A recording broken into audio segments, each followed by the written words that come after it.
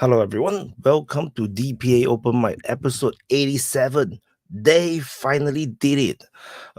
It's always very theoretical that they would have did it, but they actually did it, and that is a shock. Even though it's not supposed to be shocking because we already know that they're going to do it, but they still did it, and we got shocked. Whatever it is, that's life now. That's the reality now, and reality looks like Hollywood. I told my wife said that it sounds like the movies. I said, yeah, the movies is based on real life. So no. So anyway, let me know if the audio is okay, or I will have like talk like for nothing because you guys can't hear me. You guys can hear me, right? So yeah, not shocked. No, so that means yeah, I can see people should see. So this DPA Open Mic, because it's such a special occasion, because it's an incident, because loud things happened. Loud things happen, so it's a loud incident. So I decided to because I also have no time to do any videos today. So I multicast the DPA Open Mic on the main channel as well, on the DPA Open Mic channel on YouTube, on Rumble, Twitch, Telegram, Twitter. What else? Yeah, and Rumble. Did I mention Rumble already? Yeah, I should have done it. So anyway, just do one test for the let me see if you can hear this. Testing the super chat. Can you hear this? Can you hear the super chat? Is it too loud? The text to speech. So let me know in the comments if it's too loud or is it all right. And I wonder if I myself is too loud. I should have put the mic so near to me. No, because usually it seems that I'm too loud. No. Yes, it's a bit loud. Okay. I can adjust the volume. Let me adjust. Am I better now in terms of volume? Okay, I put it to 50%. I think should do it. Chat. Low. So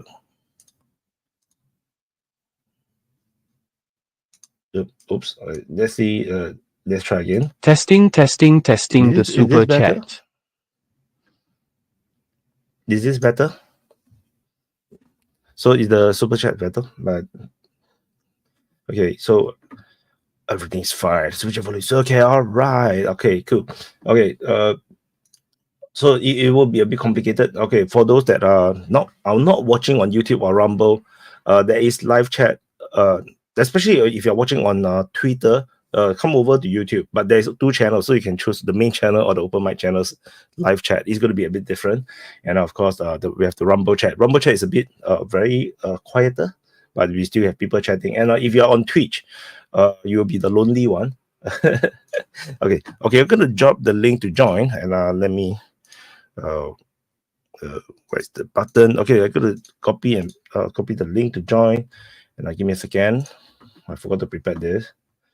Okay, copy and paste the link to join the Open Mic is here. Okay, so the link to join will only be on the Open Mic channels on YouTube and Rumble live chat pin. The main channel, you have to come over to the Open Mic channel to get the link, and also going to be on Twitch as well. So let me drop the link. Which is which? Let me see. I'm getting so confused myself as well. Okay, there's the Open Mic channel. Pin, and then on Rumble, and a pin. Yep, and okay on Twitch. Pin. Okay, and we have. Hello. Long time no see. Oh yeah, bro. Listen, I had to come back for this one. There wasn't a chance in the world I was gonna miss this one. Hell no, bro. I'm gonna tell you what right now. It was Saturday afternoon. I was preparing lunch. I had a friend of mine call me. Like, bro, have you seen the news? And I hadn't seen it. And I was like, holy shit, they did it. They finally did it. They finally tried to take him out. Bro, yes. That was insane, man. There was a whole firestorm. I really wanted to speak about a country with the most serious political issue than France. So. But and here's the crazy part is that people who don't even cover politics, every channel that doesn't cover politics at all blew up with this. That's how big of a story this was.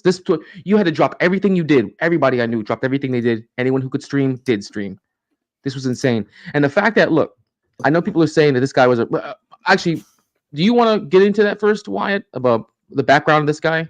The background let's wait till we get some more people on, because okay. I mean, I don't even know for sure what's like 100% proven other than he's a man and he had brown hair. Yeah. There's a lot of speculation around him. And he can't take a shot to the head like Trump. Vaughn, your side got echo. Yes, a lot of echo. Vaughn, your side you got echo. We hear ourselves from your side. So yeah, I basically woke up to this. and I got shocked. Like people is like messaging me. I was like, what? No, it's like you have been expecting this to happen like for a long time, but you know when it happened, you still got shocked. It's like, what? They really did it? You know, you cannot believe. It's like watching the movie. Really? Yeah. So, well, I mean, listen, it just goes to show you that, you know, is this guy, you know, people are saying that he was a Republican, but if you, I kind of doubt that, but if he really was a leftist, it just kind of goes to show you that the people who hate guns are really bad at using them, clearly. He took like 8 shots, apparently. I read on, I think, a BBC article, they said it was up to 8 shots, but that's unconfirmed as of right now. I mean, I talked to Dan last night. Oh, sorry, Shadow, go ahead. Yes, I just wanted to ask you, the only question that matters, is it a complot or a lone wolf? I think it's like a lone stray mutt. Like, it's not really wolfy. But I listen, I think the guy's just like pretty mentally disturbed. I think the idea that this is an orchestrated attempt is a bit far-fetched. yeah. Yeah, I was just Let's gonna talk say, about Yemen. That's the priority. I agree with There's a lot going on in Africa this week. That's Yeah, why so I'm very what? pleased to speak about USA today. Yeah, it's time for the I think Congo it is election. time for What? No banana? What does this mean? Wyatt, do something. No, but I like if we want to talk about like the shooting, like let's look at the shooting. The guy was within 400 feet of the president. He's fired a 5.56 round, which is not going to have shit for drop at that range. He might have, I don't know if he was using iron sights or if he had a red dot, but you got to figure this guy's not trained. He was wearing shorts. He didn't have knee pads on or elbow pads. He climbed up on a hot roof. He was crawling on a corrugated roof. I've been on those roofs. It's hard to walk on, let alone lay on. Prop your elbows up while your knees might be getting hot while you're laying on the roof. He's obviously going to have some adrenaline flowing because he's getting ready to take the shot of his life. He's far, you know, he's not trained, you know, but if he had, let's say he had a red dot already, he fired a couple shots. I think what he did is because the people were supposedly pointing at where this guy was, the Secret Service was apparently looking. There's a report now that he requested to kill the target and was denied initially. So that allowed him to get those shots off because they may have spotted him, but they were denied the shot until he fired. But it sounds like he may have creeped up, fired 3 aimed shots that missed. And then that's when you see the Secret Service react, like duck from the shot. Then they pop up and they probably sighted on the guy. Then you hear the quick fire and then you hear a single boom, which I think was the counter sniper. So I think he fired 3 aim shots, you know, then he just popped up a little more and said, pop, pop, pop, pop, pop. You know, that's what you see going past Trump. Then he took one in the face or whatever. End of story. I mean, I think that's what happened. I mean, there's a lot of factors. I mean, if it was a trained soldier or something like that, iron sights, he might have made the shot. And who knows, maybe a soldier would have aimed at the body because a 5.56 round is not going to get stopped by the light body armor that Trump would have been wearing because he's not wearing plates. So, I mean, was he going for a headshot? Maybe he just fired a bunch at Trump and, you know, the gun shakes a little bit. You're wobbly, you're hot and excited, and it close counts. What was the weapon? You nicked him. Vaughn, what was the weapon? Was it like a high speed, high velocity 5.56? Or It was a an AR-15 platform. That's all I know. But I mean, if it's an AR-15 with a 16 or 20-inch barrel and you got the right round in it, you know, and you're a halfway decent shot, you should be able to be tagging a target, a man-sized target. Yeah, that guy has no training. It's like you couldn't get into the infantry if you missed a shot like that at 150 yards. That's terrible shooting. But that's like I think, you know, it's pretty clearly he's a young guy. He's deeply confused. He spends way too much time worrying about politics. There's a lot of crazy in the world today. I'm kind of surprised we don't see more of it. You know, you see all these random shooters in nightclubs and on the streets. I'm surprised that there isn't more of it. But I don't think there's a big conspiracy. There doesn't seem any evidence for that. But I disagree in terms of the accuracy. I think it's very accurate. I think it's on target. You have if you've been in range 100-meter, and then you have high adrenaline. That is actually on target because if he hits the ear, right? But Trump was talking, so he was looking at the crowd on his right, and then he was swaying ahead. So at the very last minute when the bullet was coming, so he hit his ears. That is. But imagine he didn't swing his head. It will be in the eye. It will be go through. He will instant death. And that was a very because he talks, he's very animated, right? His talk hand is like this. Then hit here. But imagine he didn't. It will be through the eye. It will be instant death. So to me, that is an accurate shot because at 150 meters, the cluster of bullets that you can hit is basically pretty big. Yeah, you're not supposed to aim the head. In military, we aim the body. You're not supposed to aim the head. So he was actually on target. So I'm not sure how well trained is this guy, but no, that was actually a very, very good shot. So yeah, Jay. Yeah, I mean, I think the only reason he missed No, Jade first. Sorry. What does it say though about the Secret Service? The fact that they allowed this guy to be within 400 feet of President Trump with a rifle. If anything, there should have already been a Secret Service member who had a sniper rifle in his position. There shouldn't have been any chance of him being able to get that close, even to have a snowball's chance in hell to get anywhere near Trump, to be able to have a chance to pop off that many shots against him. I mean, I understand that the moment that it happened, you had 3 or 4 Secret Service agents that hopped on top of him that protected his body as soon as possible. The fact of the matter is, he was able to get that close. Honestly, I'm not 100% sure what the regulations are when it comes to security detail for the president or when they have events or what the radius is that they cordon off the area.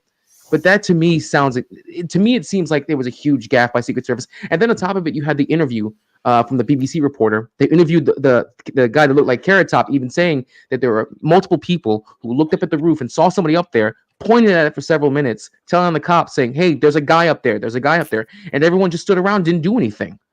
So either A, they're extremely incompetent, or B, you have elements within the police and within the Secret Service that wanted this to happen. Either one is a bad situation. Go ahead. Well, I agree with what Jay just said. I think that we can't ignore the fact that there's a lot of people around him as he's taking the shot, yelling, "Hey, this guy's got a gun!" So to Wyatt's point, he's got all sorts of pressure on him. So I think it was a pretty good shot. But with that said, yeah, I mean, there's got to be a full review on the Secret Service with this guy because, he got way too close. There was a ladder. I mean, all sorts of things that you think wouldn't happen did happen. So, there's got to be a review. Go ahead, Vaughn. Yeah, I mean, honestly, in my opinion, he was able to penetrate their inner perimeter and he was inside their perimeter. Because realistically, a venue like that, you would be looking out farther for your shooters because you wouldn't think a guy's going to get within a few hundred feet with a long gun and shoot. So he must have somehow penetrated their outer, if they had an outer security, or got past, which would be easy to do with an AR because it's 2 pins. You push the pins out, you can take it apart. He was wearing baggy shorts. I could have taken my sling, hung it around my shoulder, worn a baggy shirt, put a couple mags in my pocket, and walked in through a park or some other open area. And obviously people didn't pay attention in law enforcement to the guy climbing up on the roof. But yeah, it would have been easy to sneak an AR in there, disassembled. I mean, seriously, baggy shorts and a baggy t-shirt, you could sneak it in with a mag. You only need one. It's a one-way trip. And I think we got inside the perimeter of that because realistically, those guys would have been, I think, looking farther out at high spots where they would get a sniper, and the guy being that close it's obviously a failure on the Secret Service's part, I think. I mean, was there a drone up? A fucking $2 DJI drone would have found the guy with a thermal. It's like, do y'all watch videos on Telegram? Because there's some good ideas about, I mean, hell, you could have had a drone up. If it saw the guy, it could have flown down there and just crashed into him just to break up the shot. And it's like, I don't know what the fuck these guys were thinking. But we don't know. So I want to share a screen. I saw on Twitter by Intel Schizo. So Intel Schizo made a very good analysis. So he actually shows. Let me use another screen so that you guys get bigger. So he actually shows where the snipers are, and where the shooter is. So and then the sniper actually cannot exactly see the shooter. Maybe cannot see. So he's based on his analysis, and so he might be obscured by concealed by the trees. So that could be the reason why the snipers are struggling to find the shot. So because in the video that we saw right just before Trump got hit, they are trying to find the target, but they cannot see the target. I'm quite sure the snipers actually saw all the commotion on the ground, so they were trying to find what the hell are they pointing at. They are trying to look, and then the shots are fired. So that could make sense, because if you are the shooter, you probably can see where the snipers are, and then you probably will try to conceal yourself away from the snipers. And I think this is the reason.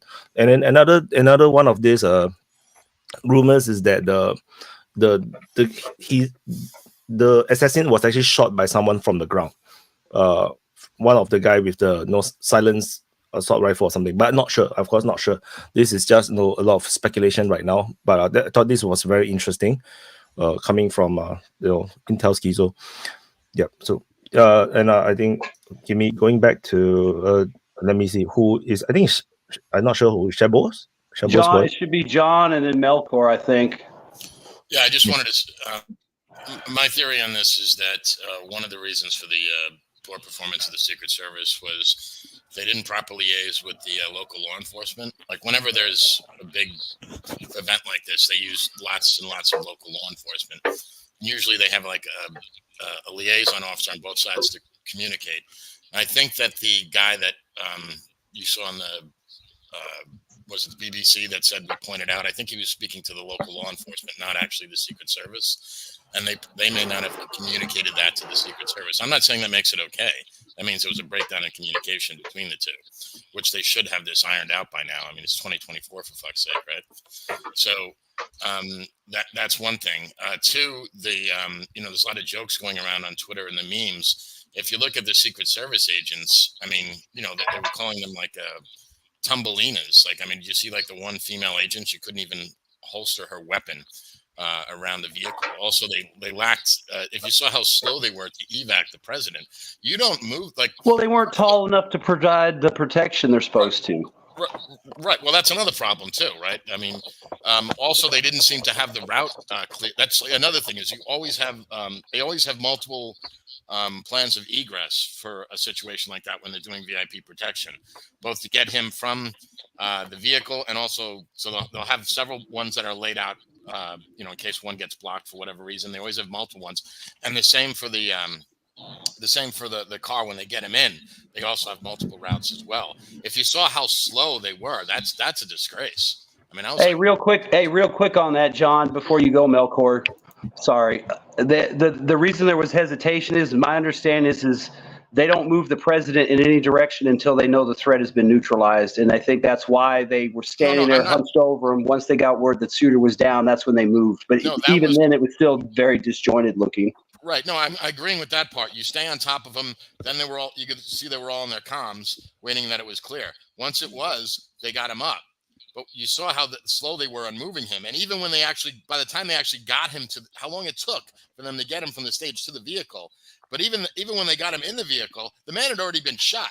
You should be fucking lights and sirens going 1,000 miles an hour. They didn't know the extent of the injuries yet. They should have had him the fuck out of there way faster than that. That's what I'm saying. But as far as like the shooter thing, it's hard to. I mean, I've seen some of the drawings and stuff like that, but unless I was there, I can't. I mean, there is something like a layered levels of protection that they put down, and I think that the way they had done this, it's usually the advance team that comes up beforehand. They travel beforehand to these sites, and they section off what levels the Secret Service will be responsible for, and what levels the local law enforcement will be responsible. But ultimately, all these decisions are made by the Secret Service, not the local law enforcement. But anyway, there's video out now of the Secret Service, like of the sniper. So there's a sniper and a spotter. The two of them are up there, and it's 42 seconds from he identifies the guy on the roof before he takes the shot. So something happened where they didn't take the shot until after the shooter that was taken down took the shots. So Like, just look at the woman that they hired to run the Secret Service now.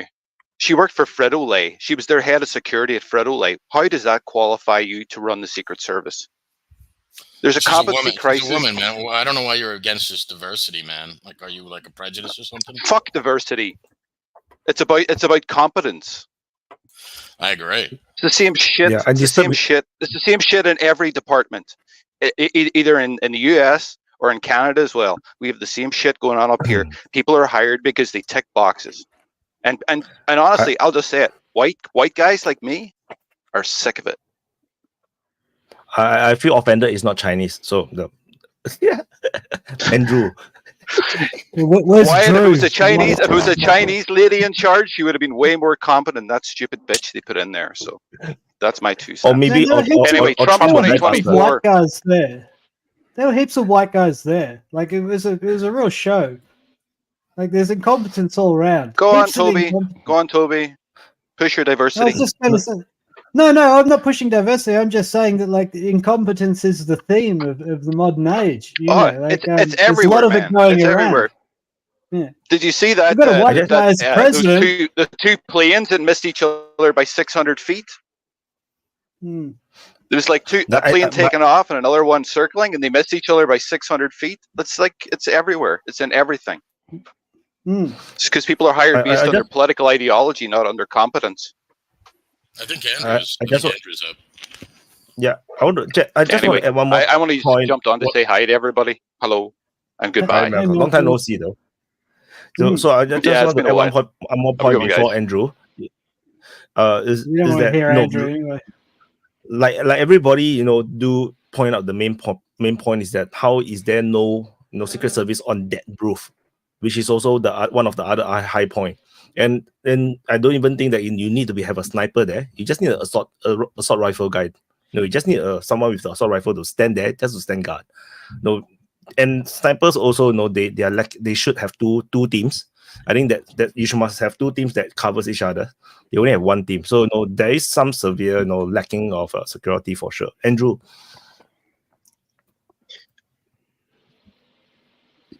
you muted yourself. You press mute twice. Andrew. I just wanted to say real quick before I went away. I'm sorry if this is irrelevant to the topic at hand, but it's not exactly pertaining to the security theme. So if you don't mind me interrupting real quickly before I have to go, I just wanted to say that as reported in Italy by Italian media and by the famous allies of Trump in Europe, Matteo Salvini is one of them. He's part of the Patriots for Europe European Party coalition, which many of you may know as being created by Orban and other Trump allies in Europe. He said very importantly that this was all caused by the hatred created by the left and the Democrats and the media personalities and the celebrities and a lot of people not only on the social media but also on TV, which we have all seen in the past months, calling for violence on the streets against Trump, calling for violence on Trump himself. I mean, countless music videos shown. There's a famous one where there's this guy shooting at Trump, and then the little banner with "bang" pops out of a gun.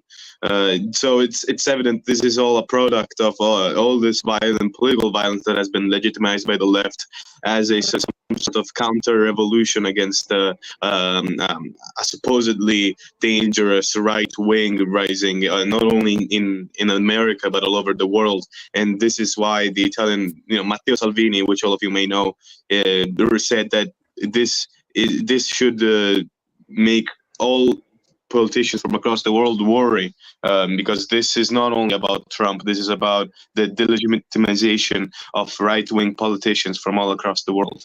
After this, I really have to go. I'm sorry, guys. I'll hop back in later. See you soon, and have a good chat. See you guys. Yeah, I don't know about all that. I think politicians have been getting killed for a long, long time now.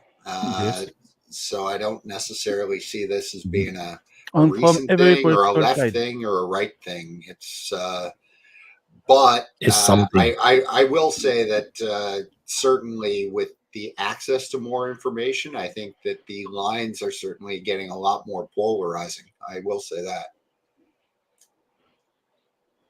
Yeah, Vojan, I think you're up, man. Hey guys, can you hear me? Yeah, yeah.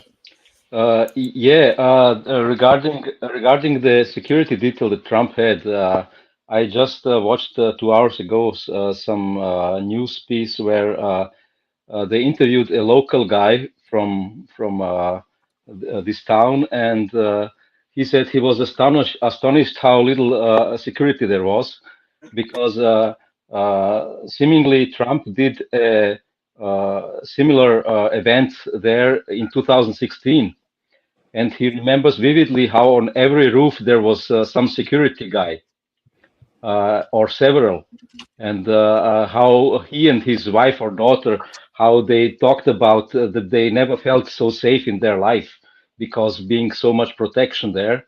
And when he arrived there this time, almost nobody was there, and he was astonished by the crass difference. There might be something to it. Also, I thought it was quite amateurish done, and still almost successful. Trump was lucky not to be dead because of his head movement. And this guy had casual clothes on. I thought it would be quite simple, especially if so little security detail is there, to just pull over and police or something shirt, and not to draw attention when climbing with a gun on a roof, But the guy had just ordinary clothes on, and the people who tried to alert security for several minutes, supposedly, they didn't succeed until the shots were fired. So it's quite strange and very amateurish, but almost successful. Toby, gone. Yeah.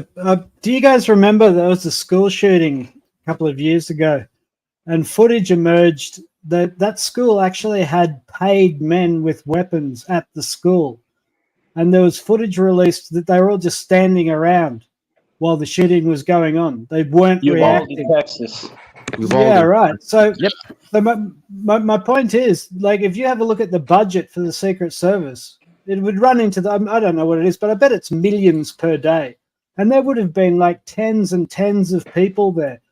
And the thing that's so striking about it is the lack of reaction time. There were people who saw the guy climbing up on the roof and notified the police. And I thought that, it was really interesting to hear the description. The police just muddled around. They didn't know what to do. And the thing is, the way things are done these days is everybody has a chat. Everybody throws in some words, but nobody acts. And if you have a look at the way soldiers are trained, particularly, like high response soldiers that deal with terror situations, they train and they train and they train and they train so that action becomes automatic, because time is of the essence when there's firearms around. And I think the thing is, there's heaps of money spent, there's heaps of people there, but the age we live in, it's all about talking. It's all about the chatter. And so, I think really, I wonder if the Secret Service has got like a problem with their training. If they're doing too many conferences, if they're doing too much, emotional connectivity training and not enough drills on how to use their weapons and when to use their weapons. Because from the start to the end, that was a real show. They had more than enough notice. It's not like they got surprised because they didn't. It wasn't as though Jack didn't do the initial survey of the site properly. That was badly done, obviously, right? They had actual notice that there was a shooter there, and they didn't react in time. It was a real failure of the drills involved from top to bottom. So I think the Secret Service is in for if there's any competence at all, they're going to get a big shakeup. But they might not as well. They might just have sensitivity training to make sure no one's upset about it. That's more I was going to say, back to on the shooter too. The other thing is that shit. Fucking took too long there, man. I'll get back to it. Yeah, it's the kangaroos. Blame. I think it's the kangaroos' fault. It makes you forget. I started thinking about I Hoffman think and I think stuff. Shadowy was next. Yes, I just Yeah. wanted to say the question I have is, what do you think? Do you think they give Trump a less skillful team, basically a second-tier team from the Secret Service, and maybe they keep the first-tier team for the president and his family, something like that, maybe? Well, they And rotate. effectively, maybe the 2016 Trump's team My was way unders- better than this one. They My wrote, they understanding wrote, is Organization there will were have a requests- different skill level. There were requests for additional security. No. The And, Secret Service communications guy put out a tweet. The head of Secret Service communications put out a tweet denying that. So I don't know if he's just trying to run cover. Yeah. He put out a formal statement saying that that's untrue, that the Secret Service requested more protection and was denied by Mayorkas. So, And- I mean, I still think they should have had more, but apparently he's denying that there was a Well, request. back to the shooter thing too. I mean, in my opinion, like other people said, where he was at should have been where the snipers were at, because that would have been behind the venue looking out instead of behind the venue looking across the venue and out. You know, it's almost like the crowd was a human shield between, the crowd was between, the sniper team and the potential shooter, instead of the sniper team being behind the crowd and out in front. So, I mean, that kind of is a fuck up, like whatever they didn't do when they surveyed the site. Because, I mean, where he was at, they should have been a guy on the opposite side of the roof looking out, not, sitting next to a shed next to the stage. But I think the sniper is perfectly fine. Force, but you really needed to have guys out farther. I mean, like I said, it seems to me like he got inside the inner circle of security if they had that. But I still think that the snipers on that position is all right. But you just need one policeman to stand on the roof. Like, you don't need a lot. Yeah, just to Well, the other deny thing is access too, to I it. mean, what would have happened if one of those rednecks down there threw a beer at the guy and hit him in the head, knocked him out, or made him fuck up the shot? Which is why, people could have thrown rocks at him. They did it, would have been quicker than the Secret Service. Which is why I was thinking, I was wondering, look, if we are the policemen on the ground, we have a pistol, right? What will you do? When you see everybody screaming, and then it's like, would you take the shot? Like, would you, in that scared craziness, like, would you just take out a pistol and shoot at the guy? Think about it. If the guy was empty the whole clip. Well, I mean, think about it. If the guy was smart, if he would have showed up wearing like high-tech combat boots, black pants, and a black polo, they probably would have thought he was a fucking cop or a Secret Service guy climbing up and not said nothing. But he showed up in, a Hawaiian shirt and some khaki shorts and sandals, so they knew something was up.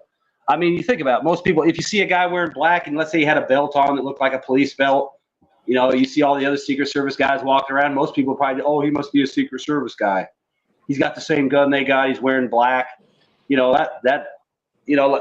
really weird that these cops didn't key in on these people screaming about the guy on the roof. We have to think about now from here on. What we have to think about from here on now is what we have to think about here from now on is what's going to happen. What's going to happen with the rest of the rallies? Well, I already have my finger up.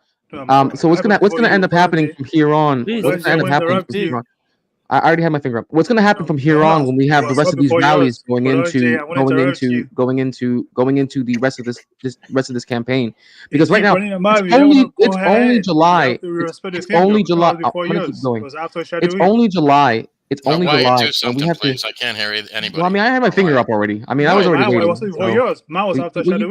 But you put it down though. So you gave it. You gave up your spot. Listen, man. You move your feet.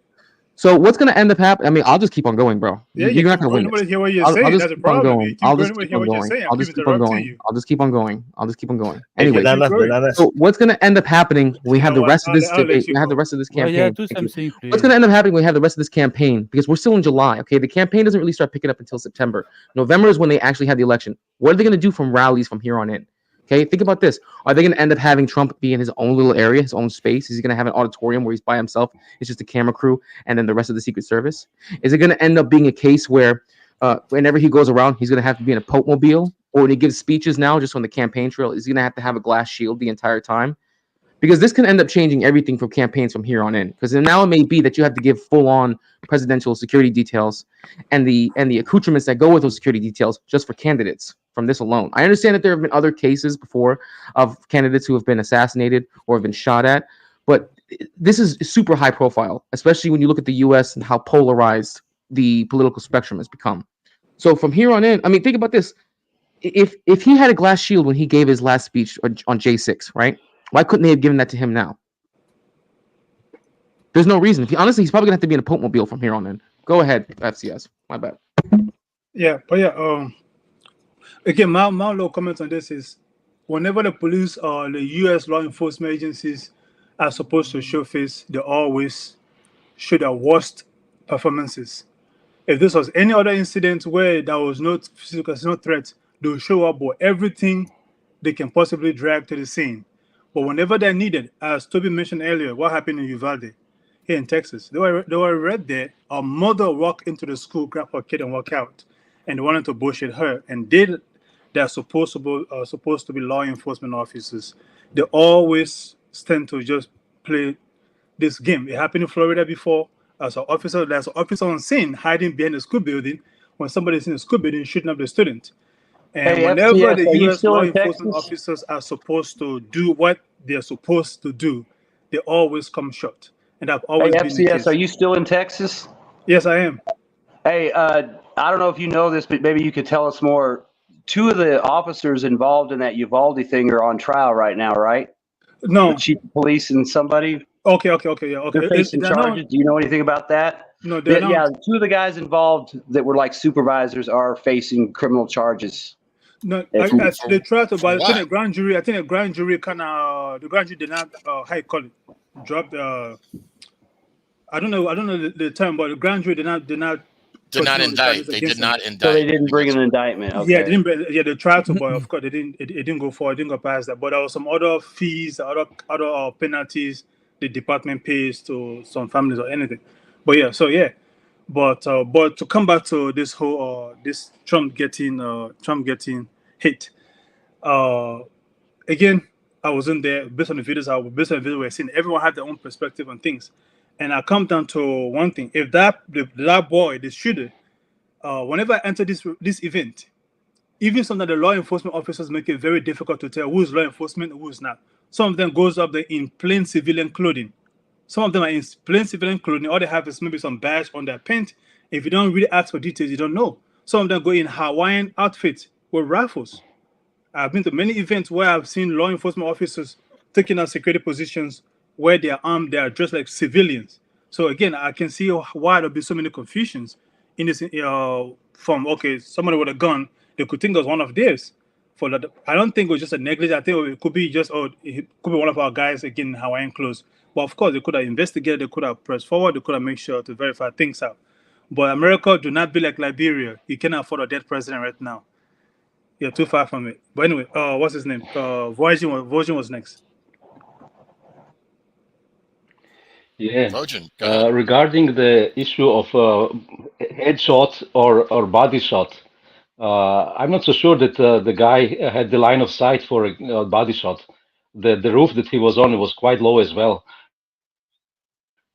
And I'm not sure that he had the sight on Trump as a complete guy.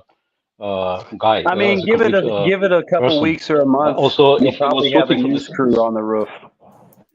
Yeah. Yeah, and shooting from the side, he would have to shoot through his shoulder, and he's not standing to the front of him. I don't know how good that percentage of a shot would be.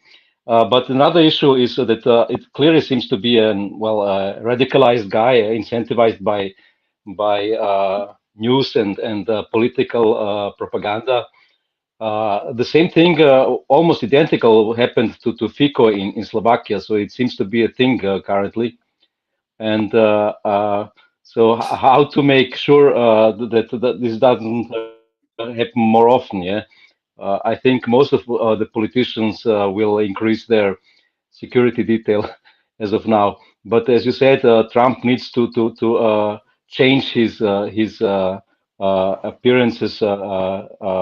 Surroundings, obviously. Probably this will hurt him a bit because of not having so many rallies open air during summer. I don't think he'll. Yeah, I don't think gone. Is it 100 days? It's 100 days till election day, right? or Give or 99 take. days. It's give or take 100. Give or take 100. Yeah. I don't think It's he'll on the change 5th of it. I think November. he's gonna- And No, we're I'm just saying. I we're in mean, mid-July right now. it's like 100 days from the election, so it's like how many more times is something going to happen? Well, there's You're a gonna lot get of one a rallies week, 2 a scheduled, week, so- 1 a month. and they're just. But gonna I doubt have this is going to be the only time you they're see just this gonna have to happen. up their game. That's it. Because Trump Yeah. being Trump is gonna. I mean, the guy fucking took a bullet and he got right up and just shook his fucking fists in defiance. The guy's not gonna hide behind the fucking a plexiglass shield. He's gonna say, "Fuck that, Secret Service, do your fucking job." Hey, another thing too is, like in Pennsylvania, they have fairly liberal gun laws, like concealed carry. I think they even have open carry. They might even have constitutional carry. And you got to figure everybody at the event was disarmed because the Secret Service ain't going to allow people in. I mean, I bet you those people in the park area probably weren't allowed to have weapons to be in that area to watch. So maybe that's why nobody intervened, because they didn't have a weapon. But that would make sense too, that nobody in the event would be armed other than the police or the Secret Service. So. In PA, by the way. Yes, I wanted to add something, and I agree with Shabo's guy about the next Trump meeting. It's going to be exactly the planned event, but with a lot more of Secret Service security. They are going to hugely increase the security around him. And at the second point, if I was a very evil Democrat mastermind, I would try to kill Biden at his next meeting, just to compensate and to solve the issue of Biden health problem. Wait, hold on. So you're saying the Democrats would assassinate Joe Biden? If I was an evil Democrat masterminded, but there is no evil Democrat masterminding, so it's not going to happen. I think Trump's next event, or maybe an event in the near future, will be a huge event, like a showboat event, like to prove that he ain't down, like to dare a motherfucker. You guys are assuming that this is going to be the only time this happens, though. You're assuming that this is going to be the only time this happens. You don't think that there's going to be a chance of another attempt? No matter what. Why scale back? That's what I'm saying. Just go bigger. So basically, if you already are assuming that this is going to happen again, why allow the opportunity for them to hit? Why allow the opportunity? Because he's not a coward. Because he wants to show everybody that he's got a massive head. Put glass walls up on the side of the stage. But the next event is already going to be the big one, is because it's the RNC convention, right? It's at Milwaukee. Like a big outdoor event. It's as big as it's going to be, man. It is the biggest probably. Like there's something going to happen at the RNC because everyone is going to be there. Like so far, every who's and who is all going to be at least in the vicinity of that area. So it's going to be as big as possible. Bodyguard per delegate count's going to be. Yeah, there'll be more Secret Service agents than delegates, right? How many security details are going to be? Hey, Jim, haven't seen you since hey. I think they're going to at least they have to increase at least 2 to 3 times the manpower for Trump. Yes. Because they'll be bringing in whatever they have right now, they can bring in like U.S. Marshals. No, that they try to kill Trump. Some crazy guy could try to kill Biden. They'll bring in state police and they'll bring in law enforcement from other counties around, and they'll form like really serious perimeters around that. By the way, it's going to be in Milwaukee. Wisconsin is a constitutional carry state, so you can carry without a permit, and you can open carry without a permit. Right, but not inside the perimeter that they establish. Of course not. But that's what I'm saying. Depends on how far the perimeter. Go ahead, Wyatt. Or maybe every state that he goes to, you start to see all the the National Guard starting to appear, like without a doubt. Because now on Twitter there is already some of the people already saying that if the Secret Service cannot do their job, we will come, because they are all veterans. They were all ex-soldiers. They said that no, we will come. We can take over the job if you cannot do your job properly. So the things are getting a bit spicy right now, and I think that there's a lot of pressure on the Secret Service to really do their job. Fujin. That's just emotional conversation. That's what not you talked about. Fujin is lagging by 3 to 4 seconds. About this. Sorry guys, I'm again in the place where I have bad internet. But you should change it back to Saturday, Wyatt, so that it would be better. Then what I wanted to say is obviously there were so many videos after the event on TikTok and stuff with guys who were massively disappointed and showing grief that the shot missed. So there are definitely a lot of radical guys who would probably like to take a second try, you know. So I think this is not very would not be very unlikely to happen. So the security detail must be increased. Too. Don't forget. Or he has to go into indoor events. And Virgin, you cannot ask me to do today. I have no control over the assassin, you know. Of course you have. I'm sure it's your fault. Hello. Hi, boss. Yeah, I've got a question for the Americans. We got 3. Yeah. Turn up your fucking mic. Let's just say. Okay, let's just say that they killed Donald Trump. Then what? They just gonna let Joe Biden be the president? Huh? No, not a chance. No, it would be they haven't had the convention yet, so no, they haven't. It'd be Nikki Haley. They haven't formally. What would happen is you would see. Go ahead. If he would have died yesterday, you would have just had an open slate for a president and a vice president. Yeah, the delegates. So, the delegates would have to open up. They'd have to open up the convention, and then the nominee gets to choose the VP. Yeah. So what they would do is they would open up the convention in Milwaukee, right? And then you'd have all the other delegates. Likely, you had all the candidates that you saw from the first 4 debates come back. Which would be an absolute shit show because none of them were even viable. I mean, the closest one who even had any charisma was Vivek, but chances are he's not even going to be a vice president. But aside from just what happened politically, right? Because the Democrat Party right now, they don't know who they want to pick. They're definitely not going to be behind Biden. I mean, you already saw what happened at the NATO summit. He looked like he was half dead giving a speech. But aside from the political side, you have to look at the socio-political side because you're going to definitely have people who are going to be so pissed they're going to become radicalized and galvanized from that. I'm not going to be hyperbolic and say, oh, it's going to be a civil war. No, but you're definitely going to see people who are going to act out in violent ways. Because if you can already admit there are extremists who are in the MAGA side of the Republicans, then you already know that people are going to see, oh, they just killed Trump. Okay, cool. Now we got to get our get back.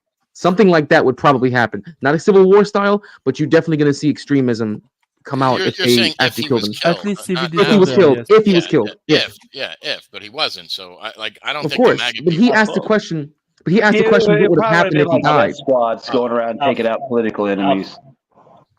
But the timing is very peculiar, right? I think. Quickly say about Vaz's question, like there is a protocol for things like that if were to happen. So it wouldn't be like, you know. I mean, it might start out, Vaz, where Nikki Haley's in the lead because she had delegates assigned to her.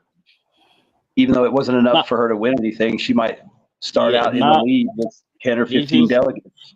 This is why Donald Trump needs to pick his vice president right now. He needs to hurry the fuck up.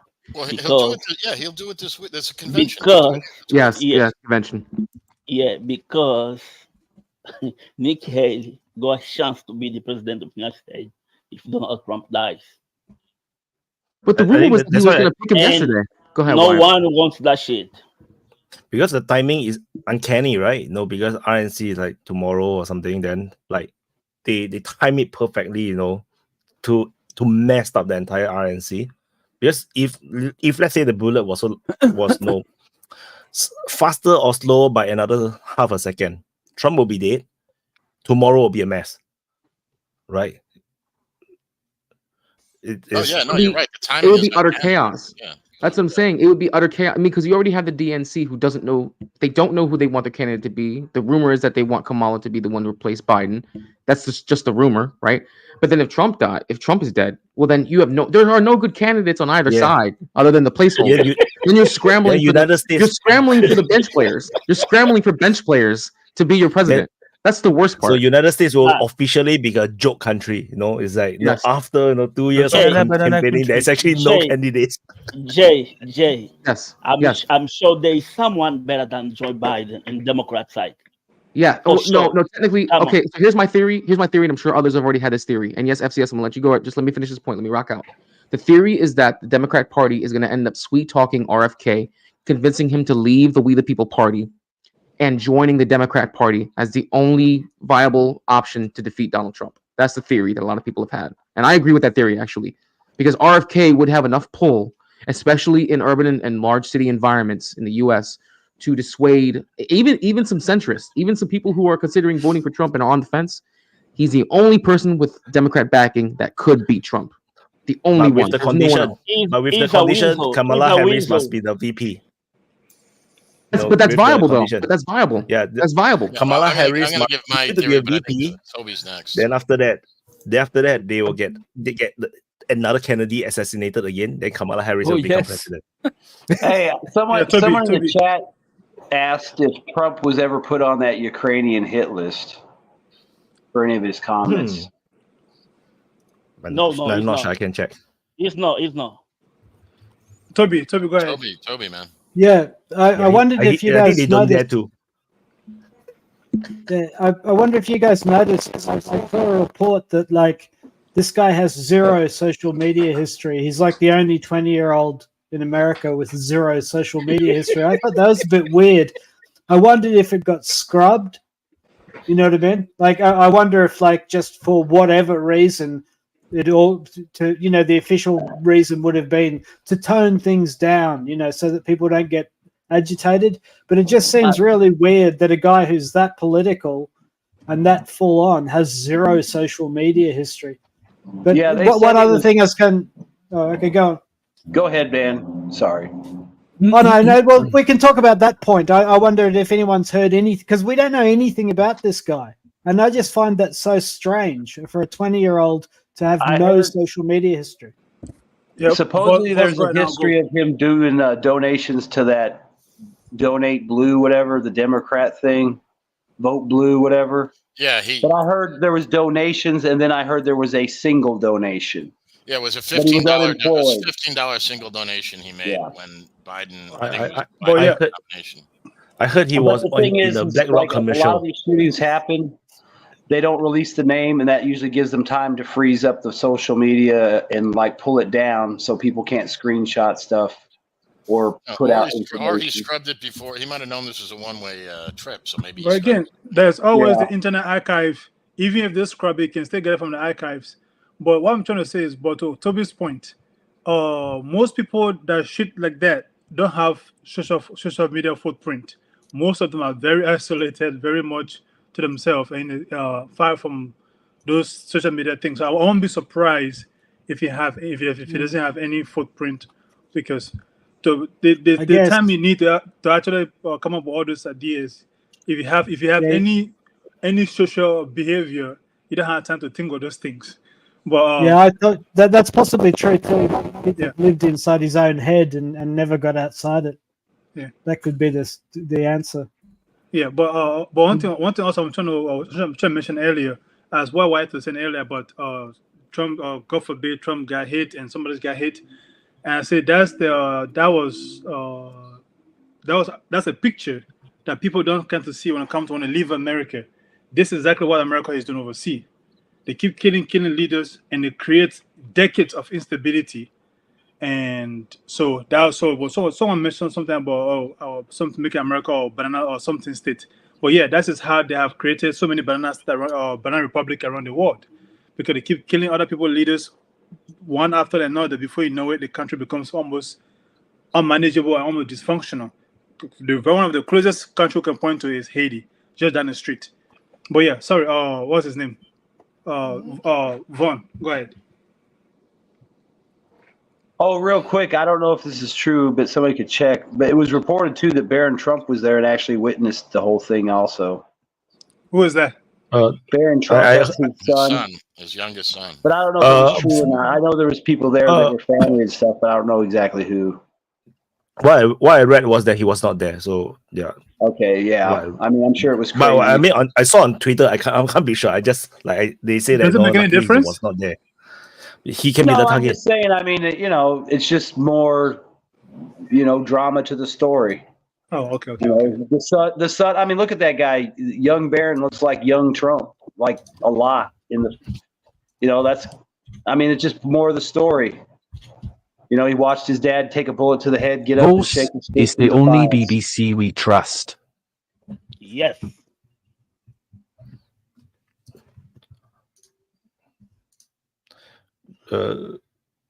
FCS, are you gonna talk?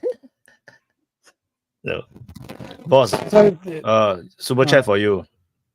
Yes, just so. So, guys, like on this issue of if Trump were removed from the race, like if we're serious about it for a minute, not a lot's going to change. You know what I mean? Like it's like the Senate is still going to spend the money the way the Senate's going to spend the money. It's not like Trump's going to like go to the gold standard or remove support for Israel or, you know, build a wall or any of that good stuff. It's pretty much just theater. It's not going to happen. But I guarantee you, if Trump said anything against Israel, that blood wasn't going to miss. Yeah, well, Toby, as a lawyer, you should understand the importance of Trump becoming the presidency, because he's the only one that can nominate Supreme Court justices, and that is the last. And how's that working out for you? Oh yeah, it's worked well. They got rid of the. It's working out pretty damn good for me. It's working out fucking great. Yeah, bump stocks. Been working out great. Got reinstated. Abortions. They took away the ATF's ability to just randomly make laws against gun owners, right? Like that. It's been working fucking great. Supreme Court is the only bright light in the federal government right now, and that's the last thing. McConnell. Is he still alive? So that's the point. Is the president is the only person that can nominate a Supreme Court justice. No, so, you're right. You're right. It matters. It matters. It matters. Trust me. If you're not American, so you don't understand it to the. Well, you probably do. You're a lawyer, but I mean, it's a big fucking deal. Yeah. So are we going to talk about anything else? So we can talk about the war in Ukraine. Yeah, that's what I was thinking about. What about Yemen? What about Yemen? Yeah, let's talk about Yemen. I mean, it's the biggest story in the world. People don't want to talk about it. There's a lot of things happening, right? I think France is having their National Day today, so happy National Day to the French. There is a Euros final happening later in one hour's time. Spain versus Voss country, England. Wimbledon final. Djokovic lost. Who's favored to win the cup? Spain. Spain, yes. Of course. It's going to be a big day for Spain. Come on, Toby. You just hate England. That's it. No, it's got nothing to do with me hating England. Spain is a great sporting nation. This game is 50-50. This game is 50-50. Spain go the quality. 50-50? Yeah. But England go better players. So it's a 50-50 match. Just don't hate England. So what's going on in Ukraine? Oh, same as last week. Oh, yes. They killed 70,000 Russia in 60 days. That's that's a record, bro. That's a record. I had something I wanted to raise about Ukraine to see what you all think. I watched a YouTube piece by a guy who works for Saab in Sweden, and he was talking about modern air war, and he was saying that because of the complexity of all the sensor data that is being collected now, all the different bands of radar, and there's so many sensors and it's all networked, he was basically saying that for the Gripen and for other air forces, they're trying to simplify things for the pilot. So they're basically taking the pilot out of the loop. And if you read between the lines, what he was saying is that basically aircraft are becoming drones because human beings can't physically operate all of the sensor data fast enough. That's not what he said. I'm sorry. Let me finish. I know he didn't say that they are drones, but if you read between the lines, that's where that thinking goes, right? You essentially end up with an air force of drones. Now, my point is this. There's a lot of speculation that there's just not enough time to train the Ukrainian pilots to an adequate standard on the F-16s. They might be able to train them to become wingmen, but they certainly couldn't train them to be squad leaders or weapons operators. That takes years and years, right? So how do you put up a whole squad when you don't have any leaders or deputy leaders in the squad? If you've only got sort of raw recruit wingmen. Former I NATO wonder if pilot, former well, or alternatively, I wonder how close the F-16s are to being a networked drone.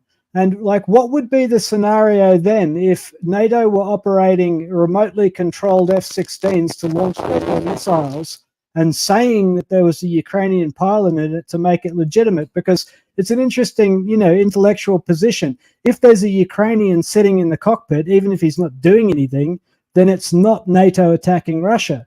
But if it is just a drone and there's no Ukrainian pilot in it, and it's being operated by NATO through a network, which is basically what's going to happen, right?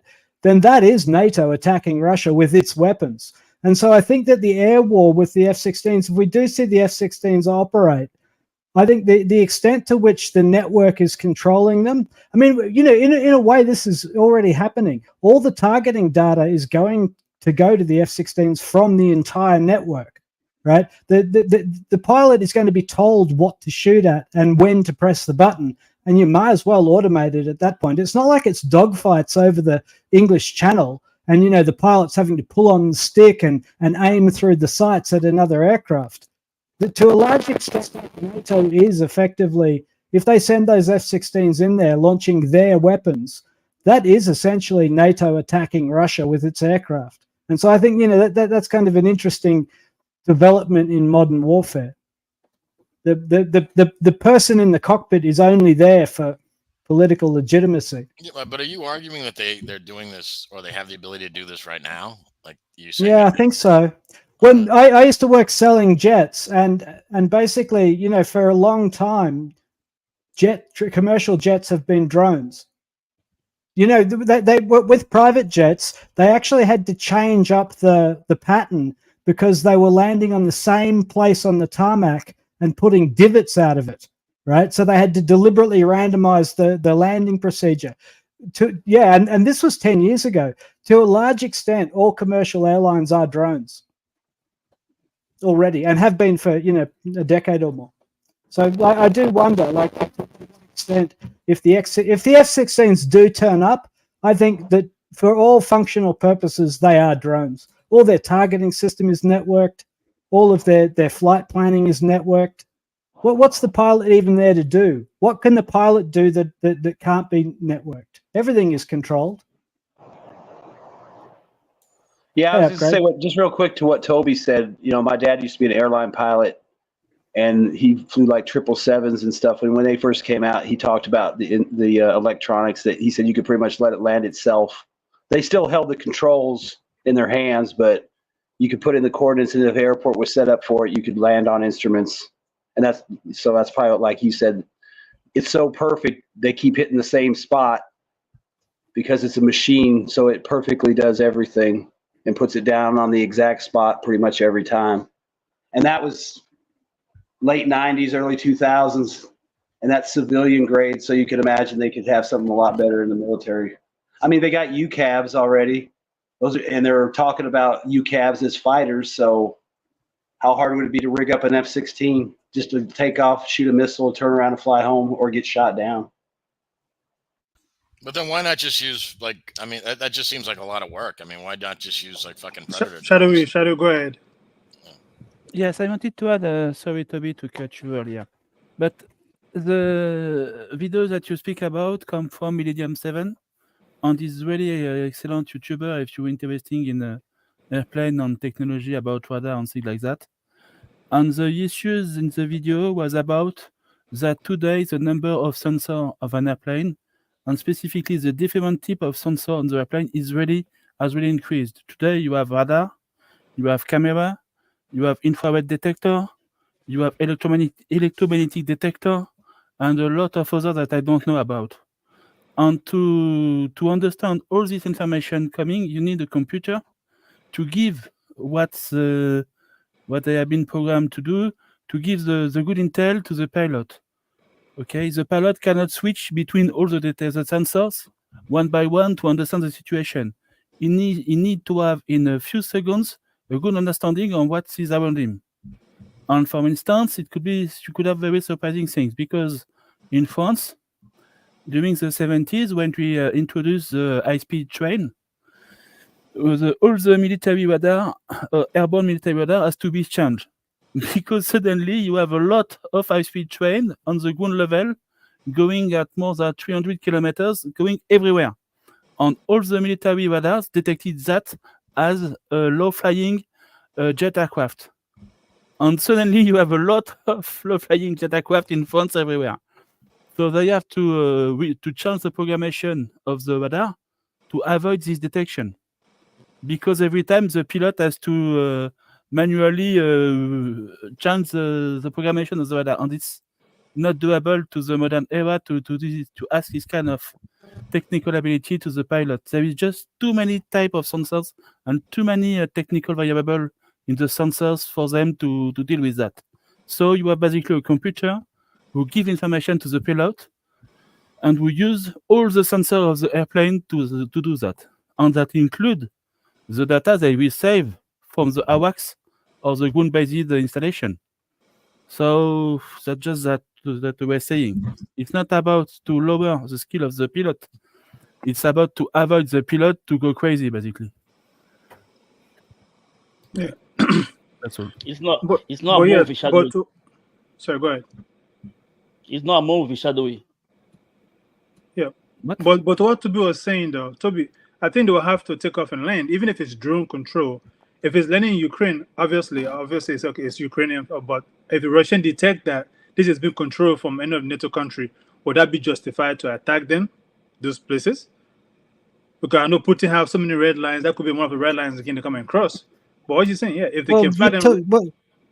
The thing is, there's an understanding that we're not going to shoot each other's satellites, right? Because that will trigger World War III, right? Because once you take out the early warning satellites, then nobody can see the other people launching their nukes, and so that means launch the nukes, right? So there's a tacit understanding that you can't really attack the other person's sensor network. And if that sensor network is what allows you to effectively, the satellites for early warning and also GPS, if that's what allows you to operate all of your drones remotely, you can't really hit the infrastructure behind it. And so you end up with like a really odd situation where you can have proxy wars between major powers. Like imagine if China decided to just ship a couple of $1 billion worth of completely automated drones into the theater, and then they put little Russian stickers on them, and you've got Chinese operators operating them by network, right? Has China entered the war? No, because there's a Russian sticker on all the drones, and those could be naval drones, they could be air drones. Pretty soon they could be land warfare drones as well. So the thing about drone warfare and having these big networks is the opportunity for proxy wars, goes up a notch. You don't even need the people in the countries to be taking part. They're just like spectators to a big proxy war. It's kind of dark. I think it's James' turn first. John, your turn, I think. Yeah, well, I wanted to say one thing about that. I think the Ukrainians did hit. Wasn't there an early warning system that was hit? Not a satellite, but a ground station radar. Yeah, ground station radar that was designed specifically for that. Now I don't know if the U.S. authorized that strike, but it doesn't matter in the end, right? The way the Russians look at it. So apparently, I don't know how true this is, but it caused like a limited blind spot in the Russians detecting launches. So like you could kind of make the argument that line has kind of been crossed. But the larger point about is I'm thinking about this politically, and I'd be curious to hear what other Americans think about this. Is how will the Democrats have to do something, right? These people don't want to lose power, and after what happened yesterday, look, things are bad. I mean, they were bad after the debate, right? I mean, I would argue they were even bad before the debate, but now they're really fucking bad. Not only was there an attempted assassination in Trump, I mean, that picture of him like in defiance with the fucking American flag behind him. I mean, it's literally, Yeah, I mean, it's like something out of a fucking movie. I mean, Iconic, bro. Iconic. Yeah, you couldn't have choreographed that shit better. So you got Yeah. that rallying cry. Right. You got you got conservative people just sick and tired of this fucking nonsense. And I think I heard an eagle screeching in the background. yeah, exactly right. So so that's my point. It's like a fucking movie, right? It's like you couldn't have made this better. So they're gonna have to do something to change the narrative. Like and there's all this and there's all this video footage that that people have been. If you have a Twitter account, you've probably seen these videos of all the people that were calling to take Trump out, put a bullseye on him, and all. I mean, bro, insane. Stuff going back for years. They've been saying this for years, and then they're gonna be like, "Oh no, violence is unacceptable." Yada, yeah, suck my dick. So the Democrats are gonna have to come up with something. And what will it be? Will it be like? I mean, these people are psychopaths. What's like Victoria Nuland or these other fucking crazies gonna do if it means that they're gonna be having to surrender power and be at the mercy of Trump and his supporters? I mean, they're gonna come up. They're not just gonna lie down. They're gonna try something. I'm not saying it's gonna work, but they're gonna try something. So from the Americans here first, even if go ahead, Wyatt. Go ahead. But to me, it's like it almost looked like it's God sent. Like it's like God have like protected Trump and then don't let him die and then give him that like that perfect image. Like you can't even have a photographer and say I want to take this photo like this. You can't even like what. You couldn't it's even just undoable. Of a fucking movie. Mm-hmm. Exactly. And the one that he was like lying on the floor when he was bleeding. That was also an amazing shot, which I used in this thumbnail as well. It's crazy, the number of shots that I thought that the photographers don't want their lives. Like they just continue snapping. I mean, all this really did is solidify him in November. That's all it did. It solidified him winning in November. There's no chance in hell. There's no chance in hell he loses unless they take him out. There's no chance in hell that he's going to lose. They will do something. What will they do? I mean, are you going to say they're going to? All they can do is what they did yesterday. The only thing they could do is what they did yesterday to get rid of him. That's it. And then you're asking how it works in relation to Ukraine. The moment that he gets in office, I actually do believe this because Putin even came out when they had the India-Russia summit. Putin even came out and said that they took seriously that Trump said he wanted to end the war if he was getting in office. If he's a candidate, he even stated that the Kremlin takes it seriously, him mentioning that. So if he gets in office, all the Republicans who are on the MAGA side of that party are going to rally behind him, especially after yesterday. Even the moderates are going to rally behind him and say, end this fucking war. Get us out. We're done. That's exactly what's going to happen. And this time he may actually be legit and make good on his promise about draining the swamp. That's probably what you're going to end up seeing. Yeah. Shadowy. I wanted to add something about the aircraft and /drone situation in Ukraine. Shadowy, is okay. I got another American respond to my question first because that's kind of what I was, sorry, but yeah, we moved on, Shadowy, but whatever. Sorry, but I just raised my finger when I have something to say, but a lot of people speak. Right. So I'm going to continue. So there is one point that a lot of people are missing about the high-value drone or the F-16 or the modern jet fighters, at least for the NATO one. The issue is not about the pilot; it's about the ground crews. Because to make the airborne to fly, even a large drone, you need a very good air crews. That's years and years of training. Basically, they are going to be NATO personnel on one form or another. Mercenaries, of course, and with Ukrainian Piper and so on, but they are going to come from NATO, these ground crews. And they are the main target of the Russian military. Not the F-16 directly, but the ground crews. And the problem, if you have a drone, or if you a large drone, I'm speaking about, okay, the Predators and so on, or an F-16, you need these ground crews. And this ground crew needs to be in Ukraine. So they are valid target, and they are going to be very, very hard for them. It's going to be hard for them. And about the American situation now, yes, of course, Trump has already won the election. We were not sure before, and today we are sure of it. And whatever the Democrat side tried to do, I think the election is already played. But what will they try to do, even if it's already? No, I don't think they're going to try something. They won't try nothing. You think they'll just roll? Why? And what they should do, and I think that's what they are going to do. They are going to make sure that even if Trump won the election, nothing is going to change, at least at the fundamental level.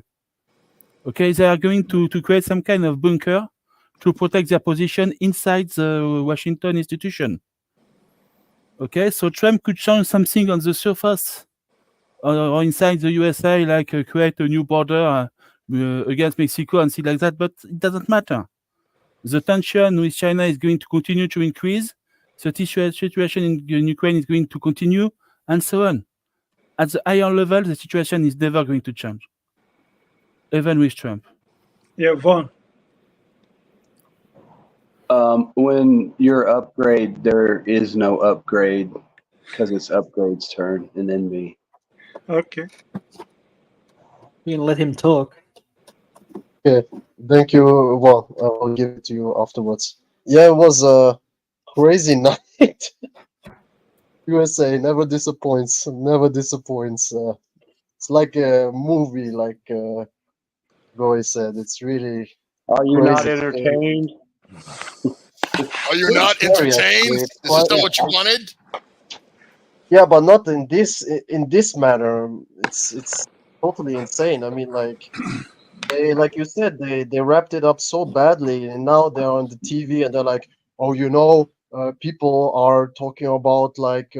Then he said we need to fight. That's not the good rhetoric and stuff like that. I said, shut the fuck up, man. You were calling him Hitler for 7 years and calling him worse things, and now you're telling you need to calm down. I mean, like before already when it was the debate, I thought they were over, but now I mean, like, who believes these clowns? They're really clowns. And like said, the moment where he raised his fist and stuff like that with the American flag, that's gonna be a historic moment in American history. It's gonna be in history books. I mean, somebody gets shot and then you stand up and someone already started the t-shirts. The t-shirts with that picture now, you can order them. Yeah. Yeah, they will make money. He will make a lot of money by Monday. Yeah, for sure. But like said, maybe also it's a good point to bring also people back to reality. And politics is not your entire life. You can have opinions about politics, but it doesn't mean that you need to be that involved. President Trump was president already 4 years. Nobody went in concentration camps, or there was no Hitler 2.0. It was just a normal presidency, and with a little bit conservative aspects on it. But basically, it's a presidency like any other. The left has sometimes the power than the right. So I don't see why people are that crazy over it. But that's America. That's not the real Trump. You haven't seen the real Trump yet. Upgrade. Don't forget, last week, Vaughn said it's all right if Trump get in and refuse to go out. So there is a lot of Vaughn in the United States. Yeah, deep state is pretty strong. I mean, like when we what see the hell did I say? That you are happy if when Trump get in, if he doesn't go out, stay forever, you're happy with that. Well, he's 78 years old. He's not going to stay in forever. So. Yeah, I mean, even if he's emperor for life, what's that, like 6-7 more years? Oh, I can live with that. You see? Assuming they don't do the job this time. I mean, really, I mean, it's like 3 terms. FDR had 3 terms. Nobody died. So, Well, he had 3.5, actually. Yeah, exactly. So who cares if Trump gets 8 years or 7 or 6.5, I mean, hopefully it's 10 or 20, but, maybe somebody could turn him on to like Nancy Pelosi's androchrome supply and he'll live forever. Bro, the adrenochrome for the win. But yeah, Trump getting shot and Putin. First off, I will tell you for sure, if you ever if someone ever shoots you and you survive it, you get this rush to basically say, "Oh, fuck you" in their face, and and so that was a very natural reaction to somebody trying to kill you, and they missed you. Keep fighting! Keep fighting! Keep fighting! I think it just no. Just, hey, John, I don't remember what your question was, so I can't answer it right unless you tell me. Decay. The guy. I was just going to say quickly about FDS point is it kind of showed because the way he acted after that was totally spontaneous, right? Like it showed your true character. That's how you know who someone really is, right? I mean, you get hit by a bullet. How you act in that moment is, that's kind of like you say the core of your essence, right? Like who you really are. Especially when you're sure that you survive it and it's done. You have this rush not to retaliate, but to basically, oh, you missed me, fuck you. Sorry, Jay, go ahead.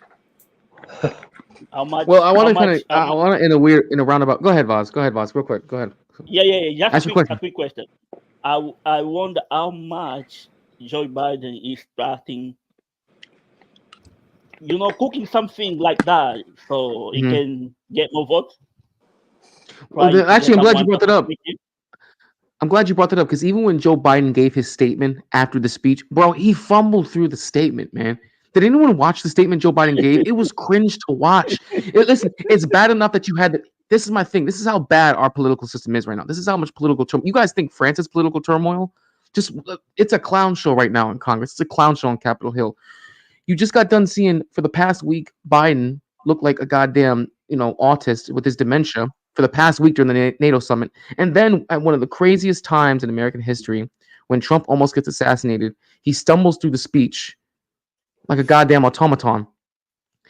That just shows you how bad things have really gotten. That just shows you. So when you say you wonder what Joe Biden is doing, bro, Joe Biden's not doing shit, man. Joe Biden's taking his meds. They're getting his pudding ready before he goes to bed. Jay, go ahead. When they do this polls and they say Trump 64, Joe Biden 59 or 49 or something like that, how many people they ask? Are we talking about thousands of people, hundreds of thousands, or millions? Well, if you mean the polls, right? If you're talking about the polls, usually they tell you that. Usually they tell you in the polls, there's only a few thousand people that they ask on any given poll. Polls are not that big.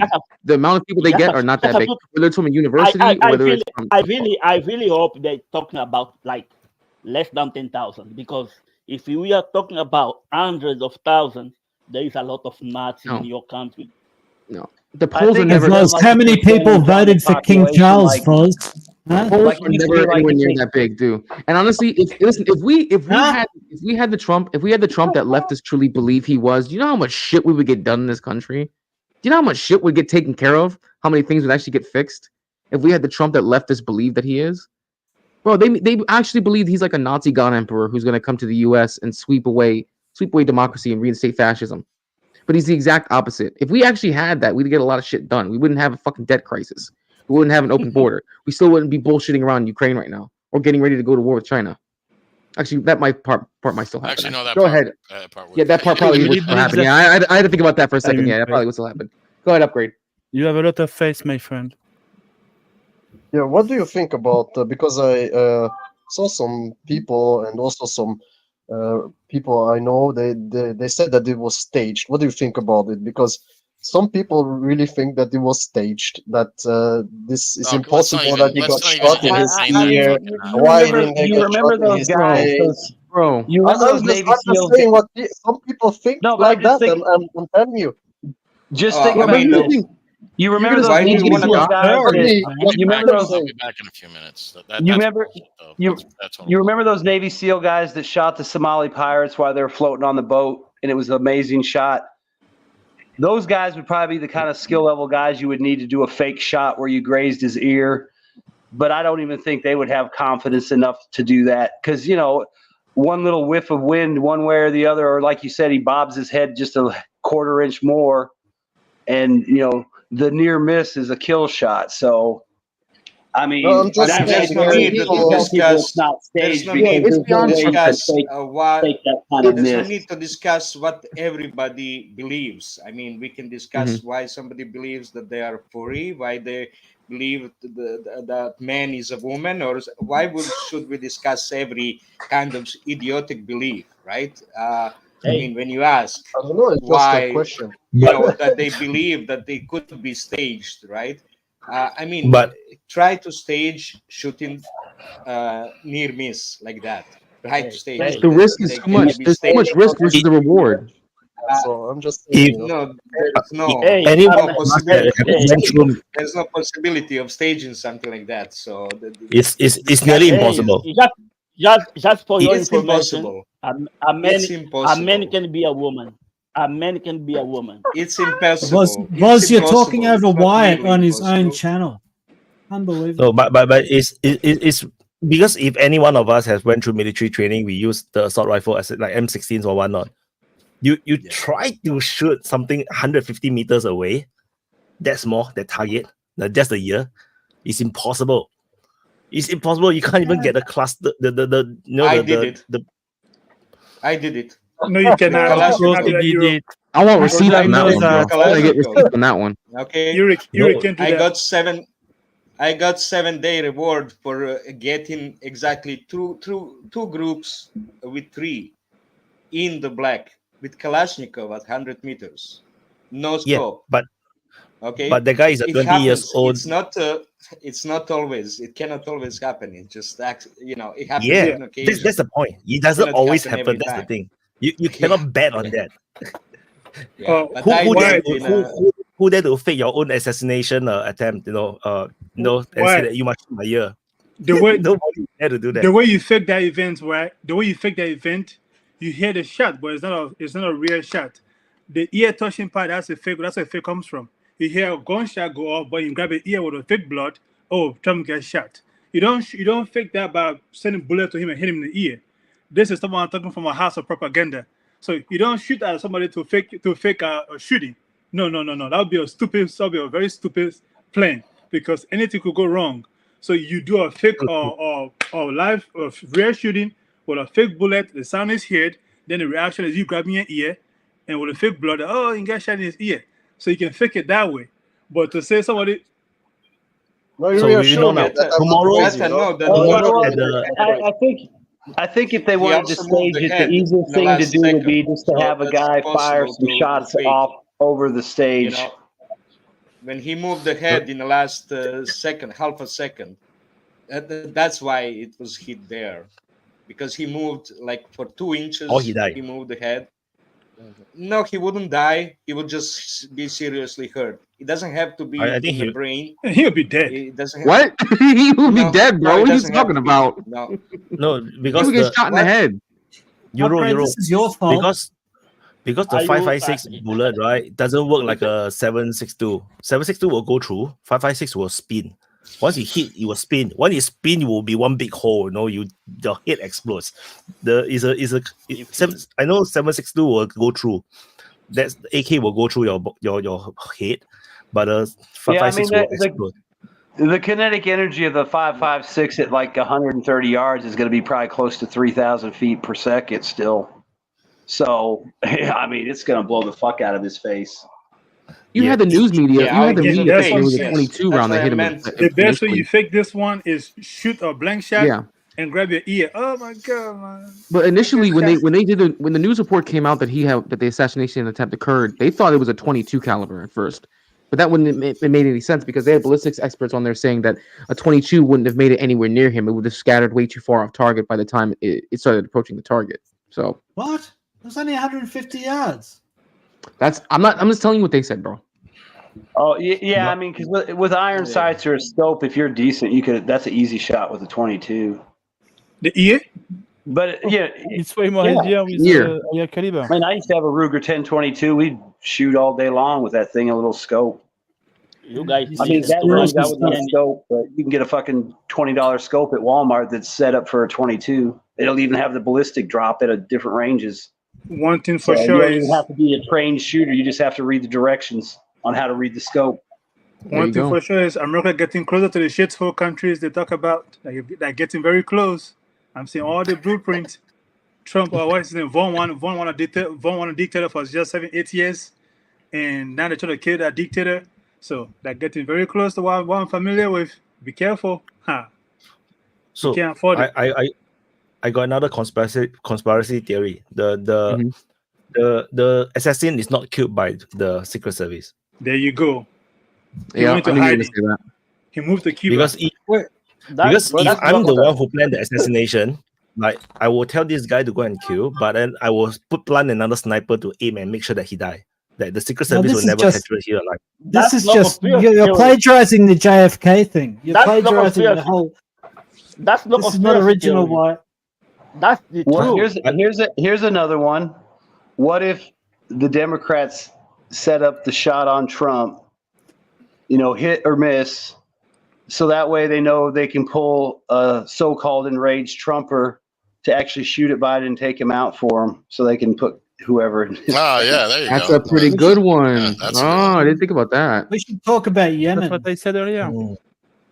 Yeah. Well, think about it. Then you can increase. then you can turn the whole MAGA movement into like a domestic terrorist unit. Then at that point, but and then hold on a second. and then the Democrat Party has a new platform to run on Yeah, in but order to have a Jay, chance. that to would win. be in fairness, Yeah. hold on a second. In fairness, if anyone that shot Biden, wouldn't that be technically called a mercy killing? I mean, Jesus Christ. Hey, No, but I but think we I should don't think you can somebody is classify. going to say that about Russia, and basically that Wagner plans attempt against Trump to discredit the No. Democrat, of course. It won't be just one guy, If it's Wagner, it's going to be like multiple guys from different angle, making sure that he should die, yes. No, And you know that No. Prigozhin made this plane, of course. only the Democrats will vouch such a assassination attempt using just one guy, Are you saying Oh this my was God. Prigozhin with the wig? Just give me a second. One guy was bro. not even trained. Whoever shot JFK was a much better shot. I'll say that. Oh yes. That was a moving target in a motorcade. But we went from Magic like bullet. 1 centimeter of getting a civil war in America. I mean, like it could be Yeah. going very, There's not very going to be a bad. civil to war be in fair, though, America. Toby- Well, and the fact that you had a shitload of lefties, you had a shitload of lefties who were mad about that, dude. To be I guys should to be have fair, seen Toby, back in the '60s, they hired people that were good at their jobs. It wasn't DEI, so if they needed a sniper, they hired a sniper, not a lesbian blacksmith. Well, Oswald was pretty short. What? A lesbian No, but blacksmith.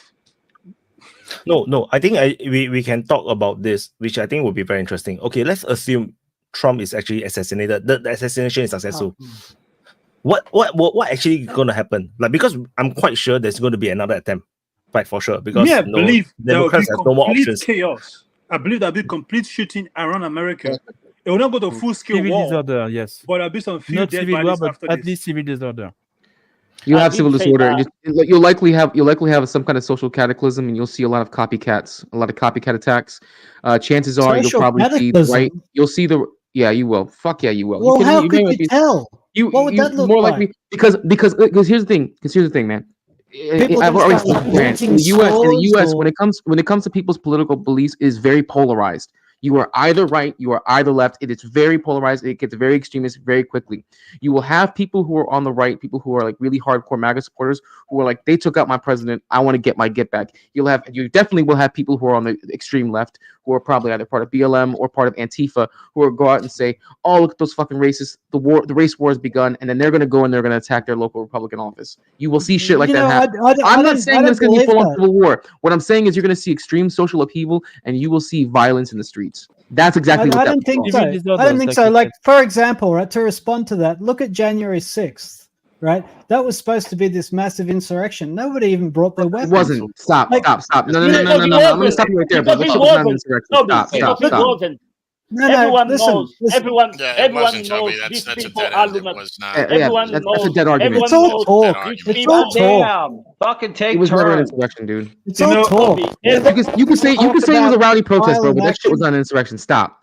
Enough with the. No, I know, that's Come on, my Jay. point. That's my He let point. you talk, Everybody let him talks talk. a big talk. The Everybody best- talks a big the talk, best right? example I can Nobody give, actually right? does anything. The best example I can give is MLK assassination. When MLK got assassinated, that was a huge riot and chaos. Mhm. That was just MLK. If you kill Trump, there would be some Yeah. serious dead bodies in the street. That's a Yes. serious killing. For a couple of days, and then it would blow over, and people would No, see it will what not else be a was on continuous television. riot. But that first 2 Mm. days, it'll be some chaos in this country. It won't go past a week. I don't think it'll go past a week. But that first As 2 long days, as that there's first 48 internet hours, and milk in the I would stay stores, home with everything gun. would go back to normal. He's just I a suspect- politician. Well, that's the point, Toby. Is that the idea of like milk in the store is like Like, do you realize how, like, if there was any brains behind this attack, if they could take out just a couple of substations and let's put a city like New York or DC in the dark, which wouldn't be hard to do with anyone with half a brain and a small network of people. I mean, do you realize how quickly a city like New York would descend in utter, complete chaos? Just 3 days without power. What would happen to that city? that would do it, but a politician getting assassinated That would be so wouldn't. senseless. He's just a That would hurt politician. yourself. It's just like he's just a celebrity. Yeah, It's- you're it's saying not you're people saying care. he's just a politician, but look at the effect that he has had in our society. Not only just in the U.S. but on the global scale. Look at here's the thing: you guys don't even have to worry. You guys don't even have to worry about it because you're not even in this country. But look at how the shockwave has reached your shores and reached your media. This story has become so big; it dwarfed Ukraine. It dwarfed what's going on in China. It dwarfed what's going on in Israel. This story alone did all that. That's how important his Warhammer has female custodies, and the shockwave hits Australia as well. It's just shockwaves through the celebrity blogosphere. None of it matters. It doesn't matter. Joe, As long as there's power. and If you kill your president, Jay, that's on you. American exceptionalism is your mythology. It's not ours. Okay. And look how much you talk about it. Look how much your countries care about it. Look how much your countries care about it that it's a myth. It's so much of a myth that you guys care about our election more than yours. No. Yeah. We're talking about our election. How much it doesn't matter. We are coming to know who the next killer is. Jesus Christ, bro. I agree with Jay. No, Wyatt Upgrade, go ahead. speculated something, lose so the let's city. speculate Upgrade. as much as we can. Yes, You know? Let's speculate. Not without Upgrade, interruption. go first, Everyone Upgrade. can speculate a little bit. Wyatt wanted us. Let's go. Upgrade, you want to go first? Or I talk first? Yeah, I will just go quick. Yeah, I think we underestimate a little bit what just happened. It's not just a celebrity. It's a candidate for president who would be logically at the moment with the polls, with everything, would be the next president of the United States. So to just say that it was a celebrity that just died, like look at the support, look at the crowds he had. You think these people there will be not some crazy nut jobs who will go and take weapons and start to attack some other people, and they will blame anyways the Democrats, even if there's no proof, because they will say who in the right mind would shoot? I mean, a Trump supporter will never shoot Trump, right? So it will be total chaos, and it will be impactful on the entire world stage. So to say that America has no impact and that we small European countries like Switzerland, Croatia, or Australia has more impact on the world internationally is just ludicrous. That's not what he said. That's not what he said. Upgrade. Let me just say something. You guys going too far. There was something that happened in the United States not long ago. George Floyd died. Look how people went nuts because of that. Look the way people went nuts because of across the world. Yeah, and everyone in England started following what America doing. Even in Germany, everyone was like, "Fuck the police." Imagine the media hype. Yeah, I agree. That's why I'm saying, imagine a random dude who just died, right? And he represents something for many people in the world. And now you kill the iconic #1 conservative guy in the entire world, and you think there will be no problems? I mean, this is a little bit like, I don't know, guys. Maybe I'm a little bit too far, but I think why we talk about it is because it's internationally very important. And if he would be killed right now, we will talk totally differently. I like the people who say, "Oh, but it's not big impact. It's okay, he's alive." But if he would be dead, it would be incredible. It would be crazy. We will not talk the same way like we will talking now. You can disagree, but I think it will be totally different if he will be dead than he is alive. I don't think you can deny that. So to just put it under the carpet and just say, "Oh, nothing happened," it's just a politician, it's just a celebrity, it's just a little bit far-fetched. But who was Wyatt first, and then I won't make. So I just want to put into context what is Trump. In the United States right now, there is no one on the Republican side or the conservative side that is at the influence of Trump. No one. There's no one to replace Trump. So if Trump gone, I don't even think the sons can replace him. And this will actually trigger a serious problem, because the people has gotten very desperate. Years of Obama, 4 years of good Trump years, and after go to shit with Biden. People will be desperate, and they will. I'm sure most of the conservative, of course, will be even though they like to play with guns, but they are not crazy. They won't go and shoot people up. But you just need a few of those people who become militias, because they feel that Trump is dead. Okay, now we have no more choice. We have no more options.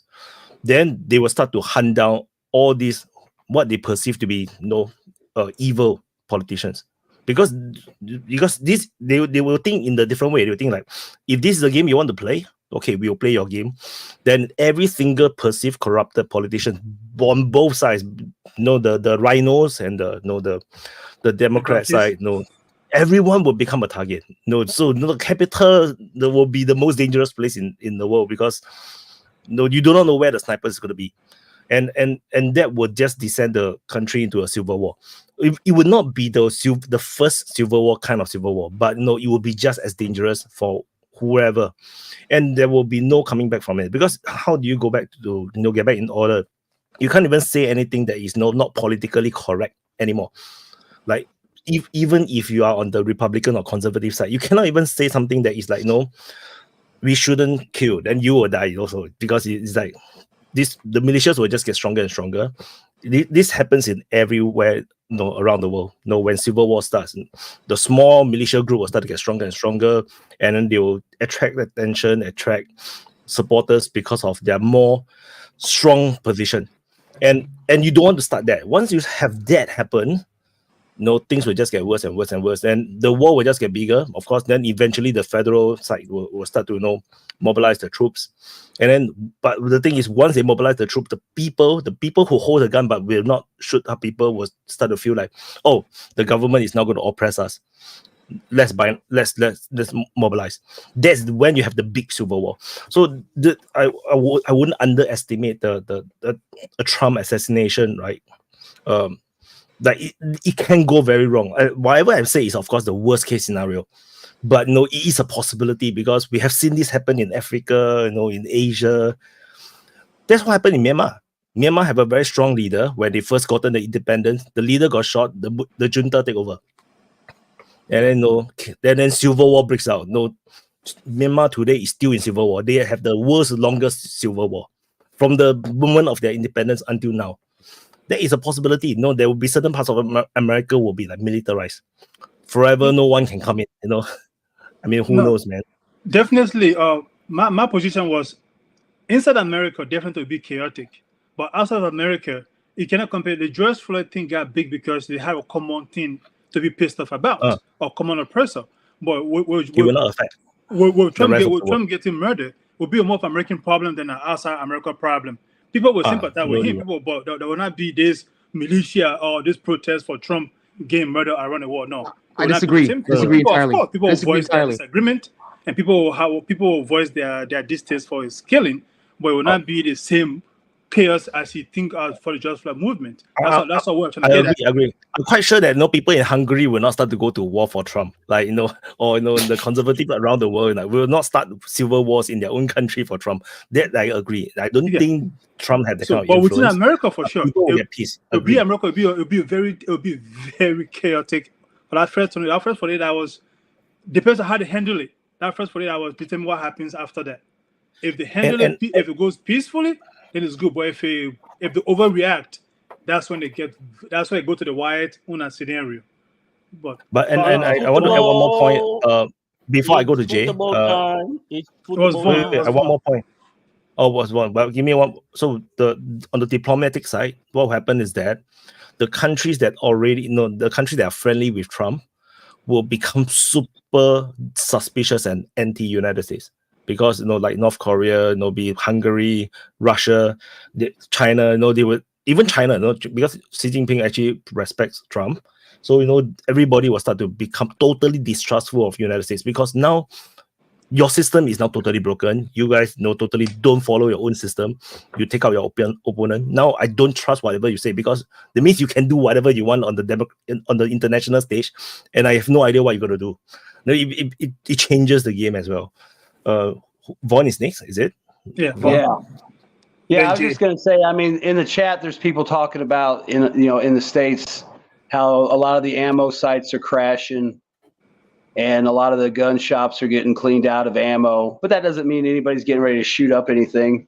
And the other thing was like Trump's effect on the world. The bottom line is Trump has an agenda that could potentially benefit the United States a lot and probably the rest of the world by default. He obviously wants peace, and if he goes down, we're probably fucked. And if we're fucked, you're all fucked. So it's a good thing he didn't die. Because, we don't know what he's going to do, but it's got to be better than what Biden's doing. And if Biden stays in, then we're all going to fucking die in a nuclear fireball. I mean, really, because where it's going to go. Because they're hell-bent on fucking fighting Russia, and eventually it's just going to happen, I guess.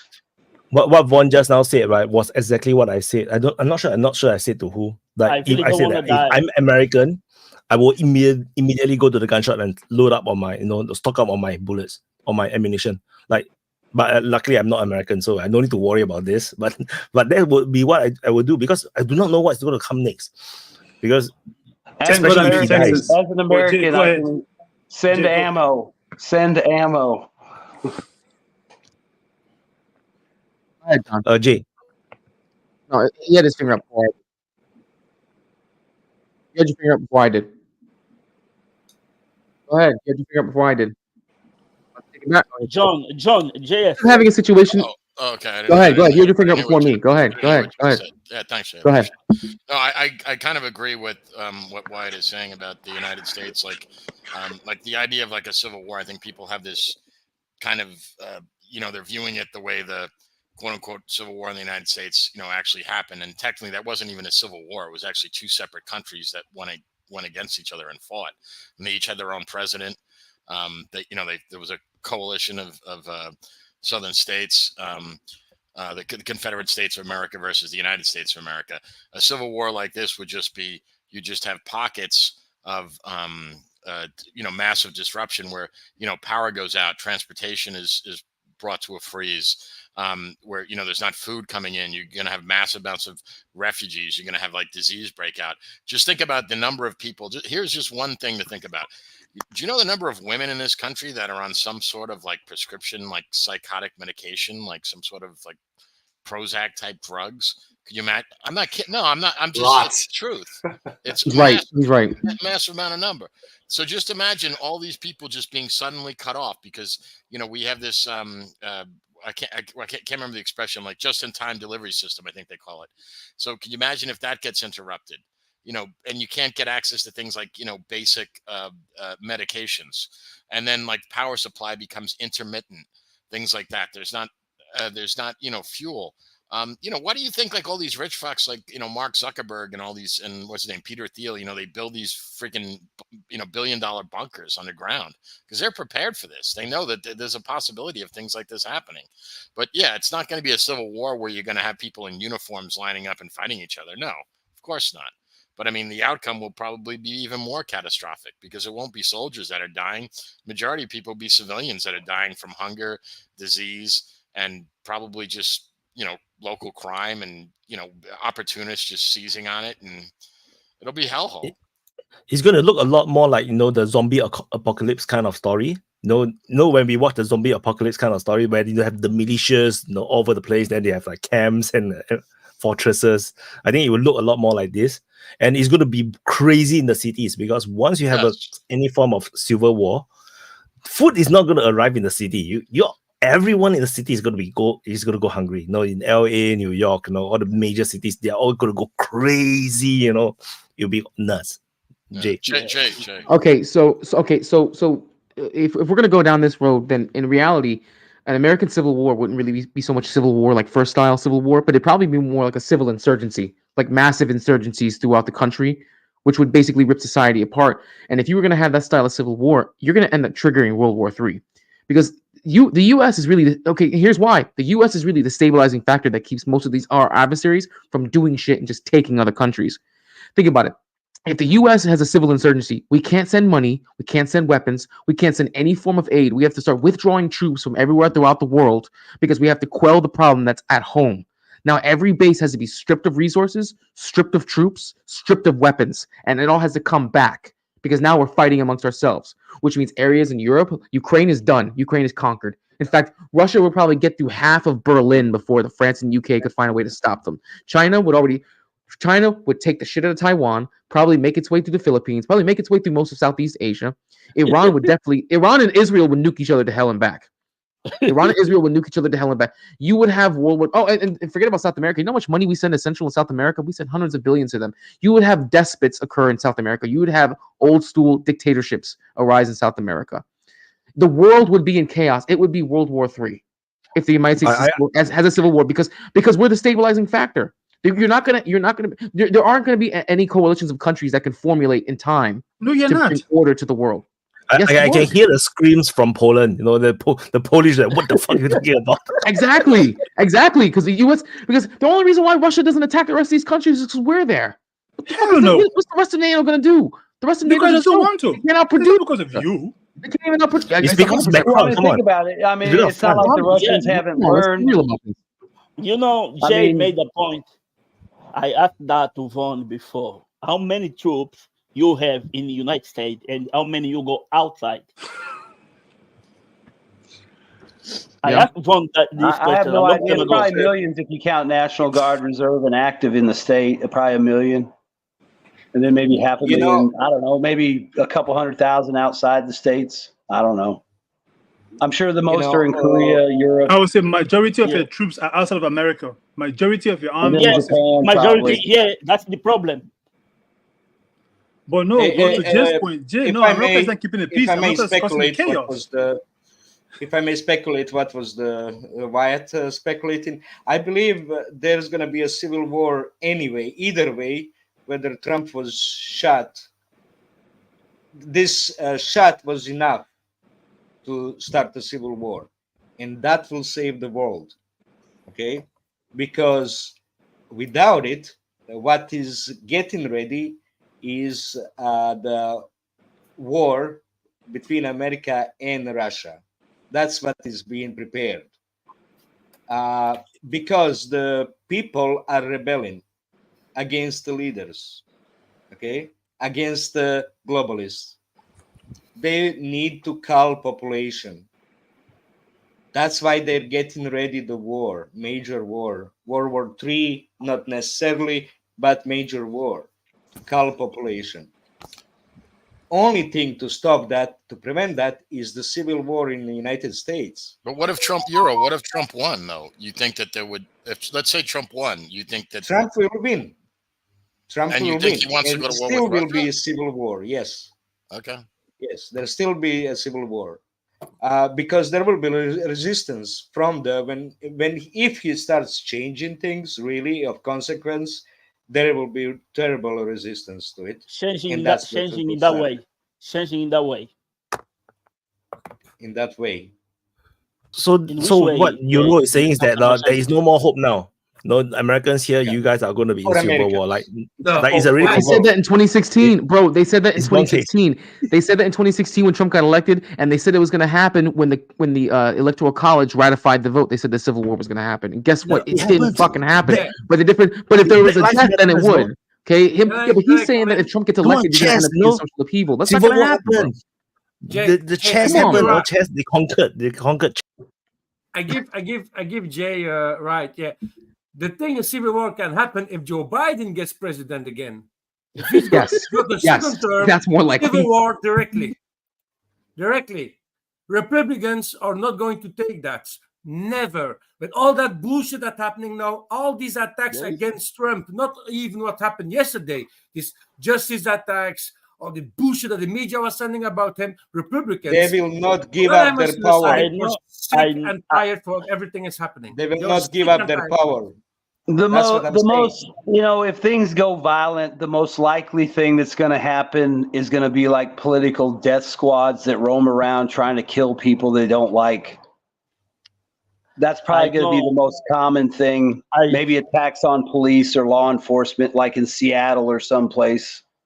But Hey, more hey, than hey, likely, hey, nothing to do with any of that shit, right?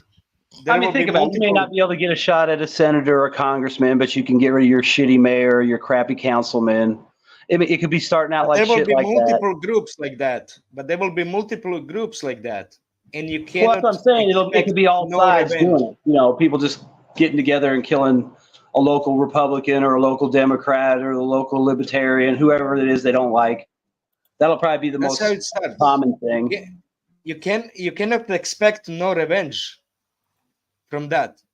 Why people would expect, oh, I'm gonna go shoot out whoever I want and there will be no revenge against it. Hey, if people think it's open season on politicians, that might be enough of a reason. If they feel like they can do it and get away with it, or they feel like permission was given because someone shot at Trump or Biden or whoever. I mean, it could just be something like that. I mean, there's enough crazy people out there to go back and forth at each other. I mean, that's the point. I mean, it doesn't have to be a whole bunch. No, not at each other. Groups will go against undefended targets, okay? Not against each other. Much later. I mean, that'll be a This is why it's good to have some form of war experience and be in Texas. Yeah. If an American come to Texas, you'll be okay. You already attacked schools because you're angry at the fucking teacher, you know? You already killed dozens of people in the schools for nothing. Yeah, but it's more likely to be stuff like you go burn down your local Republican or Democrat headquarters with a firebomb or a Molotov. Maybe you drive by the mayor's house and shoot it up and stuff like that. And it escalates within 2 years. 2 years, it That's DEI, gentlemen. You know? read what Wise got on the screen, bro. Come on. This is how you have the collapse of civilization, fellas. What are we doing? What are we doing? Ones of Trump comment was also very funny. I need my shoes. I'm like, dude, that shit was crazy, dude. You have like a big piercing. Can you imagine say, hey, ma'am, get here? Say, don't call me ma'am. Keep the fight going. Why? Where'd you find that, bro? Why? Where'd you find that? Twitter. X. I retweeted it. I retweeted it. What was the whole thing about the shoes? He wanted his shoes back. No, because they got to escort. They got to escort Trump out, and Trump was fine because it's only the years, right? So he said, wait. He said, wait, let me wear my shoes first. No, so he wears his shoes and then they escorted him down. Was he not wearing shoes? Like, that's what I don't understand. No, I think because the maybe the Secret Service like pulled him down, then he lost his shoes, dropped his shoes. I think differently. I think when he was on the ground, the Secret Service was pulling his clothes a little bit off to see if he was wounded on somewhere else. They need to check up if he's totally okay. That's the wrong place to check him. Yeah, they're doing that. Yeah, of course. They mentioned the news mentioned that when they pulled him up, they started surrounding him. You saw one of the female agents running her hand across his chest to check for other wounds. To see, apparently that's a protocol that Secret Service agents do. Is when they run their hands across your body in order to see where the potential other wounds would be. There's a rumor that he got shot in the body. That there was this black dot, but of course I'm not sure. It could be just a dirty lens. No, but you would have seen that though. You would have seen that. He was wearing a white shirt. You'd have seen that blood. He was wearing a white shirt, and you could see his torso as they were carrying him out in the pictures. Because he's wearing body armor, so he won't bleed. He won't bleed. But there might be a hole actually on his coat, but not sure. I'm not sure. Okay. If it was on the coat, if it was that hole from the bullet, he raised his hand to cover the ear, to touch the ear, and that's when the jacket also was risen, was lifted up, and that's when that bullet could have. Oh yeah, I think there. Yeah, that picture where they circled it, like looked like there was a hole in the jacket. Yeah. Yeah, but it seems like it's not, because it's only 3 bullets that sniper shot. The rest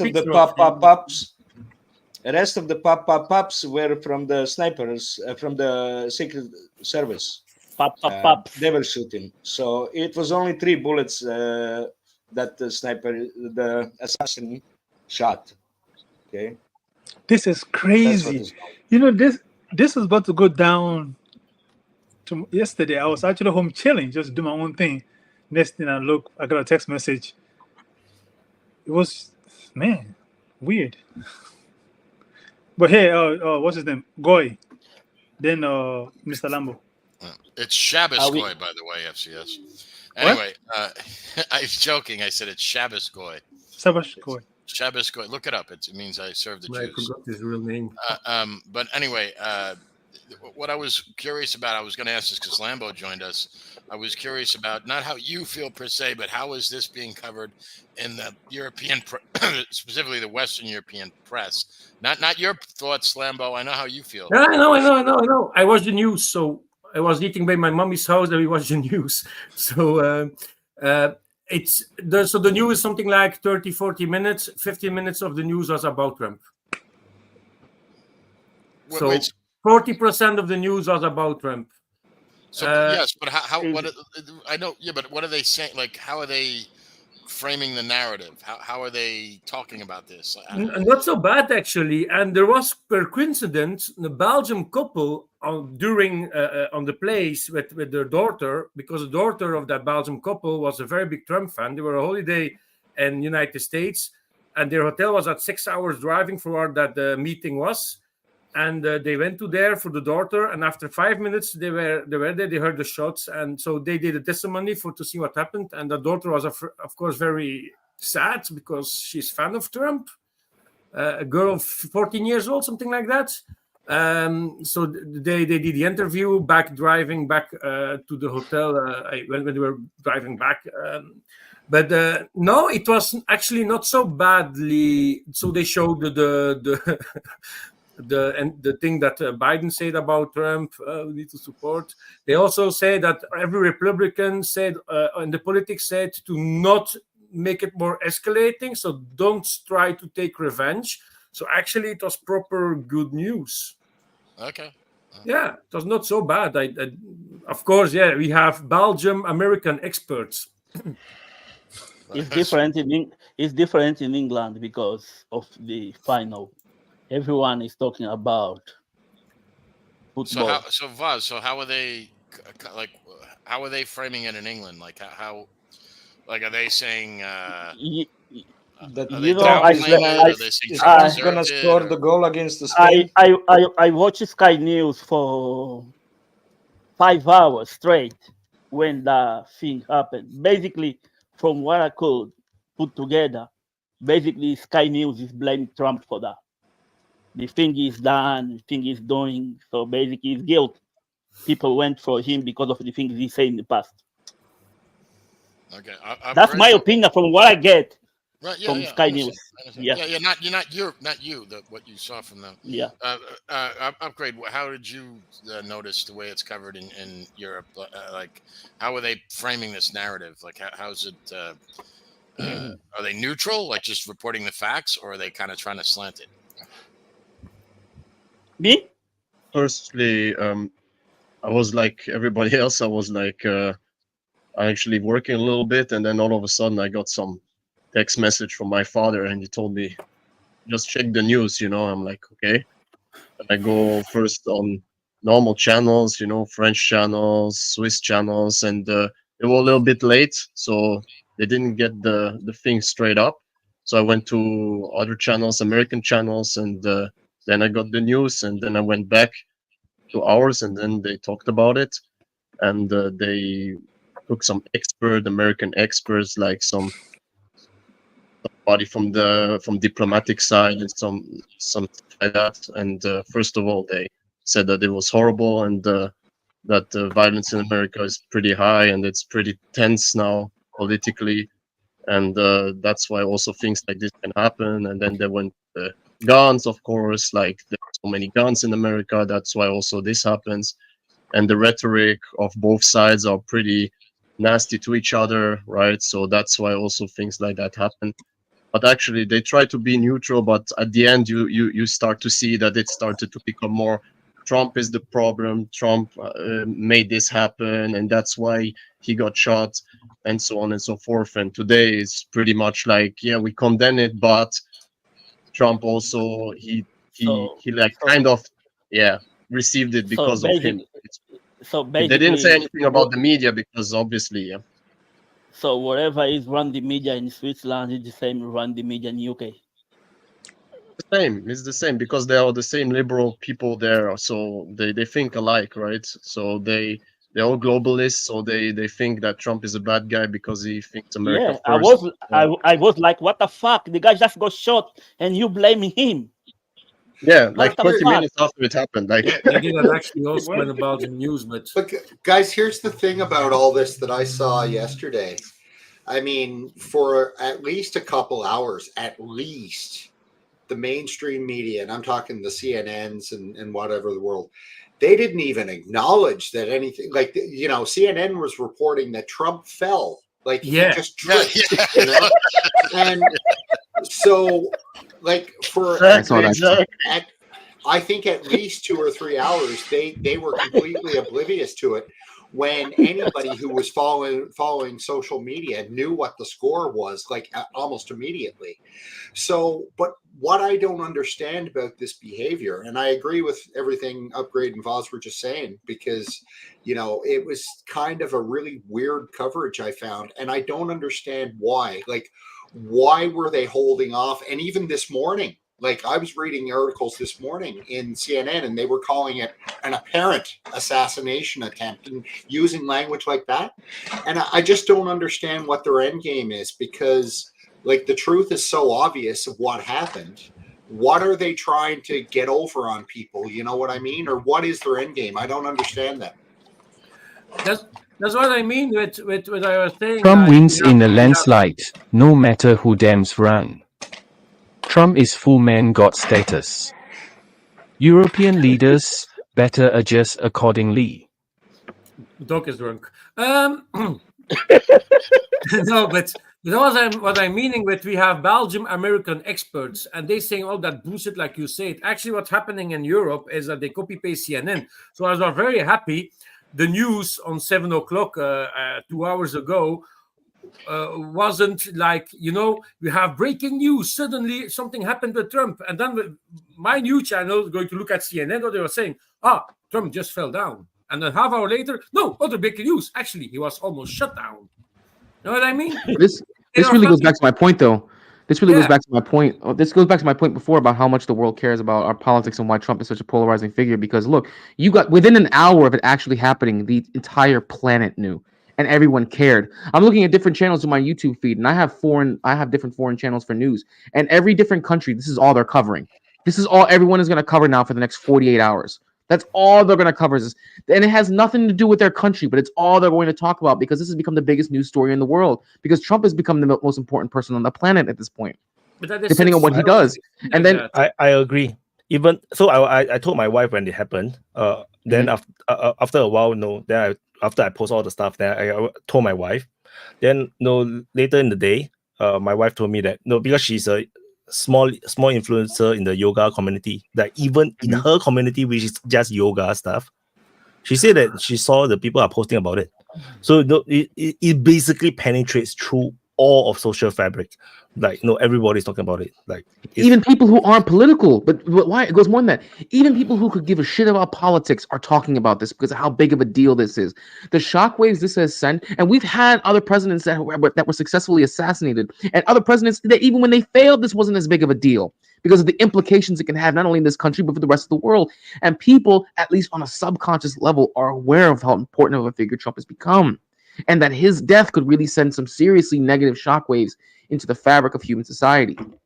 So yeah, understand all that, but I go back to my original question. Why did the mainstream media completely ignore it for hours? Like, what was their end game? I don't understand exactly why. Because they're watching CNN. They hate why? No, I don't, John. Like, tell me why, because I can't rationalize this in my head. I was following the Washington Post news alert system. Sure. And I was aware of the situation immediately. It's not the whole mainstream media. No. It's some specific media who should to do that. Fair enough. Yeah. Okay. The CNN copywriters. Upgrade. Yeah, upgrade, man. You've been waiting. Yeah, exactly. Like what Jay said. That made my point from before, right? That everybody was talking about it. All the news channel on the entire planet Earth was talking about this incident.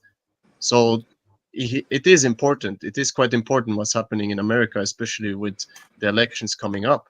And like said, the Slovakian president also almost got assassinated, and people talked about it maybe a couple of hours, and maybe some people who are talking politics or taking care of European things, they talked about it. But besides that, nobody cared, right? They blame him as well, you know? They told I didn't even know till you mentioned it. Upgrade. I didn't even know that happened till you mentioned it.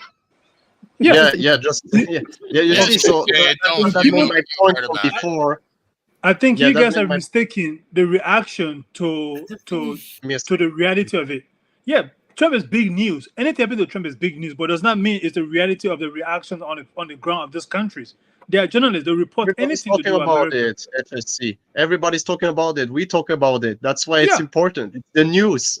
The news cycle is working on important things. So he is important. It does not translate to reality on their position on the topic. They're going to discuss it for hours because, again, mainstream media news is just boring. Huh? I guess my point is the mainstream media is the world.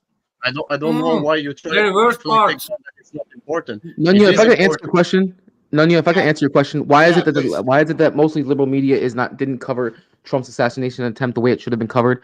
Because mainstream media, at least in our country, most of it we know is already left-leaning, and most left-leaning supports a globalist agenda. And Trump is a symbol of populism and a symbol of nationalism. And the one thing that people who support globalism and the globalist agenda in this world hate is nationalism, because they do not want people to take pride in their own nation states. They do not want people to stray away from the populist agenda. They do not want them to realize that they're all a bunch of goy and that they are serving only one master. Go ahead. Yeah, I get all that. Like, for sure. Or, sorry, go ahead, Upgrade, and then I'll respond. Yeah, that's exactly right. I'm just gonna continue talk about it. That's exactly right. All of the liberal media hate him because he's promoting a certain value, a certain view, which they despise. They despise so much that they're willingly misinform people because they hate him so much that they prefer to not say the truth until it's so obviously inside the face of people like Biden. 3 years they were talking about everything is fine, he's good, everything is good, right? But we clearly see it was not.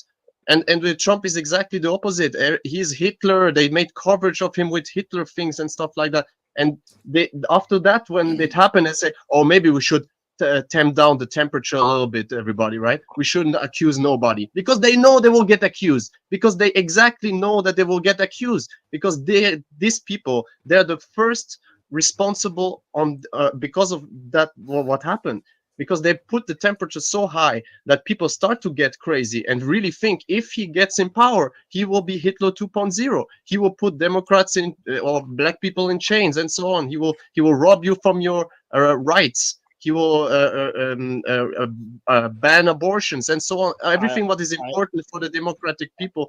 That's why I think. I hope he leave my people alone. You know. I think Mr. Lumber was first. Guys, do whatever the fuck he wants. Just leave my people alone. But you know, I just wanna add something. I just wanna add something that Upgrade said. You forgot one thing. You know, normally when this kind of thing happen, everyone knows they point the finger to the far right. For the first time, they didn't. You know why? Because they think Trump is a far right. So they can't blame these people. They can't blame these people because basically, if they do, they taking Trump out of the far right revolution. Okay, go on, Mr. Lambert. Yeah, actually, the worst part is like Upgrade is totally correct. You just see the response and the comment sections of social media, who stupid people are uninformed, hated for whatsoever, wishing he was dead or whatsoever. Then you have the worst part, worse than the media itself, the Western media itself, or the sort of media people that you find in the social media, like here on Telegram, like here on YouTube, on Instagram. Wyatt is actually somebody with a brain. Thank God. But then you have other guys like that doing coverage about Ukraine, pro-Ukrainian guys, like I'm not going to say a name, like Denis Davidov, that was busy the whole fucking night putting his articles. I think it was more than 40 articles with the biggest bullshit ever. Even one article when a lot of his followers started to unfollow him. And that was because, you see the fists? Denis Davidov said, Trump did the Hitler salute. Oh, I heard that bullshit. Yeah, that bullshit. Salute. Yeah, they said it was. What really? That guy was also busy. Yeah, he's bleeding from his ear. If you watch, reading. Hold on a second. No, okay, they did. Sorry, Lemo. So after he made the fist pump, then right before he gets, they're escorting him to the podium, like, stage left or stage right, and he's just before he goes down the stairs, he puts his hand, and they said that was a Hitler salute. Yeah, exactly. I'm not kidding. They said that. Yeah, they didn't do that. They didn't do that. Yes, they did. I'm not making that shit. Would I make Did they that understand up? that the fist is the communism symbol? But wait, the thing was also he was covering but actually he wasn't shut down because he fell on the ground or he get glass pieces in his ear. So that's why he's bleeding from his ear. It was all this stuff like that. So if you're telling me you have millions of followers, of thousands of followers, and you're giving information that quickly without checking, how the fuck can you still believe that guy? But that guy doing that all day about other stuff, about Ukraine, about things that are happening in Israel. How the fuck can you still believe a guy like that after yesterday when he was covering everything about Trump? That's fucking idiotic. That guy need to shut up, keep busy with Ukraine, actually take a plane, go to Ukraine, and go fight with Ukrainians, and just fuck the shut up, stop his YouTube channel when he's only earning money from people that are fucking brainless, stupid, and believing every word he's saying. It was fucking ridiculous when he was busy talking about that. Even in the comment section of that guy, there were guys saying, nah, it was not an assault rifle, they were shooting with an airsoft gun. Oh. And you see, like in the interview on the news, you see that guy that was doing actually it was a medic. He was giving the first care about that guy that had been shut down, that was killed. And he said his brain came out of his head. He was an ER doctor, actually. Yeah, okay. And that guy that died was a firefighter, I think. Retired, yes. Of a retired firefighter, but that guy was bleeding brain of his head. You know what I mean? So you don't going to come with stupid conspiracy theories after 1 or 2 hours something happened by saying, no, it wasn't the rifle, it was an airsoft gun. But what are you fucking busy? I don't know. It's like people only reading the titles and not the articles anymore. I said last week also. It became fucking nuts with the people in 2024. We're actually coming in middle-age system where we have no information anymore somehow, and they just invent something. They're directly making conspiracy theories about what? It can happen that they're going to try to kill somebody. It still can happen. It happened yesterday. Why is it fake? Come on, get a life. And I want to ask to the chat, put fucking American flags for me. Put American flags. Give support to the Americans. What about Angolan flag? What about Angolan flag? Hurry up. What about Angolan flag? USA, baby. Oh, fuck you. We don't even know what's looking like with the Angolan flag. What kind Nonia, go ahead. You want support to what kind of American? Well, you guys want to move on topics? Because I think we've beaten Trump to death. I guess the moral of the story for me is, and this is yet another example of our mainstream media completely failing us. So we shouldn't forget this, guys. Like, these guys completely dropped the ball yet again for hours until, as Upgrade said, it was painfully obvious to the planet that they had to start reporting on it.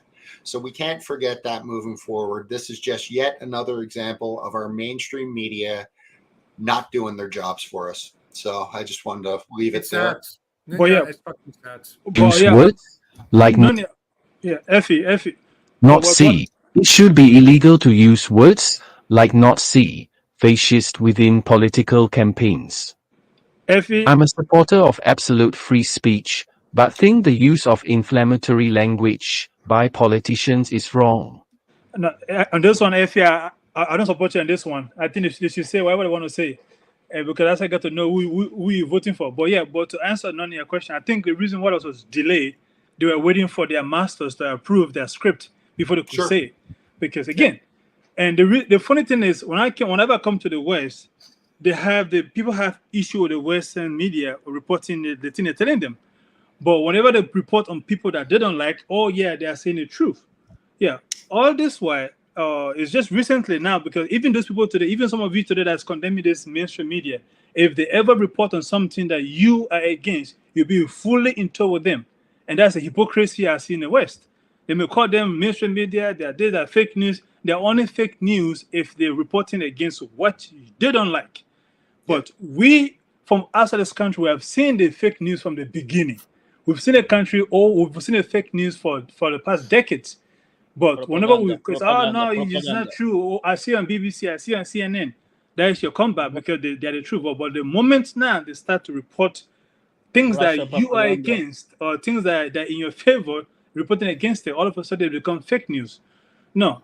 These people, over and over, people have released different combinations of media show how much they are scripted, how they don't think for themselves, how they basically have a bunch of overriders that tell them this is what you report and this is what you feed the people.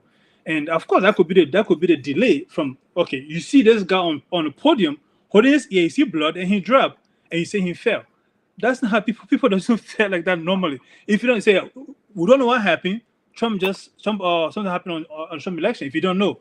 Less than 10, 15 minutes, if you're doing your own reporting, you should know exactly what is ahead or breaking news. That's an attempt on Trump's life. If only you're reporting fair and unbiased news.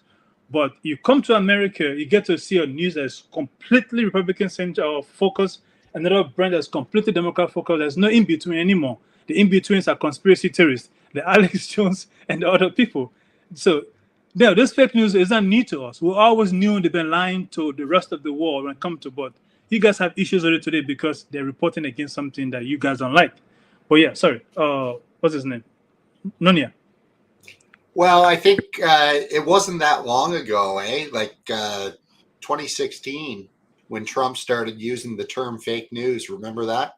And everybody at that time thought, okay, this guy is such a liar, and you know, he's making things up, and he's attacking the media, and he's saying that this is all fake news. And I look at it now, 8 years later, and it wasn't that long ago, and I just say to myself how right he was. And I think a lot of people are thinking that now. Go ahead, Lambo.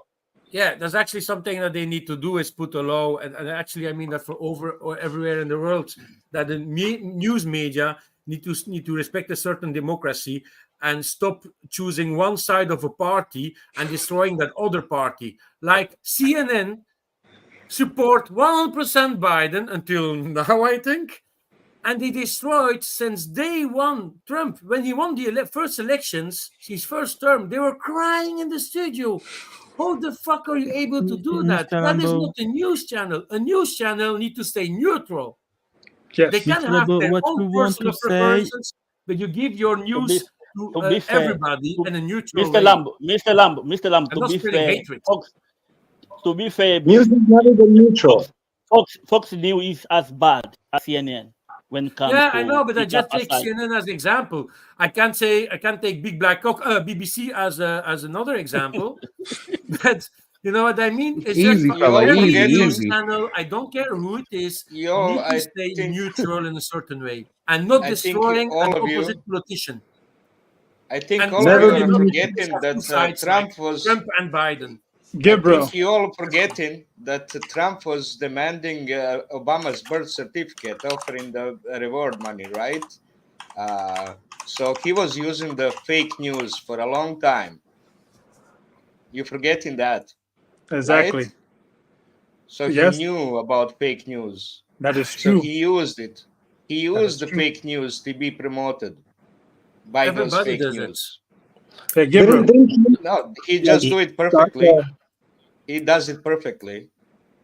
Didn't Trump start using the term fake news? Forgetting everything. That's the first time I heard about him. The first time I heard fake news, it was Trump. But yeah, news outlets have never been neutral. It's always someone that has their own interests, and they're affiliated with someone, and they publish from that perspective. And so to expect them to be neutral is absurd. But they used to have an appearance of neutrality. They used to try to criticize the guys on top to like create a perception of their own validity, but that's been falling apart more and more lately. And I've seen in my personal experience a bunch of people who are really credulous of official postures and stances, how it's been falling apart. Like a lot of people that would really believe the official narrative are rapidly like abandoning their faith in official narratives, and I suppose that's going to be something that's going to grow exponentially. Like there's certainly going to be certain people who are going to be clinging on to their side of whatever discussion and are going to support it wherever it comes from, but the main news outlets are done. They're a thing of the past.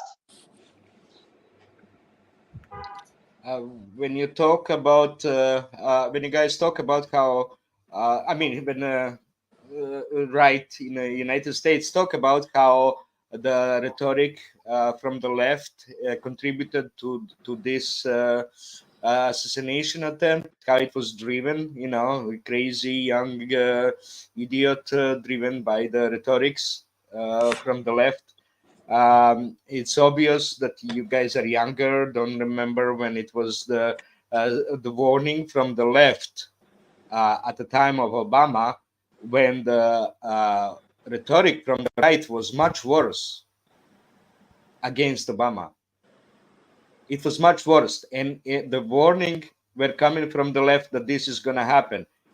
We don't know if it did lead to assassination attempt, because maybe Secret Service was working doing the better job then.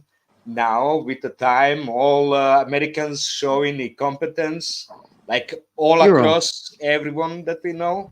So, what do you mean it was much worse? Yeah, if I may say. What do you mean? Yeah, but what do you mean it was much worse? Okay, You're saying if the rhetoric to assassinate Obama was worse than it is for Trump? Oh yes. No, it wasn't. No, it wasn't. Come on. Nowhere near. Nowhere near. Yes, it was. You could go on Twitter right now and see all the collages over the past 8 years where you've had politicians calling for people to body up on Trump and take him out. Someone literally said the only way. Which news did you watch at the time? And I would watch CNN then too. And I would still watch CNN then too. I watched CNN and Fox News. Both. Okay. Both. I'd watch both I of think them. it's two different contexts. I think Jay and you are talking about two different contexts. Come on. It Jay was is referring to initiated calling by for assassination. everything that's happening to Trump now is initially started by the right. The right did it first to Clinton, right? Using the lawfare against the Clinton. We all remember Lewinsky, right? He did that that's himself. lawfare. He did it. Let him That's suck what in they his do dick now. himself. That was his own nookie. Yeah, I didn't know the Republicans have control of Clinton's dick. You know, so Yeah. Yeah, Sorry. so it was at the time they were using. Bro, Hillary didn't even have control of it. Bill Clinton. It's a wild snake. Hillary is actually a Republican operative. When the Bush fired multiple district attorneys across the state because they didn't want to investigate false claims about voter fraud. There were false claims. That's why they didn't investigate. They investigated, but there was nothing to prosecute. But he demanded, so he fired them, replaced them. What about that? Then there was a case where Republicans blocked for 2 years Obama's appointee, Supreme Court appointee. What about that? Nobody cares about that. All that partisanship, very radical partisanship, very just for the purpose of of having leadership, leading position, all about controlling the government. That's all long ago started by the Republican Party, and nobody now present here, I don't remember saying anything against it at the time. Everyone was for it because it was for their side. now that is against their side, or it's a Euro, you war. cannot say We that. ready to war. We cannot allow that. It's The mainstream such media a was working with Obama. They were licking his ass. Come on, what the fuck are you No, talking Euro about? is right. Euro is right on that Sorry, one. man. Okay, this is the problem. You guys don't understand.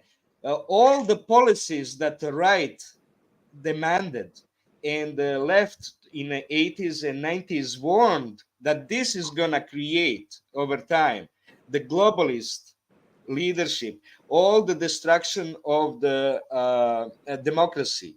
They were warning in 80s and 90s if the policies, economic policies, are going to be pursued. Now everybody is complaining about globalists, but they want to increase the same economic policies. They want to double down, keep doubling down. Okay, he's right. That's the problem. He's right. That's the problem. You guys don't want to see the big picture. Don't want to see both sides. Just narrow. It's my right to rule. Jordan, I have Jordan, moral rights. That's all I hear from the Republican. Jordan always make good points. Jordan always make good points, but the thing is, take too long to make the point. Upgrade. It's like you. Okay. May I? Yeah. Make your point. Yeah, I just listened to you, Euro. I can understand that maybe some people on the left were saying that this will happen in the future, but who is currently doing it? Who is currently doing it? The left is currently. Yeah, but you can agree that maybe 80% or 90% of the media is left-leaning, right? So you can see it clearly. We all criticize them. They are all hypocrites. Not left-leaning. So they can say now. Before we said like this, but Democrat-leaning. They're Democrat-leaning. That's not the same as left. Let's talk about the super chat. Let's talk about saying Obama was born in a different country is nowhere near saying Trump is the mid-century German painter. Worse, yeah, that's what I want. That's what I mean. No like, way. The rhetoric was still totally different. Maybe why they people criticized him. Why people are scared to talk about this guy? Say his fucking name. Yeah, say Hitler. Like, what's wrong with saying Hitler? I don't understand this thing. But the back of what say you're his saying, name. right? The back of what And you're be saying. proud. The back of what you're saying is this. Let the great America finish. have this. Fucking bastards. Whenever their politician or whenever their candidate is pushing anything they encourage, they completely go blind to it. They support every law that basically they believe oppress their opposition, and eventually it comes around and kick them in the ass.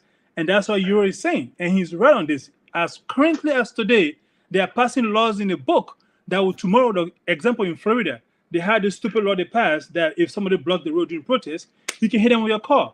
Okay, no problem. You can go hit a Black Lives Matter protester with a car. But the day you go protest for Trump, I will run you the fuck over too, because the law applies equally to everybody.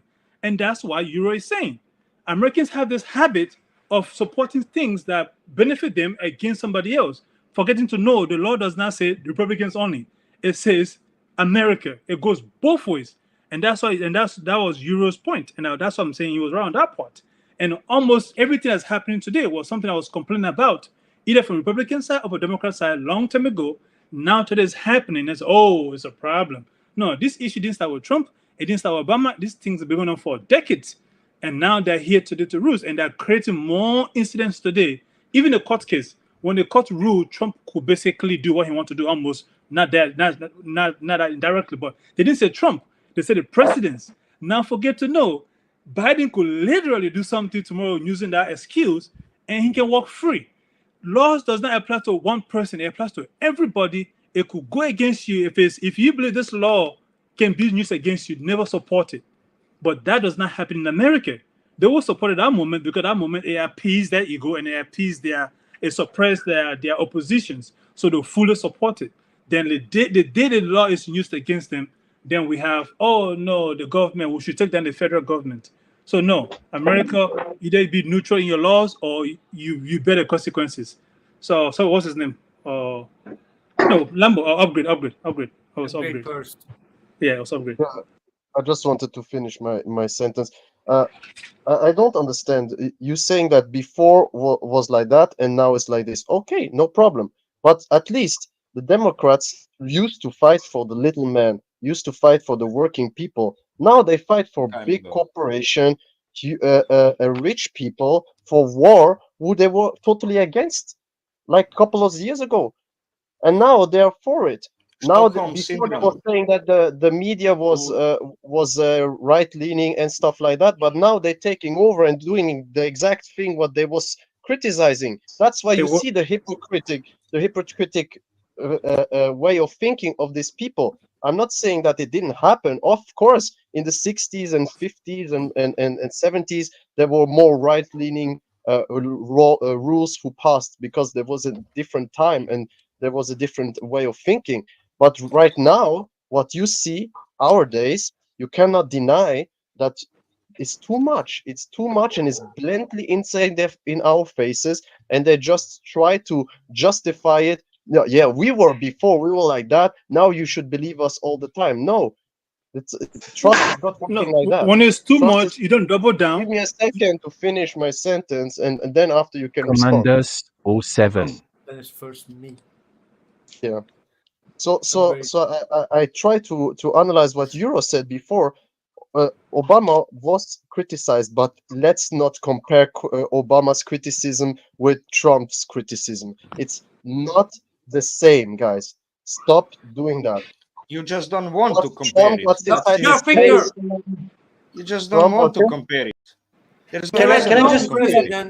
There is no president ever in the American history that was attacked, criticized that hard as Trump.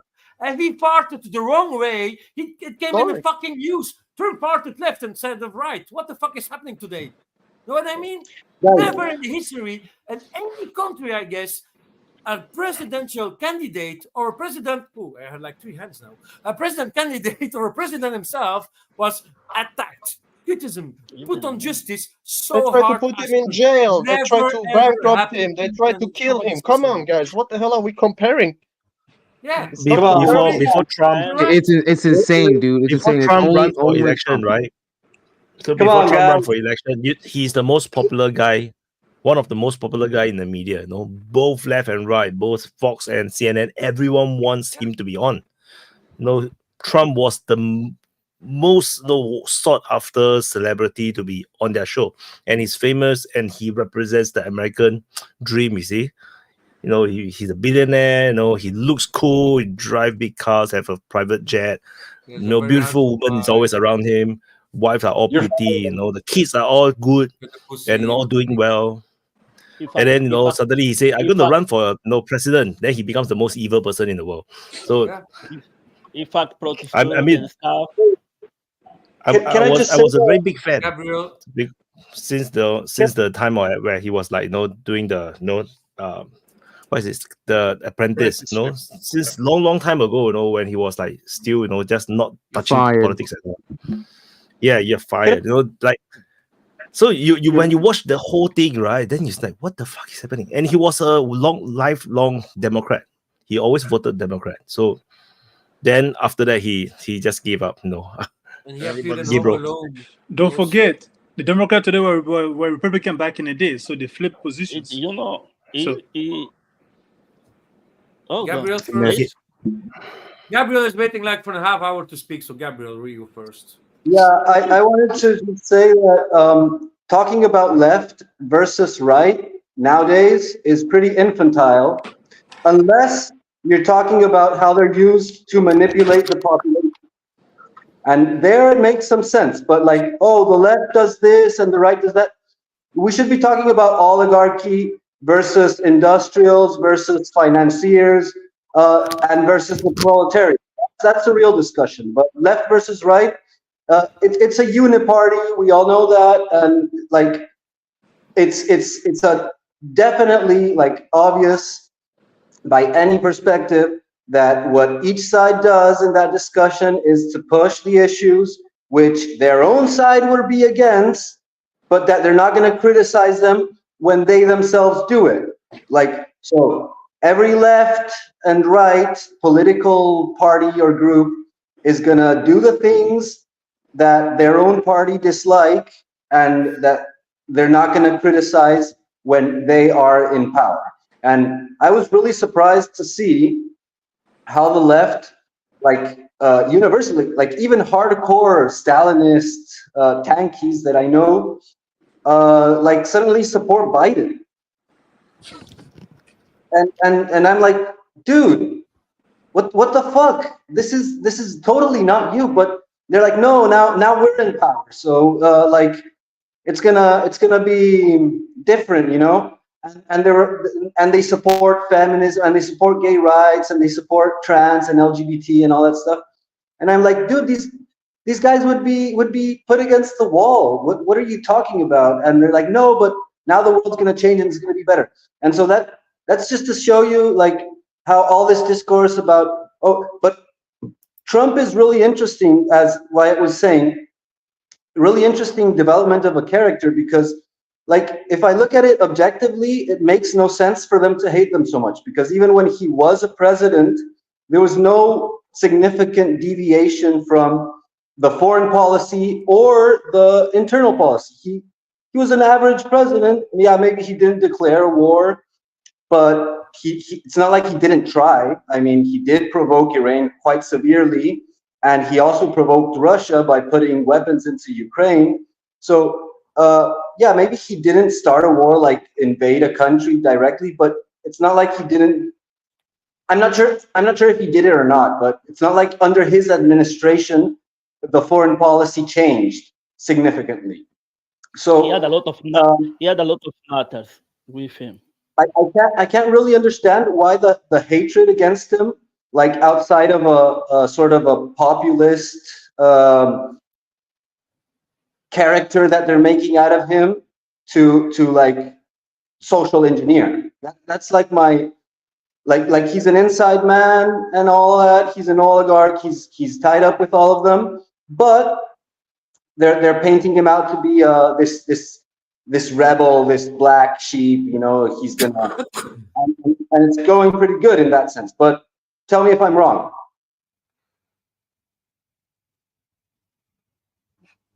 Why do they do it? Is to get the voters up to vote, because to scare them.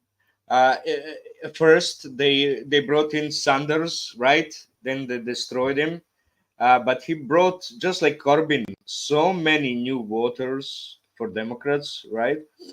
Well, once the Sanders is not on the ticket, now they need to bring someone, bring those guys to vote. So they need the rhetoric, very difficult rhetoric. But what I wanted to say is not that the left is good now. They're even worse. I mean, left, the Democrats are even worse now than Republicans, considering how much destructive to the country they are. But I'm saying it was escalating. It was escalating for a long time. That's what I was trying to say. And now pretending that the right is better than the left, that's wrong. That's wrong. It's not better. It's not better. Don't blame the left. Don't blame. It's not an issue to solve. That's what they throw to us, the bone to fight about. They throw the bone to fight, for us to fight around, instead of really solving the problem and remove the oligarchy. Unless you live in a communist country, don't talk about left, because if you never live in a communist country, you don't know what left is. Not really true. No, but yeah, my first impression, Euro, my first impression when like the left got into power was that they were hijacked, and it was like obliterating the public image of the like traditional left position, you know, like they were completely, and I would joke about it all the time. I would tell, like, because there was like a wave of right-wing politicians who came into power in North America with Trump and in Latin America, and I was I would joke about it, telling like all my lefty acquaintances that feminism did more for the right than like any dictatorship. You know, like they've put more right leaders into power than than all the dictatorships.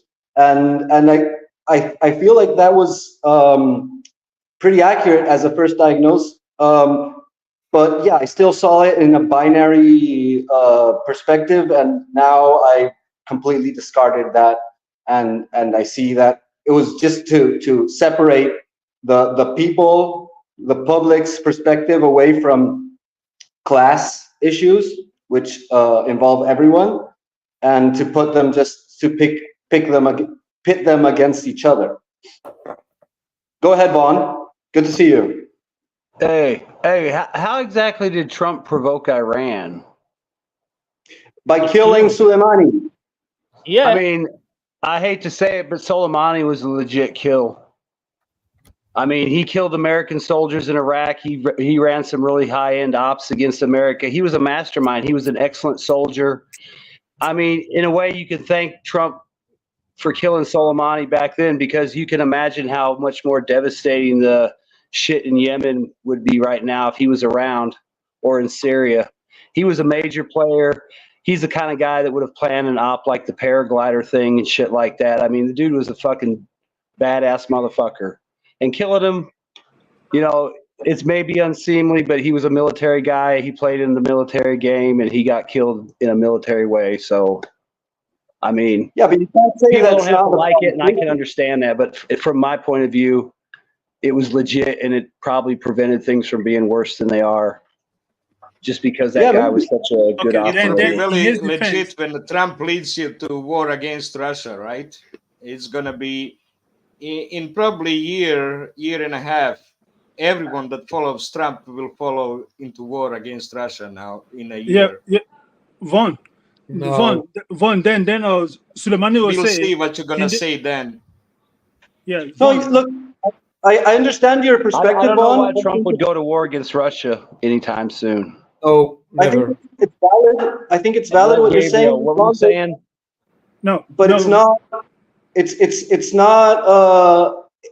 That doesn't make it not a provocation. I mean, maybe it was a decapitating strike that stopped Iran from attacking further, but it's still a provocation. But mostly, I'll give you that. I'll give you that. I was just saying. I mean, I don't think it was an out of line killing, you know, like gratuitous or anything. I don't think so either. But it's still a strong provocation. But mostly, I think that one of the main reasons that Putin invaded Ukraine was that they started pumping them with weapons. And that was under Trump administration. I'm not saying that Trump did it, because I don't think the president is in charge of the United States at all. But what I'm saying is that there wasn't a significant change in foreign policy. That's my point. Look at Trump's personality. You know, what did he say?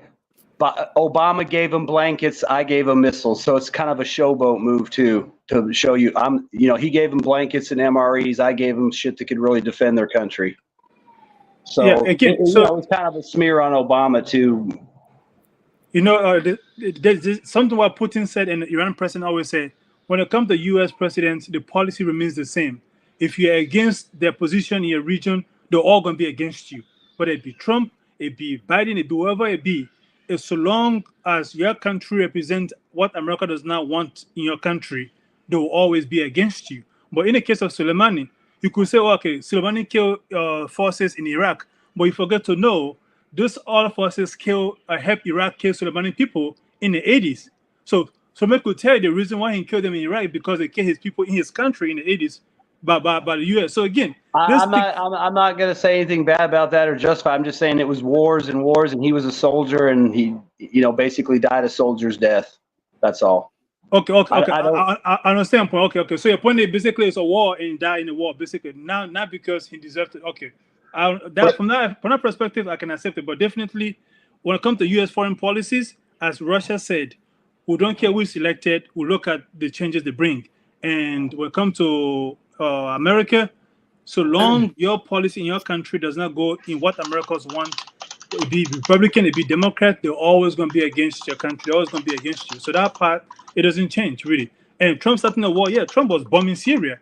Trump wanted to bomb Russian bases or bases in Syria, but he got pushed up to it. So Trump is not immune from war. Trump just didn't have the country to go to war with. Yeah, but I mean, technically, those were Wagner mercenaries that basically went on a bluff mission and got smoked. I mean, even the Russians disavowed them. So no, so again, I'm telling you, so Trump going to war is now zero. But yeah, sorry, upgrade.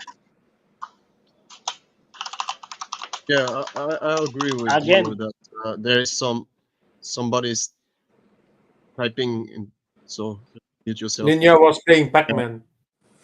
Hey, Vaughn. So I agree with you. Go ahead. Mute yourself. There's provocations, obviously, from Americans, and the Americans did horrible things around the world. Let's not deny that. That's totally true. But the Russians and the Iranians and the Chinese saying that the Americans, if it's not going their way, that they will do this and that. I mean, the Chinese do the same. The Russians do the same. Everybody has their own way of imposing their will on people. I mean, like, there's many countries around Russia who also get influenced and have decision taken sometimes by the Russians or by the Chinese, and they need to go with it, and that's it, right? Maybe they don't invade them and they don't bomb them, but they put political pressure on them, or other ways of kind of pressure to mediate that. So I think to just say the Americans do it, that would be wrong. I mean, every major power is trying to impose himself on the world stage. They're the first neighbor. Yeah, that's the difference. It's Russia's first neighbors that they influence. Yeah, I get it, but it doesn't mean that it's someone right, across the 3 continents. Yeah, I get it, but it like doesn't the mean that United it's States right. is influencing. Yeah, but if you criticize something, right, it doesn't mean if it's next door or 2,000 miles away. It's the same thing. You impose your will with force, so it's the same, right? It doesn't mean like when USSR attacked Afghanistan, it's also imposing their will with force, right? And Russia taking land from Georgia and so on, it's imposing their will, even if they say it's their land and stuff like that. It's still imposing their will with force. So I mean, we should have a leveling field which is correct for everyone, right? I mean, not to say that the Americans didn't do nothing. They did horrible things 2,000, 3,000 miles away from their border, and that's maybe worse, but it's still the same actions. That's what I mean. No, it's not the same action. How can you compare the same action in Syria to what Russia did in Georgia? No, How can you I'm compare just, those? So they didn't went with tanks and they just took over land? How can you compare what the United States did in Syria, in Libya, in Afghanistan?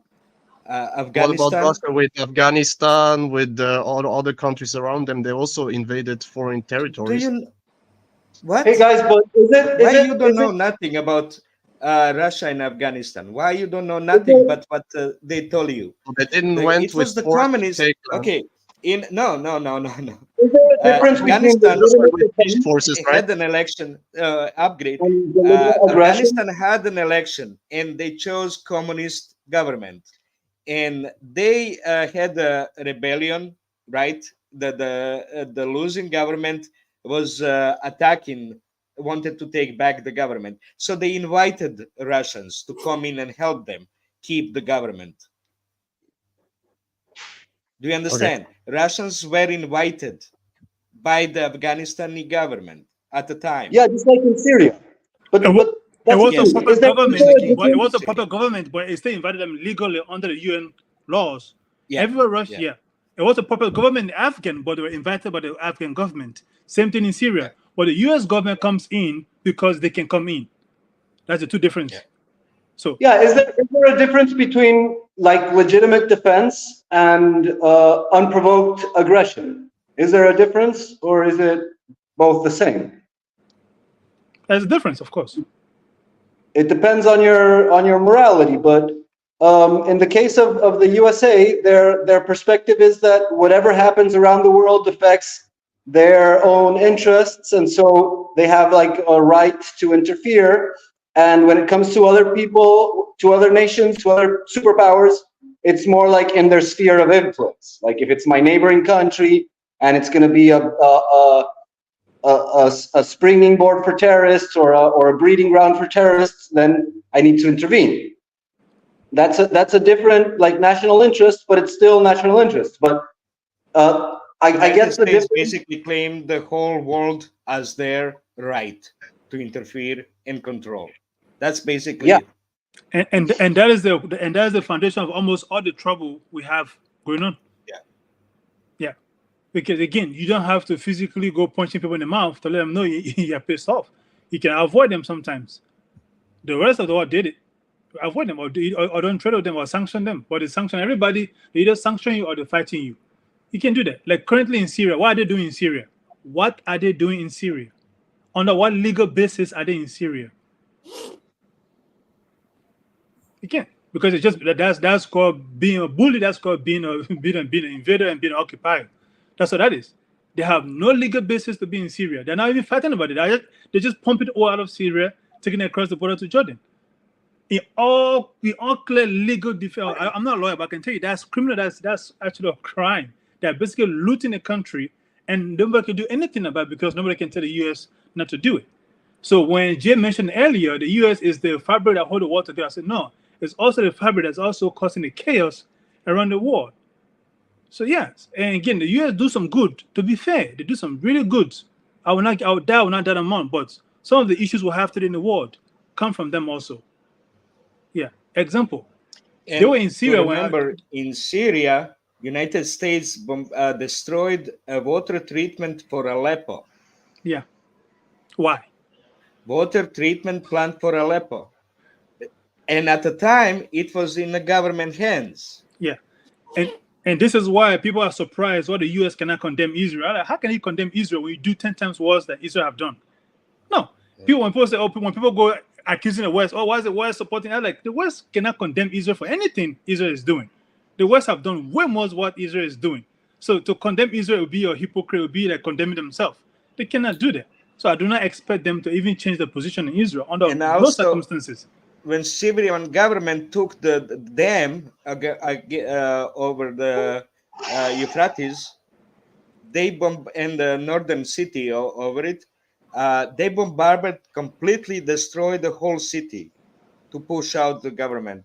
Yeah. And then the Kurds came in. While ISIS was still control that water. While ISIS was still control that water, not to allow it to go south, only for the north. Yeah. And now they claiming, oh, we have all the grain, because the water doesn't go to the south to water the grain. It goes only up north. That's what the United States did. So again, to force Syria to starve people. Okay, that's what it is. Yes, what happened with bombarding of the Wagner? That was. It seems like Prigozhin agreed with Syria, with Bashar al-Assad, to help them attack and take over that big oil field, the biggest oil field down in southeast. Yeah. No, El Tanf, east of Deir ez-Zor, across the river over there. If you know, there's a large Conoco field over there. So they were asking, they were already across the river. The Syrian government was holding that the big intersection and a little bit of a village south. So they were preparing with the Syrian army to attack over there, but there was only Kurds and actually previous ISIL tribe that was bribed by the United States to give them the land, to give them those fields, oil fields. So there was no army, nobody. Okay, so when they attacked, the Americans called the Russians and asked about that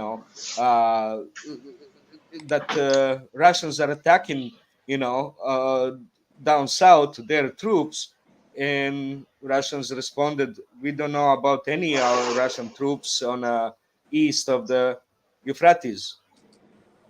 So they said, "Is that so?"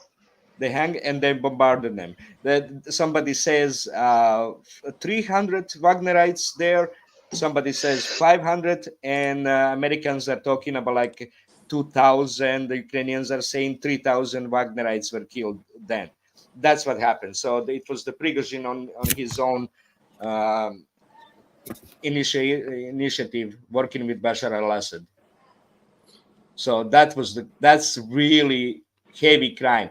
And my theory is that CIA is using the Bitcoin to finance ISIL, to do what they did in Iraq and Syria, just to do what they did in Syria, exactly what they did. That's what CIA wanted, and that's why Israel was helping them and preventing any attack, bombarding whenever the Syrian government was attacking southern ISIL in near the Israeli border. Israeli will bombard Syrian army. That's what was happening. It's total organized crime, and you don't know nothing because of the blackout. You're not allowed to know. Around the same time, right? That's when ISIS showed up with these hundreds of helix, this brand new helix, and also U.S. Ambassador Talley fairly raised the question: where did ISIS get all this helix from? When it came to Congress, it completely disappeared. The U.S. Only the U.S. government knows ISIS was able to bring in hundreds of brand new helix, and when the ambassador raised the question in Congress where they came from, just like that, it faded out.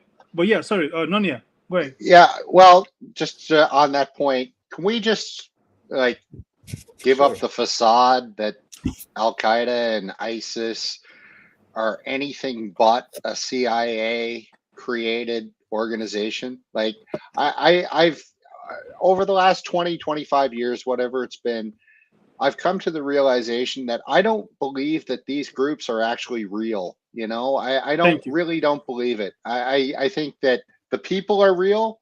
I think that they're organized and they're given a name, but the underlying funding and organization and all that, it's all coming from the CIA. I have to believe that now at this point. Yeah. There's too many instances of these connections that FCS just mentioned for me to believe otherwise. And it's just such a convenient boogeyman for a nation who at the time was looking for a boogeyman. Yeah. And I think that they've just been playing this boogeyman for the last 25 years. They've been given it different names because, Al Qaeda, you could only use that brand for so long before you had to switch to something else because Al Qaeda became so toxic. So they moved to ISIL. They've moved to, it's a farce, guys. Let's just call it what it is. Yeah. So as you said, of course, now to make sure the names doesn't get exhausted, they try to create a division almost in every region. One of the funniest ISIS incidents that ever tripped me out was what happened in Mozambique, in Africa. The fact that the U.S. government says ISIS in Mozambique, after Mozambique basically tell them to leave. I'm like, this is a few years I said, oh yeah, somebody is behind ISIS.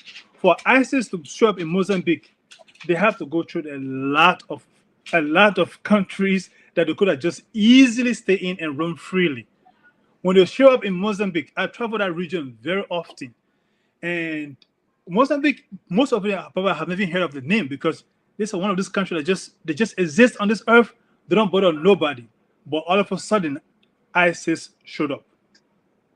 The moment they started having questions about what the U.S. government is doing here and what the U.S. companies are doing here, then ISIS showed up and the U.S. government have to come and fight ISIS now in Mozambique.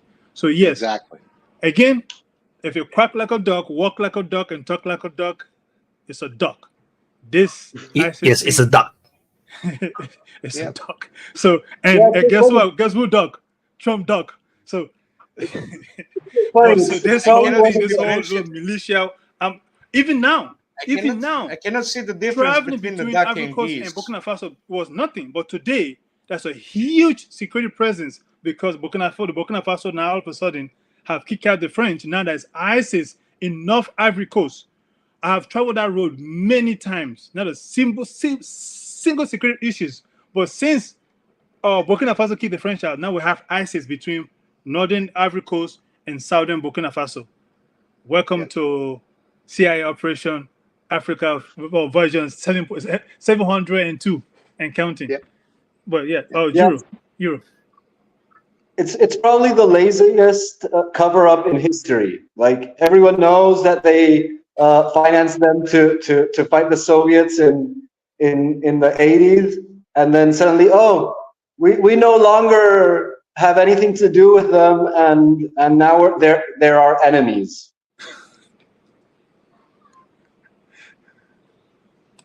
And they never attack their enemies, like they never attack the US or its enemies or its allies. You can't. No, because again, they hate the West, they hate democracy, they hate everything about the West, but they never attack what they hate. They only attack the ones that kind of looks like them, thinks like them, and almost have so much in common with them. So that's the logic I don't understand. ISIS hate democracy, freedom, and the West, but ISIS only attack Arab Muslims and people that look like them. So that's a very funny, confused enemy. Like, I hate you, but I want to attack you. I will attack the person that looks just like me. I will kill people that I have more in common with than you that I hate. But when you go on video, to screw the West, down to America, death to America, and go bomb the nearest civilian market ground. Yeah, come back on TV. Yeah, we killed 200 Syrians because we hate America. That's a very good way to do it. So again, it's obvious. It's a very obvious who's behind this thing. But again, it can only go for so long. Eventually, somebody's gonna wake up one day, and you woke up and so like in the case of Burkina Faso, since this guy. Let's switch the topic. Let's switch the topic. This is too heavy. There's been more than 12 assassination attempts on him. More than 12 attempts to kill him. Almost every other day they try to kill him another way. This guy is basically helping defeat ISIS that you hate so much. You hate ISIS. You say ISIS is a global phenomenon. Let's destroy ISIS. This guy have almost destroyed ISIS. We want to kill him. Before we start changing topics, I just have one question about Trump. If the scenario was, and that's maybe a question for Jay, because he's American, and Nunya, he's also apparently an American. If Trump was killed, who did the Republicans going to replace? But who is they going to replace him? There's no clear answer, bro. There's no clear answer. That's going to turn the RNC this week would turn into an absolute shit show. They'd have to open up the convention, and then all the candidates that you saw fighting over the course of last year, between from September all the way up till like February of this year, would all be fighting amongst themselves. If I had to guess who had the best shot, and I hate to say this, it'd probably be DeSantis. Yes, would have the best shot. I don't like saying that. I used to like DeSantis more so back then than I do now, but he'd be the front runner. I would hope that he would choose Vivek as his VP, but I just like Vivek because he's charismatic and he was a self-made man. But he's a fraud. I don't think he would. A lot of people are saying that he's too young, but guess what? I mean, Trump had no political background at all. He was able to be a whole phenom. He's what, 38, 9 years old? 38, 39 years old? No. Yeah, but I mean, he's about Obama. Vivek is another Obama groom candidate. Vivek, to me, that's how I look like to him. I think DeSantis and the other guy. I said Vivek would end up being his VP, not the actual candidate for presidency. I said Vivek would end up could be his VP, but it will become a very even fight. So because I believe that on the Democratic side they will be able to eject Joe Biden, and then they're gonna have Gavin Newsom. Like these two candidates, it's like they're pretty even. So you become an open I don't think contest Newsom. again. I think Kennedy has more weight than Newsom. Kennedy. People forget but you would have Kennedy has more weight than Newsom. They will not choose Kennedy, man. Kennedy will go independent. Like Kennedy's already independent. Okay. He already has. Kennedy already launched the We the People Party. He's already independent. Not Kennedy. Not that Kennedy. The other Kennedy. Oh, Kerry. Is it Kerry or Kennedy? You mean John Kerry? Are you talking about John Kerry? No, come on, not Kerry. What? That man ain't been relevant for years, bro. What are you talking about? He's better than everybody else. He ain't been relevant for years. What's wrong with you? Just had that. Go ahead, Nunya didn't. Hold on, Nunya's the other America bro on the panel. He didn't have a chance to answer the question. Well, I think at the end of the day, it's kind of a moot point anyway. No pun intended, but I think Trump is pretty much bulletproof now. This was the shot, and I don't think there'll be any other attempts on Trump. No, but just imagine yesterday they did miss him. He's dead. They got one shot, but they spaghetti. Oh well, yeah, I would agree with Newsom then. Like he's probably the most logical. You only got one shot.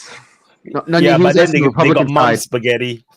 Nunya, he was. See, I'm glad you got that reference. Thank God that you got that reference. Nunya, he was asking who in the Republican Party would be the best replacement for Trump if Trump was killed yesterday. Right, and I'd agree with you. Probably DeSantis, just for the name recognition, the Florida thing, and the fact that the Republicans have got a really slim and aging bench.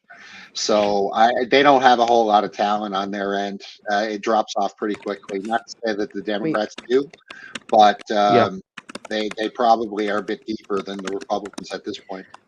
The only wild card I could say who might take the presidency on the Republican side would maybe be Haley, only because she would get so much Democrat funding, and she got a shitload of funding when she was the last candidate going up against Trump. So she's probably the only wild card I could think of outside of. I agree. Love cheers for Republicans. Guys, do you seriously think that if Trump died, there would be elections? Of course. I just say the situation. Literally. He's dying. Nothing happened. No civil war, and they just need to have replacements. Just blah, blah, speculation. blah, blah, blah. That's it. But the Vivek as VP makes sense because I like that guy. But for me, I think he doesn't have the experience yet. So first VP and then presidency. I see him in the future become a president. In the future. He's a smart guy. He's like the brown Trump. I mean, I see this situation right now without him even dying. I see this situation escalating rapidly. I mean, I'm not sure if it's going to happen or not, but what I see in the rhetoric is like fucking dangerous. Like people are starting to really polarize. Like if the situation now, was polarized, imagine living like this your whole life in Africa. I'll say one thing. Live in Africa every day. I'll say one thing. That fear of uncertainty. Trump getting up and doing what he did, I think he avoided a lot of pain for the U.S. Last night, because I think if he had just been taken off the stage and shuffled off, you would have seen some violence. But the fact that he kind of said, "Yeah, I'm all right," and fuck them, right? I think that quelled things. So I think that all the Republican supporters, everybody's walking with a bit of a swagger today, and they're saying, "Yeah, you took your shot at our candidate, and you couldn't even take him out." That's how weak the Democrats are. So no, I don't see a whole lot of violence going to happen in the coming weeks. I think it was done and dusted, and I think that Trump unconsciously probably saved a lot of that violence by what he did with that one action. But this is really even more dangerous. Nunya is presenting it as Democrats did it. Oh, I never said that. On basis, come on. No, I never said that. What are you talking about? Basis of what? Hi guys. On basis of what? What I mean is I know what you mean. Everyone is saying the same way. Nunya, everyone on the right is saying the same way. Democrats did it. That's assumption taken as granted. It's so bad. It's such a lunacy on both sides that leads to the only outcome possible. It keeps escalating. Oh yeah, no argument here. Just lunacy on both sides. Yes, I don't know agree. if it's a son of Sam effect also, that it increases this thing, right? The heat increases the anger and everything. But it was progressing for a long time.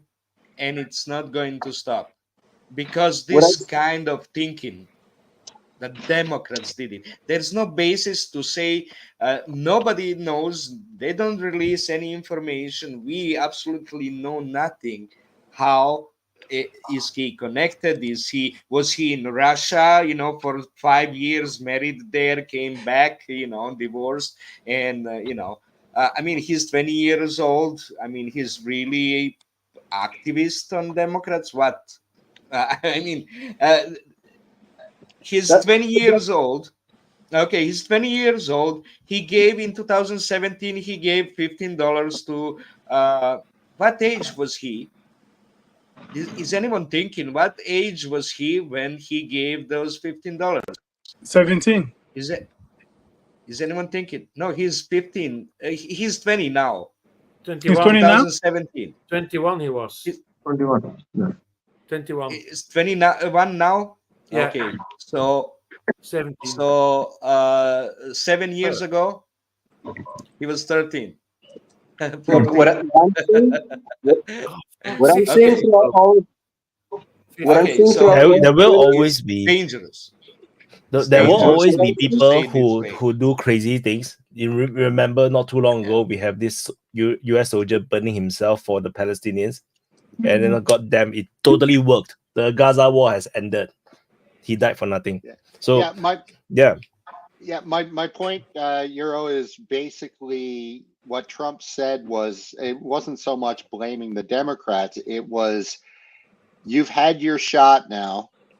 You blew it. You being whoever, right? But moving forward, you're not going to see the lax security that we saw yesterday.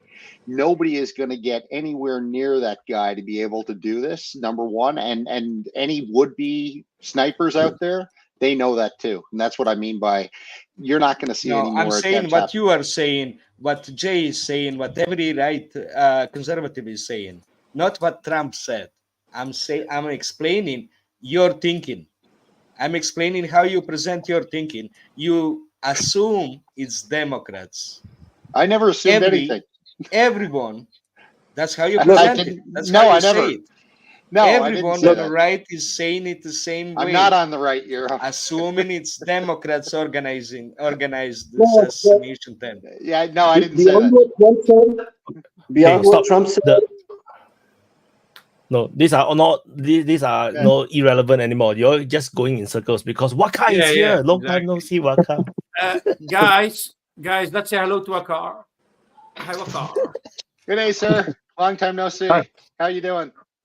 Yeah, great. I came back after a very long time. Yeah. Well, give us your thoughts on everything. Yeah, I just give you what is the perspective within Pakistan. And I'm sure we are discussing the assassination attempt on Trump. That's the topic. For the past 5 hours, yes. Yeah. Yeah. That's the topic of the world, bro. We go to Iraq. Whole world's we topic. go to Ukraine and come back to Trump. We can't get away from it. We just keep trying to go somewhere else. We keep coming back. Yeah, but they are both, I think, interconnected in any case. I think in Pakistan, there are 4 theories being discussed that what has happened.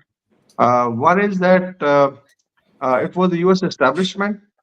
Basically, if you look at the race, Trump had definite upper edge. And what happened to Joe Biden during the presidential debate? The first debate, I think, was knocked out because of his dementia. And I think this is now a known fact. So there was no way that Democrats could actually match Trump. And they have tried hard, engaging him in different criminal cases and all that. But somehow, I think Trump has managed to still rise. So there was a big gap between both. And the way old Joe was sticking to, his candidateship for the presidency, so it means that now they wanted to equalize. So most probably it was, somebody in the establishment, pro-Democrat, and this was a proper assassination attempt. You look at, I think people are saying that actually the civil war in US has been triggered, but it was missed by 2 millimeters. So if you look at the ear, and probably they were aiming at his, pulpit so that and it was a proper assassination attempt. Although the guy was, I think, very young. There's also news that probably there were two guys, not one. And so this is one theory that basically it was establishment never wanted Trump, because if Trump comes, he changes the entire foreign policy, he changes the perspective on NATO, he will change what is happening in Ukraine, and the establishment in the US and the larger West didn't want it. So this is one theory. The other is that it was basically a lone wolf, which is very typical of US, administration, that they will say that this guy was insane. Like all those mass shooters, they are normally insane, and he was self-motivated, and because there was a theory that probably he was a Republican, so they're trying to also, twist into that. Then there is also a conspiracy theory of third country involvement, whether it was the Iranians, or they are finger pointing at China and Russia also. So this is another theory that maybe, which I think is very, very absurd, because the guy who did it was, I think, a Caucasian white guy, young guy, and there's no motivation for, let's say, Iran or Russia or China to do it. So these are, I think, three theories. And then there is one very, very funny theory that probably it was done by Trump camps on its own, and they they tried to assassinate him. This was a false flag, but since the guy was killed, so it means that probably this is false. Most probably, yeah. Most probably it's I think sorry. It will be beneficial for Ukraine.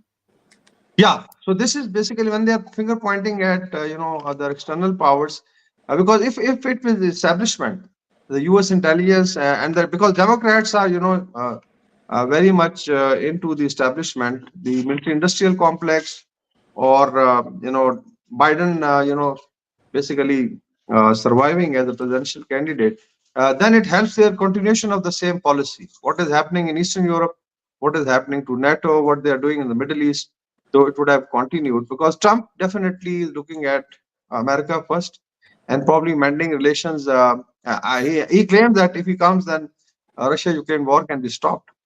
So this is not being digested by the US establishment. So most probably the first theory so far, because we don't have much information on the motivation of this young guy.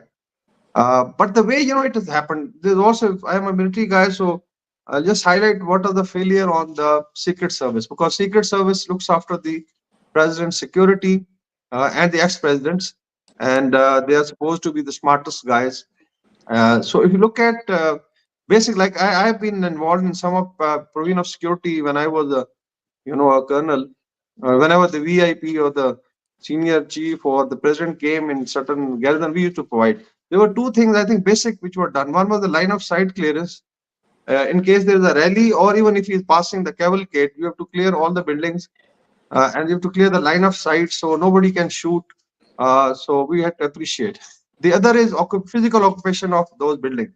And if you look at this Pennsylvania ground where it was happening, I think there were 5 or 6 buildings which could have been easily, I think, occupied by the Secret Service, and this couldn't have happened. And this guy was also pointed out by some of the guys. So this is very strange. How come a guy comes at 130 meters, which is very close for a sharpshooter, and then he basically does that?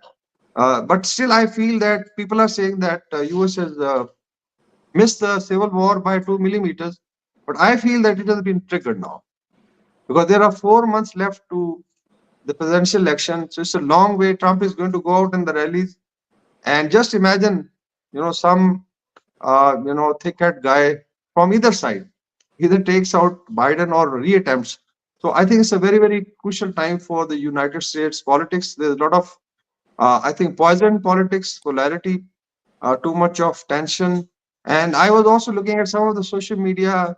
There was a lady who was saying that why this bastard missed Trump. Just look at, she's a Democrat, and she's saying why this bastard missed he should have killed Trump. And so this is how people are talking about it. So these are some of the observations, but still I think information is coming. So this is what I feel from Pakistan. that how people are reading it. Well, just to follow up on that, I also agree with you. I've seen some pretty nasty stuff online myself, and I can't help but wonder if it's because our societies are becoming more and more desperate. And when you become desperate, you become angry. And when you become angry, you want to take it out on your political leaders. And, you know, when we have 20+% inflation and people are finding it more and more difficult to pay their bills, get health care and so on and so forth, I can't help but think that, you know, I've seen this kind of rise up, especially in the last, say, 20 years, where all of these extreme acts are no longer that extreme because they're becoming so common. I'm talking about school shootings and this and that and the other. Like, society is just declining, and this is just a symptom of that, I think. An unfortunate one. Go ahead, Gabriel. Or Lambo, whoever was first. I don't recall. I was first. No, yeah. Okay, Lambo, go ahead. Okay. But Sorry, you can Gabe. expect that, like you say, if you have like a 50-year-old guy that worked all his life and lost everything suddenly and blame it to the Republicans, I want to take revenge and take a gun. But you can't expect that from a 21-year-old guy that even did nothing from his life, only going a little bit to school and complaining about his Pokemon Go cards or something like that. You know what I mean? He didn't. He's just visiting the world. He's just visiting the reality of the world. He's not going. What the fuck is? That's just a mentally. Just look at him. It's like an inbreed. He's looking like an inbreed. He's not mentally correct. That's it. And that's happening with the MAGA world. But the problem is, with the society we have now in 2024, you can be what you want. I can say, like I say for the joke every time, I am a microwave. I feel myself like a microwave. You know what I mean?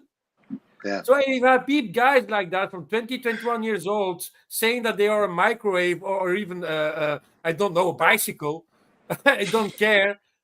They represent themselves like something stupid. It's mentally wrong. But these guys are needing help. But with the society we are in now, you just can't see it anymore, or they're just not allowed to see it if they are needing help or not. Yep. If that guy was the same guy 10 years or 20 years ago, you're going to say that kid, before this attempt on Trump, he has a problem. We need to give him help, mentally help. Right. But no, since 4 or 10 years, no, it's not possible anymore because you are allowed to be what you want to be and be so stupid as you want to be. Yeah. That's a fucking problem. Yeah, it's a fair point. Yeah, Gabriel. Yeah, I just wanted to say that about like the discussion beyond what Trump said, not to mention that he started to say fight, you know, like first reaction, which is quite impressive actually, because anyone would be scared. Like that's pure adrenaline talking, you know. So his first reaction was fight back, you know, like you're not going to stop us. We're going to continue to resist. But what's worrying for me, like talking about the polarization and internal conflict within the U.S., is like the trend I've seen in Twitter, basically, that most people are posting like these clips of all the times people have called for Trump to die. You know, like all these pundits and celebrities and politicians and even the president, you know, calling to like finish that threat, you know, terminate that threat. And also all the reactions of like Democrats or whatever, like lefties, how they call them over there, calling for like frustrated that it didn't work, you know, like all the people outraged that they missed the shot. So that's like what they've been publishing all the time, and it's like a declaration of the threat, you know, like beyond whatever Trump said or whatever anyone else said. That's like what's being pushed and what's more notorious in the trends of what's commented about that. And it's pretty worrying because it's like, it doesn't matter who did it or why they did it, who's behind it. It's just like, this is what they think. This is what they think about us, about our candidate, whatever. So that's what we have to respond to. That's like the idea that I see behind all these posts. So, and you know, because yeah, like conservatives have a tendency to be law-abiding, but then they're also the most armed population in the country. So it's hard to predict like where their breaking point is going to be. When are they going to say enough?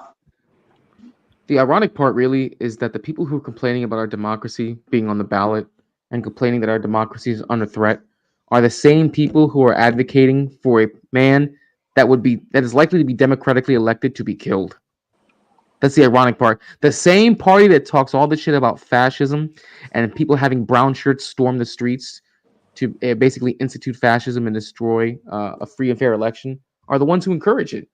It's this giant gaslighting psyop that the left propagates. I know it's bad to think in these binaries of left and right. It's really unfair when you look at the way, especially how the way the media works in the U.S. is how they demonize the right, and they demonize anything right of center they consider far right, and they demonize it.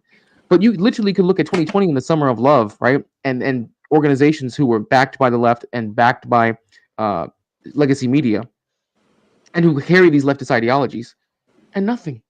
Everything is if it's done in social justice. If it's done in anything that involves wokeism or done in the name of anything that relates to a wokeist ideology, they wash their hands of it, and it's not even a problem. Even though they use the exact same tactics they demonize. Go ahead, Nunya.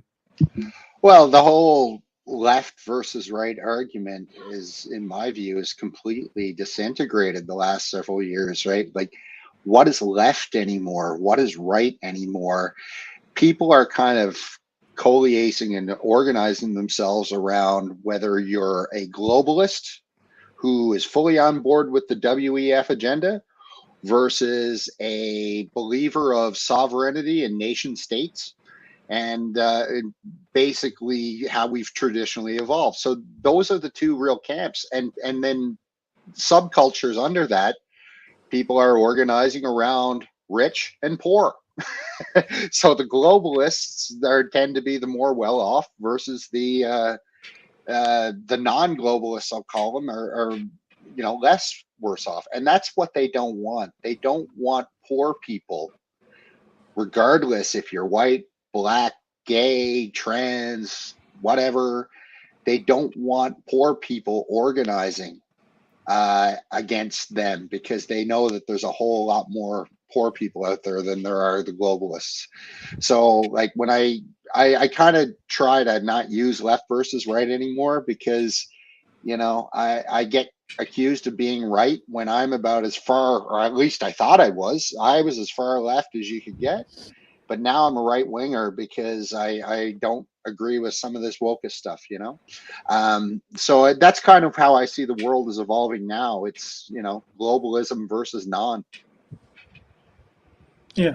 But yeah, to add to what Nonya was saying, that left versus right, that thinking. And even at the very high level of all of this, follow the left and the right, they get along very well. They have the same agenda. Even this globalist idea I talk about. So as many people in the right are actually fully indulging it. Is we at this level going at it, this is good, this is bad. But at the very top, the people we vote for, the people we supposedly should be, except right now, except maybe Trump an exception, but the whole Republican Party by itself, he could be the only exception in the whole party. Majority of them have no issue with all this WEF and all this other globalist thing that's going on. They have no issue with any of those things. So how do we, the common guy on the ground, change what our voters, our elected people are doing at the top? And that's a discussion people are not having. That's a discussion. That's when they start to clash. Oh, my puppet is stronger than your puppet. My puppet vote for no. So long we keep clashing and supporting our puppet, they at the top, they get along very well. They have the same agenda. They have the same function, the same duty. They all serve the same overlord. We are the one here. Whatever vote they vote on, whatever bill they pass, whatever policies they take, it come back to us to kick us in the ass. So then it's okay. Next election I will do right. Next election again, he said, I will show you. I will vote the same way I voted past election to show you that your man was wrong. We can go fight, die, and kill for them. Believing that we are on different sides. So no, I know how to divide. I know how to classify. You just classify. Do you support Ukraine? Do you pro Ukraine or you're not pro Ukraine? No, you will find a divide perfect. No, but there's actually some writers that were actually for and against Ukraine. You can find this in both camps. Yeah, because and some of them now it comes to the personal preferences, but when it comes to their political overhead, like right now, the right believe that Trump. Some people are not. I won't say the right, but most people believe that Trump can do no wrong. Trump have done no wrong. Trump is no. Trump have said some very awful things and do some very awful things. Not just say them, also do them. If I could vote, I will vote for Trump, because again, I don't give a fuck what he said. I give a fuck how much money he put in my pocket at the end of the day.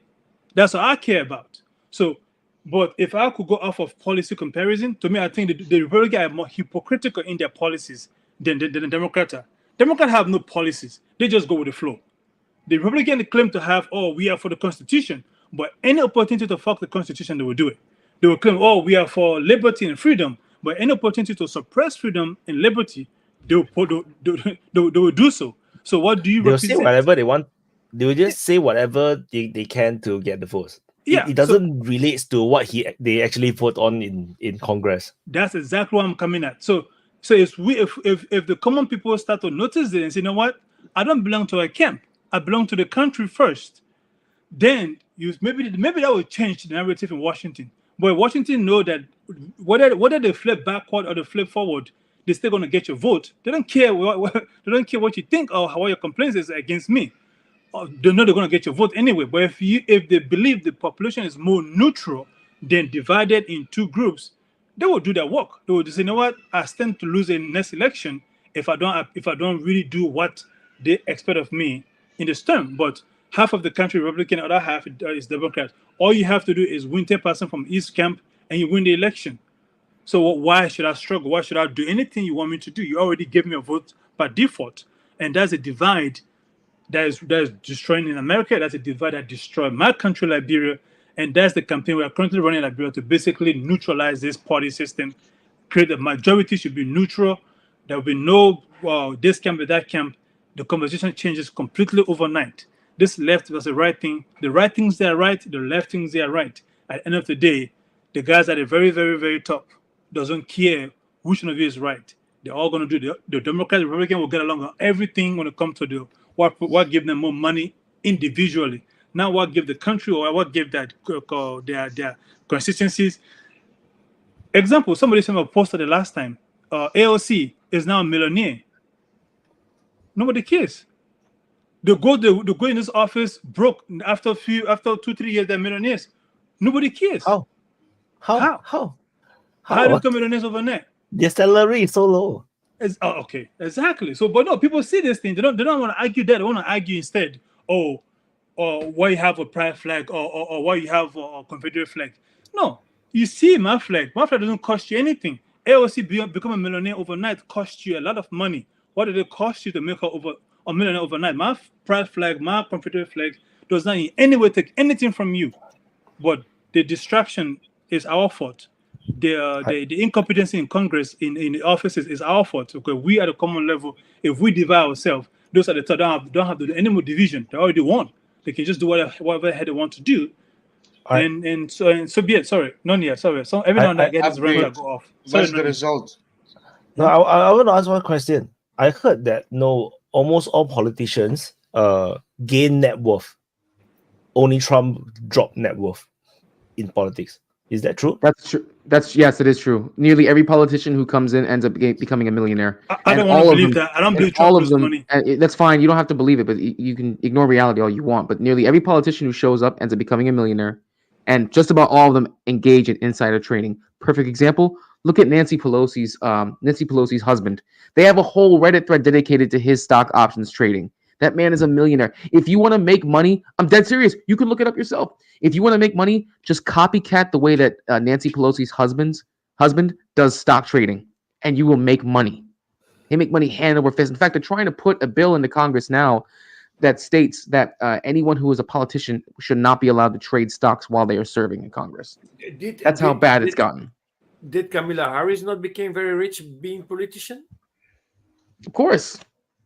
She of course. What do you think? I heard that on Megan, the journalist, Megan. You want a great example? You want a great example of how bad the politicians are in our country? In the city of Oakland, California, there is a mayor. Her name is Sheng Tao. The FBI raided her home because of her dealings with the Duong family. They're like they basically have like a waste management dynasty in California, right? There's this Vietnamese family who came for like 3 or 4 generations deep in the U.S. And their political dealings have been so bad, they raided her home, and now the Duong family is under an FBI investigation because of how many donations they've given, not only to Sheng Tao, but to the DNC and even to Joe Biden. That's how deeply tied Democrats are and how honestly corrupt it is and how much money they can make. Well, if you want to look at corruption, look no further than Bob Menendez with gold bars and his old sports jackets and things fucking like that. Crazy. Right? Fucking insane, dude.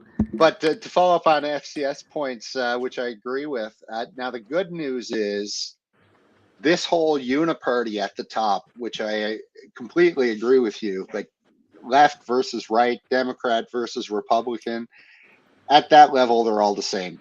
Right? They are all the same. Their agendas are all the same. The good news is we've all figured that out. Everybody here has figured that out. We wouldn't be here if we weren't. And there's a lot more like us.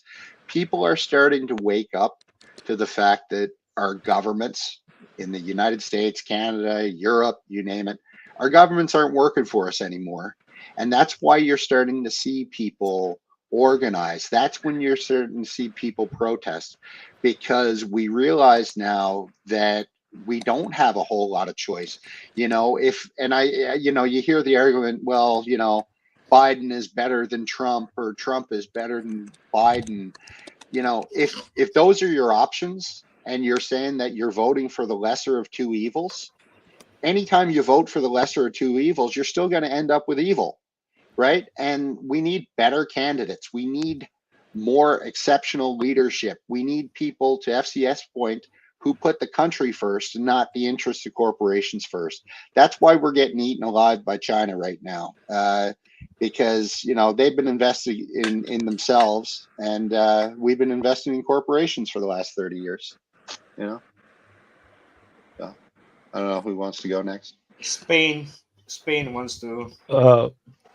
So just quick update: the Euro 2024, Spain has won 2-1 against England. Congrats. It's not coming home. It's just not going home. That was I needed to play lottery because that was my expectation. 2-1. See, England 2-1. England just sucks. England, you haven't been good at anything in the last 100 years. You suck. You suck. You suck. That is all. God damn. That was brutal. Yeah. I've noticed an interesting tendency in which right-wing populists around the world, but especially in the West, are they're inching, not even politicians, but even pundits and commentary. They're slowly inching towards very, very Marxist ideas. Starting to talk about the working class, and the class struggle, and they still haven't said it, but they're starting to talk about the proletariat, and it's really interesting, that phenomena. They still don't realize it. They're still like, no, communism is bad and it's the worst thing ever. But we need to help each other, the working class, and stuff like that, And it's really interesting because it's kind of like they escape and push from the left. That's why they go in there. The left is pushing them towards Marxism. Yeah, they taking still their place. So they still think that it's everything the fault of the left, you know, and that the communist is the devil. And like the problems with our capitalistic system is that it's infiltrated by the left, by the communists. You know, like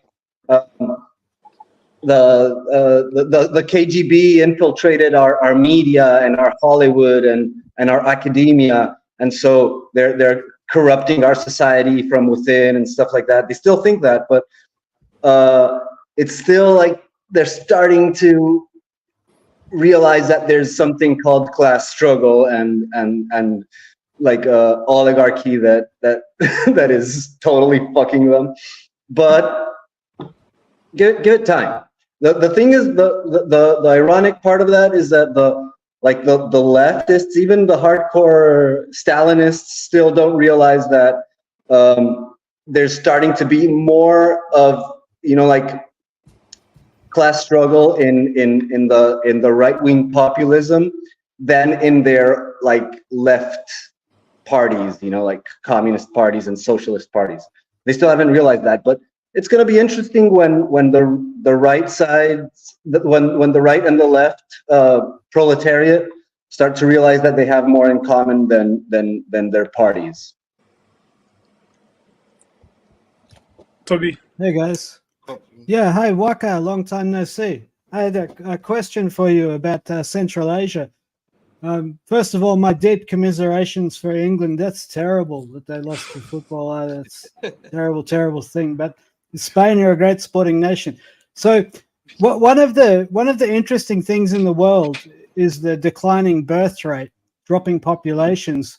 This is interesting economically because it lowers demand, right? Like fundamentally, fewer people buy fewer goods. So it's bad for capitalism. It's bad for markets. Waka, I was interested, what are populations like in Central Asia, and where do people see the best markets? Do they see the West still as being like the best markets to pursue politically, or are they looking towards China, Russia, India? Like, what's the situation? What's the outlook in Central Asia and in Pakistan? Yeah, I think if you look at Central South Asia, actually we normally combine Central South Asia, because if you look at the connectivity, and one news is that Pakistan is joining the North-South corridor, which was offered by Putin, and there's a realization that Eurasia has to get integrated. So if you look at the SCO framework, generally we look at the region in that. So if you look at South Central Asia, the population is very healthy. Like in South Asia, we are 1.7 billion people. That's India, Pakistan, Bangladesh, and some of the periphery combined. 1.7 billion people. So this is not only the future market, but also I would say the future drivers of entire economy. And now if you add Central Asia, basically you start from Kazakhstan, Tajikistan, Uzbekistan, Azerbaijan, and then you have Kyrgyzstan. And if you also combine Afghanistan, because that is also part of Central Asia. So all told, this is almost 2 billion people. And add China, so you're looking at 3.5. So it's almost, this circle has more population than what lies outside. Mm. And then of course is so entire, I think the population demographic bulge is here. And that's why I think the idea of connectivity of Eurasia is gaining traction, because people are now feeling that instead of this transatlantic power coming and dictating and actually not letting people integrate. So it's better that, because there's geographic integration also. You can travel, like from Pakistan, you can travel to Moscow by road. You can travel to Beijing by road. You can even travel to Myanmar by road, and right up to Turkey and Europe. So it's all physically connected. There were, Cold War mentality and camps that is gone. And there are, of course, issues like terrorism in certain parts, which has to be stemmed. But if you look at and then of course is the middle class. Now, if you look at South Asia, which I said was, I think it's more than 1.7, because India is almost 1.4. We are 250 million. Then Bangladesh is about 200 million. So although we are very closer to 2 billion people in only South Asia. I'll refer to Pat Buchanan's book, Death of the West. And this came in 2005. And he then, I think, projected that the entire labor force, the engineers, the soldiers, they're going to come from these regions because of the demographic imbalance. And there was a talk of populism also.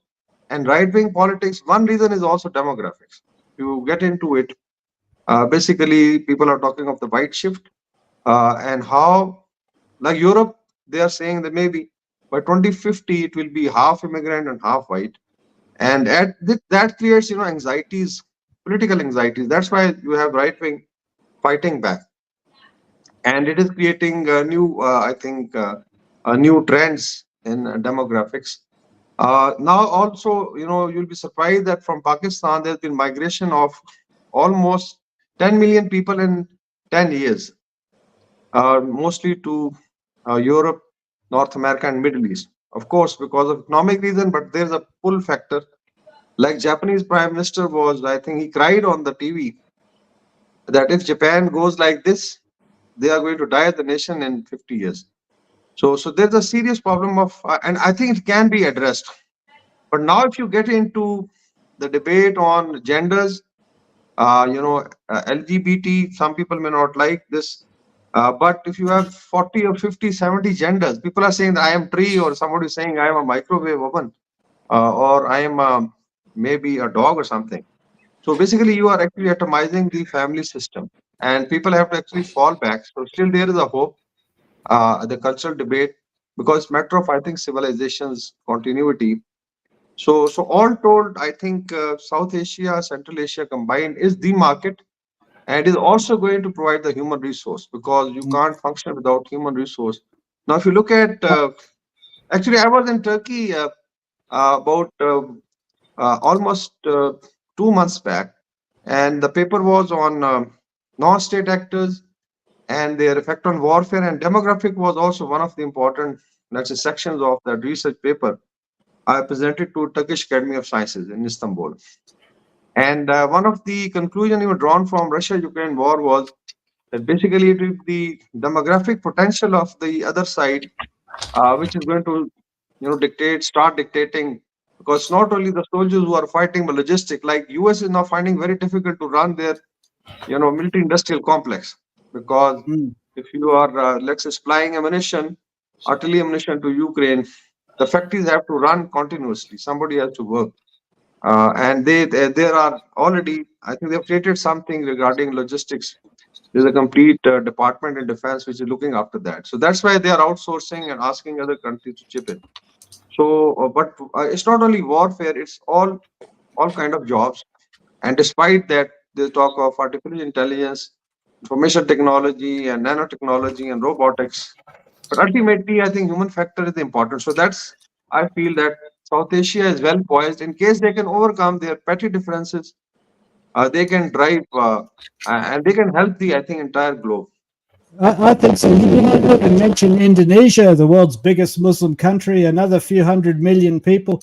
But I think, the point you make is such a good one when we think about what the West says about sanctions. They think they're going to sanction Russia into the ground when Russia has access to that amount of people in a growing market with a growing middle class. It's nostalgia, I think. You could be less kind, but I think for this sort of mistaken thinking that the OECD organization can cut Russia off when Russia has access to the SCO, it defies the basic understanding of the numbers that you've just outlined. More people are inside Central and Southeast Asia than are outside it. How can you possibly sanction a country like Russia that has access to it and that has resources and that has good political partnerships? So thank you for outlining that, because I think it makes the argument more clearly than I could anyway, about the absurdity of the sanctions regime. I think it's extremely academic and misguided, and I think it's failed. I think it's clear that it's failed. But thanks for that. I just want to add on the the sanction failure thing. So I recently know, because I already know that the Russians has earned a lot of money in 2022 because of the the price hike of the oil due to the Ukraine war. I just didn't realize the extent of it. So I was looking at the trade balance those graphs, and in 2022, Russia earned. So imagine countries are like us normal human beings. Okay, we spend money, we earn money, right? So China, of course, is the biggest. They earn the most money. So they earn the most money. So after all the spending, they actually buy goods and resources from overseas, and then you minus the profit, the revenue and whatnot. The profit, China is number one. You know who's number two? Russia. And you know how much Russia earns? Half of what China is earning. That's ridiculous. Can you imagine Russia in the most sanctioned moment of their life, in their lifetime, as a human being, they earn the most money. So they are ranked number two. And that's crazy. So and what I also realized is that Russia's economy, in terms of trade balance, they had always been pretty healthy. They're not in the top three, but they're pretty high. Like even China actually don't have very good trade balance, even though we're always talking about, wow, they're number one in terms of the market capitalization or market size or whatever. They actually don't have positive trade balance all the time, not always. And also because of the Ukraine war, and of course, I think maybe due to COVID as well, China also in 2022 have the highest ever trade balance ever. So there's, and then in contrast, Europe has always had very good trade balance, very positive trade balance, especially Germany. They always have 200 over billion per year. They totally lost it until they dropped like 80 billion. Yeah. But still in the positive, they still earn money. But everyone else in Europe is losing money. United States, of course, don't even talk about it. They are in the trillions in the negative. I don't know how that math works, If you go to the bottom of the list, United States is at the very bottom, like minus 1.3 trillion in 2022. I don't know how that works. So it means that most of the Western world is constantly spending money on credit card. If you think of them as human beings, that means, but everybody have this unlimited credit card. Everybody is just using credit card, and so while they seems like they are very rich, they are buying using credit card to buy Ferraris, big mansions and whatnot. They're also spending a lot of money, and then they're actually losing a lot of money. And the people who are earning money is China, Russia, and some smarter countries like Switzerland, Singapore, and whatnot. We all have very high, positive trade balance, and it matters. Although people think that it doesn't matter, it matters because there's wealth coming into your country. If you have negative trade balance, your wealth is going out, which is why Trump is always complaining about the trade balance with China. But it's just something I want to note, because I never really covered that. I did write on the Telegram, but I was shocked. I was shocked that Russia was number 2 in the profit. Who want to continue? Makes total sense. Nunya. Okay, go ahead. Well, just to follow up on both Toby's point as well as Wyatt's point just now. Toby mentioned, and I think he's right, like the West has got this nostalgia about how we were 30 years ago. And that nostalgia has turned into a healthy dose of hubris that we can just continue to keep on doing what we're doing. So that's where the sanctions continually come in, right? Because, Joe Biden says it all the time. We're the indispensable nation, and, we're the world leader and all that. And, it's not 1990 anymore. The world has changed. So what that is now meaning is you're having a whole lot of people in the West in these leadership positions, and they're all having come to Jesus moments where they're starting to realize that. So I think. Do you think they are? I think they are. I think, not in Australia. In Australia, they're still talking about 6 genders. But we had a council who's now banning the eating of meat. It's going to be, you have to be a vegetarian to work for the Yarra City Council in Melbourne. Those are the politicians, right? But like, forget the politicians, the people who these are the leaders of our fine society. No, but think about the people who are actually behind the leaders, pulling the strings. Like, they know what's what, right? They're not stupid people. They're just trying to figure. Yeah, they're just trying to figure out right now, how do they navigate. Bless your heart. Bless your heart for having such faith in the aristocracy of the West. I've met a few. I don't. I honestly, Toby, I don't believe right now, because of the nostalgia and hubris that we talked about just now, they don't know what to do next. They don't have a clue. Like, they don't know what gender they are, Nanya. Yeah, no, I know, but they don't know how to respond to Russia and China, because it was never in the plan. The plan was always to cripple them economically, and that was it, right? But what they are coming to the realization, and Wyatt just mentioned it, this whole GDP thing doesn't work anymore. Like, the West, we're effectively a big service economy now. And, you know, it seems to me like it's the commodities that matter. And it's the actual tangible, you know, goods that matter. So I think that the West, because of their nostalgia and hubris, they grossly miscalculated. And the people in the know, they're trying to figure out what to do and how to pivot. But I don't think they know, because every scenario they come up with has us being worse off, because that's just the math behind it, you know? Yeah. So, well, a farmer thinks of wealth in terms of commodities and population of his animals. Sure. In the West now, we think of wealth in terms of debt. Exactly. Finance is our big industry, and so debt is considered wealth, right? Exactly. Debt destroys wealth. Ask any farmer. Yep. You know, just for those people who are watching, like just for context, like GDP is like how much your salary. You know, you can have a very super high salary, but then if you pay 50% tax, it's all gone, because you have a huge welfare system, and then after that you spend all the rest on expensive stuff. You know, you buy expensive, you buy branded stuff, and then you're going to spend it on prostitution and cosmetic surgery, because you know there's a new cosmetic surgery or new courtesan house called Ukraine War. Then you just dump all your money there. You know, then you're going to be poor. It doesn't matter how your salary is high. You're going to be poor. Yeah, talking about that, there's like Gabriel was trying to say something. Yeah, talking about that. You say right.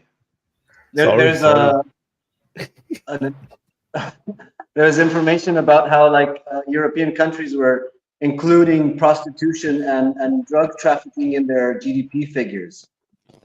So yeah, GDP is basically a transaction measure, and so debt is included, and you know, whatever movement of funds.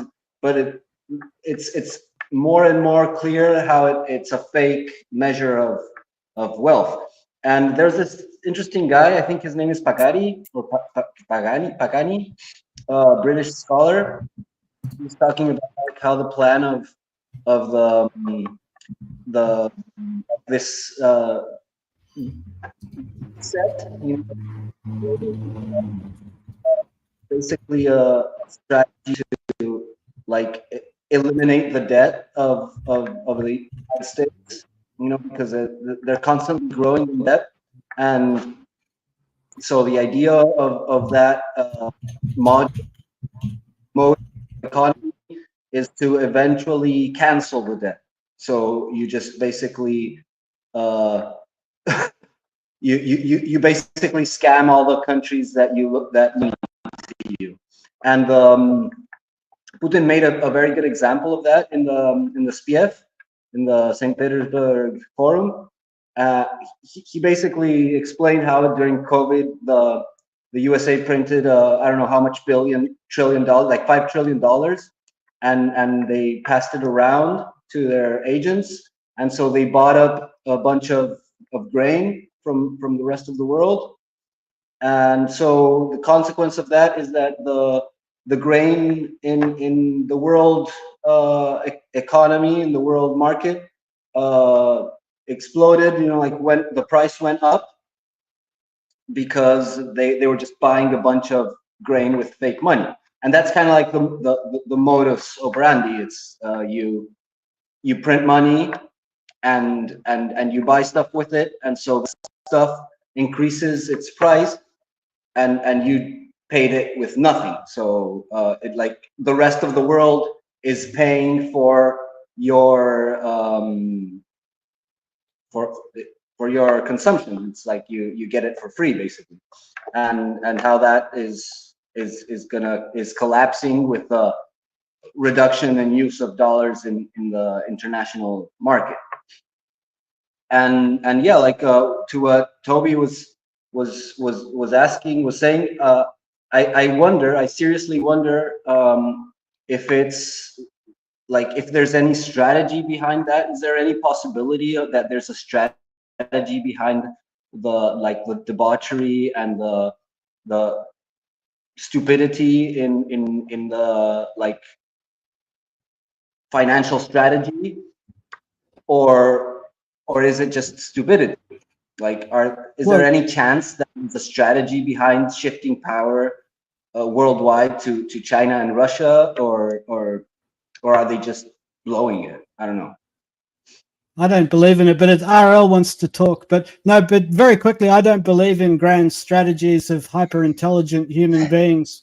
I think that's way too hopeful. Okay, but let's hear from RL. He may contradict this with his great wisdom. I have to go cook breakfast. Dreaming. See you guys. Stop dreaming. You're fucked up. That's it. Oui.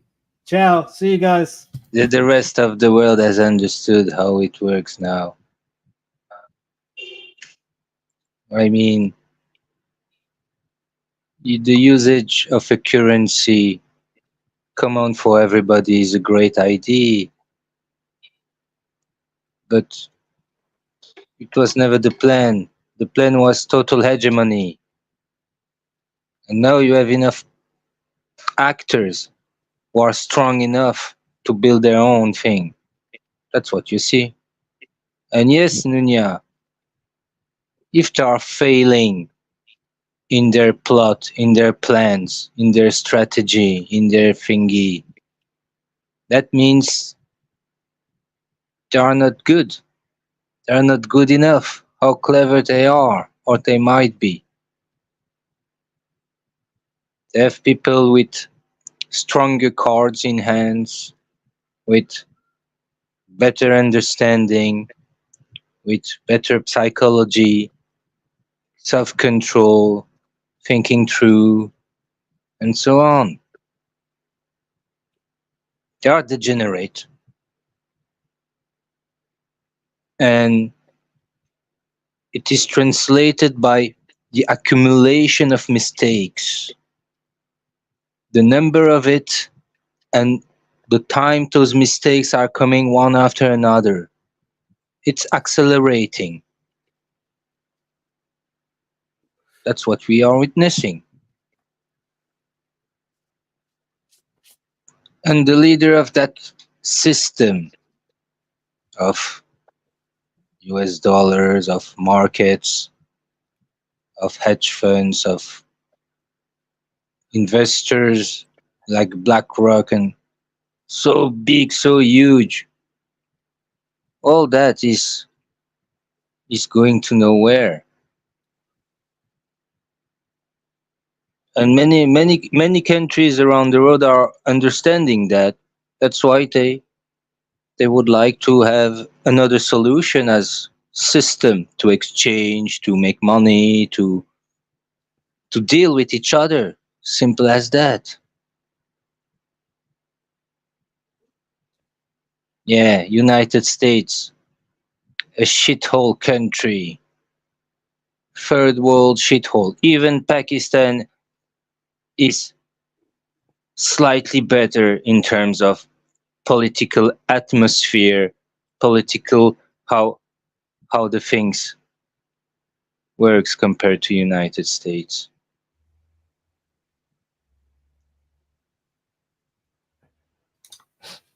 Or let's say at least about the same level. On behalf of the American, I reject.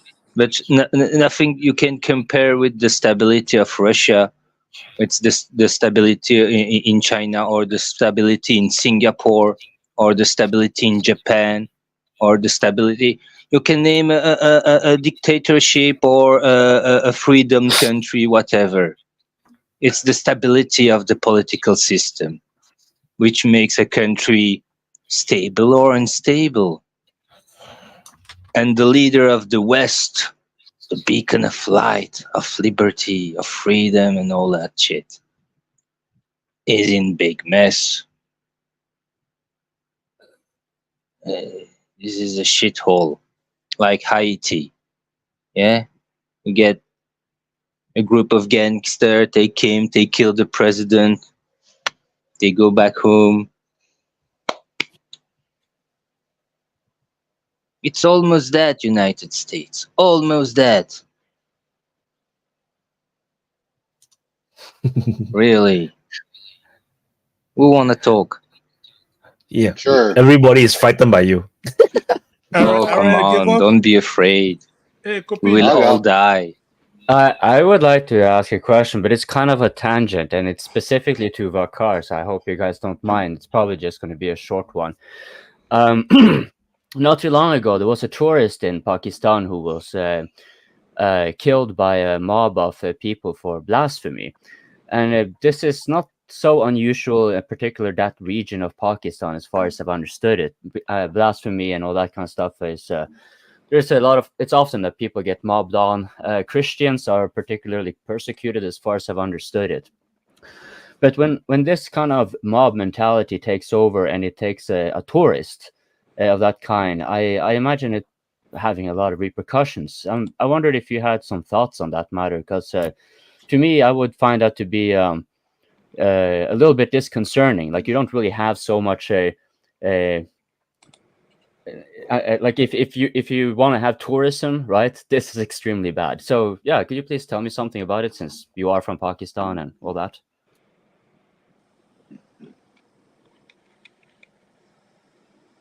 You're muted. By the way, I'm going to leave, but join upstairs of me. You can see Gabriel Rio putting plaster on the roof. So very good learning skills to put plaster on the roof. Guys, bye-bye. Have a nice chat. Bye-bye. Go to sleep. Bye-bye. Bye-bye. Yeah, so everyone can see that we're hard at work here. I'm done working. Rio is taking up the slack. But yeah, Vakar, can you please answer on the thing about the tourists being ripped apart by for blasphemy? Yeah, I think Wakar's mic is not. And now is it working? Yep. Yes, it's working now. Yeah, now we can hear you. Okay. Okay. Yeah, he was basically a domestic tourist, and he was traveling from one city to another. And you know where it happened was in Khyber Pakhtunkhwa, which had some influence of the Taliban. Because there's one Taliban, movement which is doing terrorism within Pakistan, and there also lack of education. I understand that the people can be incited because of religious reasons, but there was a conspiracy theory also in it that some of the papers of Quran were, I think, placed outside his. He was staying in a hotel in the gallery, and maybe it was planted. And then people were incited. Despite that, police took him in custody. They raided, and then they killed him. And this is, I think, second or third case in last 4 or 5 years. Christians have also been targeted. You're right. But then the state also takes action. If you compare it with India, at times you have mob lynching of the Muslims or Christians. The state doesn't interfere. Like in our case, it was the highest level, like the Prime Minister, the President, the Chief Justice of the Supreme Court came in. People, by and large, 99% would condemn. Nobody would appreciate it. So at least there's an awakening, but there's a problem of lack of education, especially those guys who have been brought up in the madaris or the religious schools, and they don't have formal education, so they can be incited. So this is a recurring problem. And Pakistan needs to address that, because if you start lynching people, definitely no tourist is going to come. But it was domestic tourist. The other was probably he was trapped by some of his local enemies and probably for vendetta, they incited the mob. And it's easy to incite the mob, you're right, because there's lack of education, especially those who are studying in the seminaries, and especially when the the Russians came to Afghanistan, there was a huge, seminary network which was built along Afghanistan-Pakistan border. And that also became the forefathers of the current Taliban regime. So there's a history to that. So I agree that Pakistan has to do a lot on these aspects because it drives out the business and it creates a bad, impression. But as far as the government is concerned, whether the local chief minister, the police chief, or the Supreme Court chief justice, everybody would come in, and 99% would condemn it because nobody would just support it that it was right. So there need to be, I think, a lot of work done on that. You're right. Am I mistaken? But that was the area where some time before that, not long time before that, I think about 1 million, was it, or like a very high number of Afghanis, I think, were deported from Pakistan back to Afghanistan.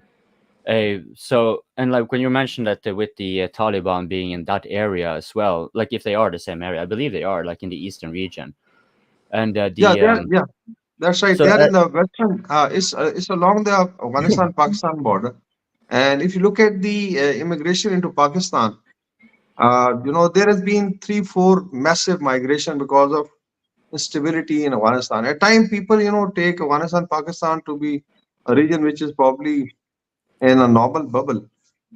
This was Afghanistan was occupied twice in last 40 years by two superpowers, whatever you call it. So Soviet Union did it for 8 years. So they created their own popular government. When they left, there was infighting in Afghanistan, and then came the Americans with the 46 countries actually. Entire NATO was there, 170,000 troops, and they occupied it for 20 years. So practically, there have been 6 or 7 regime changes in last 40 years, which were very violent.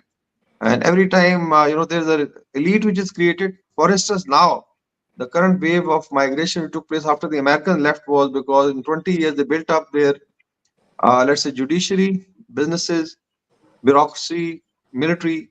So there was some officer class and all that. Now, when the American left, this class, ran away. And Europe and North America promised that they're going to absorb 700,000 because they were working for them. But I think the total absorption is 60,000 by the Europe and about 25,000 by the United States. The rest, everybody was in Pakistan. We already had about 5 million Afghans staying of the Russian time. So it's very logical to ask them to go back. The old ones are almost integrated. They are now, I think, somewhere between 3 million and 4 million. And I did not want to derail too much on the deportation part by itself. Because the thing is that made me a little bit surprised was that when you have even the police station, they just stormed that, and that wasn't the first time it happened. And you have a place where you have deportation, you have had a lot of foreign intervention. Like I imagine the ISI, like in my mind, it would make sense that the ISI would be having a fairly heavy presence in that area, but nothing of that story kind of gave me the impression. It's sort of like the ISI said, nah, maybe we're just going to leave this area to just do its own thing. I mean, because to me, it seems like Pakistan, would you say that Pakistan is struggling to exert its authority in that area, or like it's only intermittent, or because it strikes to me as like a very problematic region for it's also actually even felt over here, and I've heard it from Pakistanis here in Europe who refer to Pakistanis coming from that area when they come to Europe.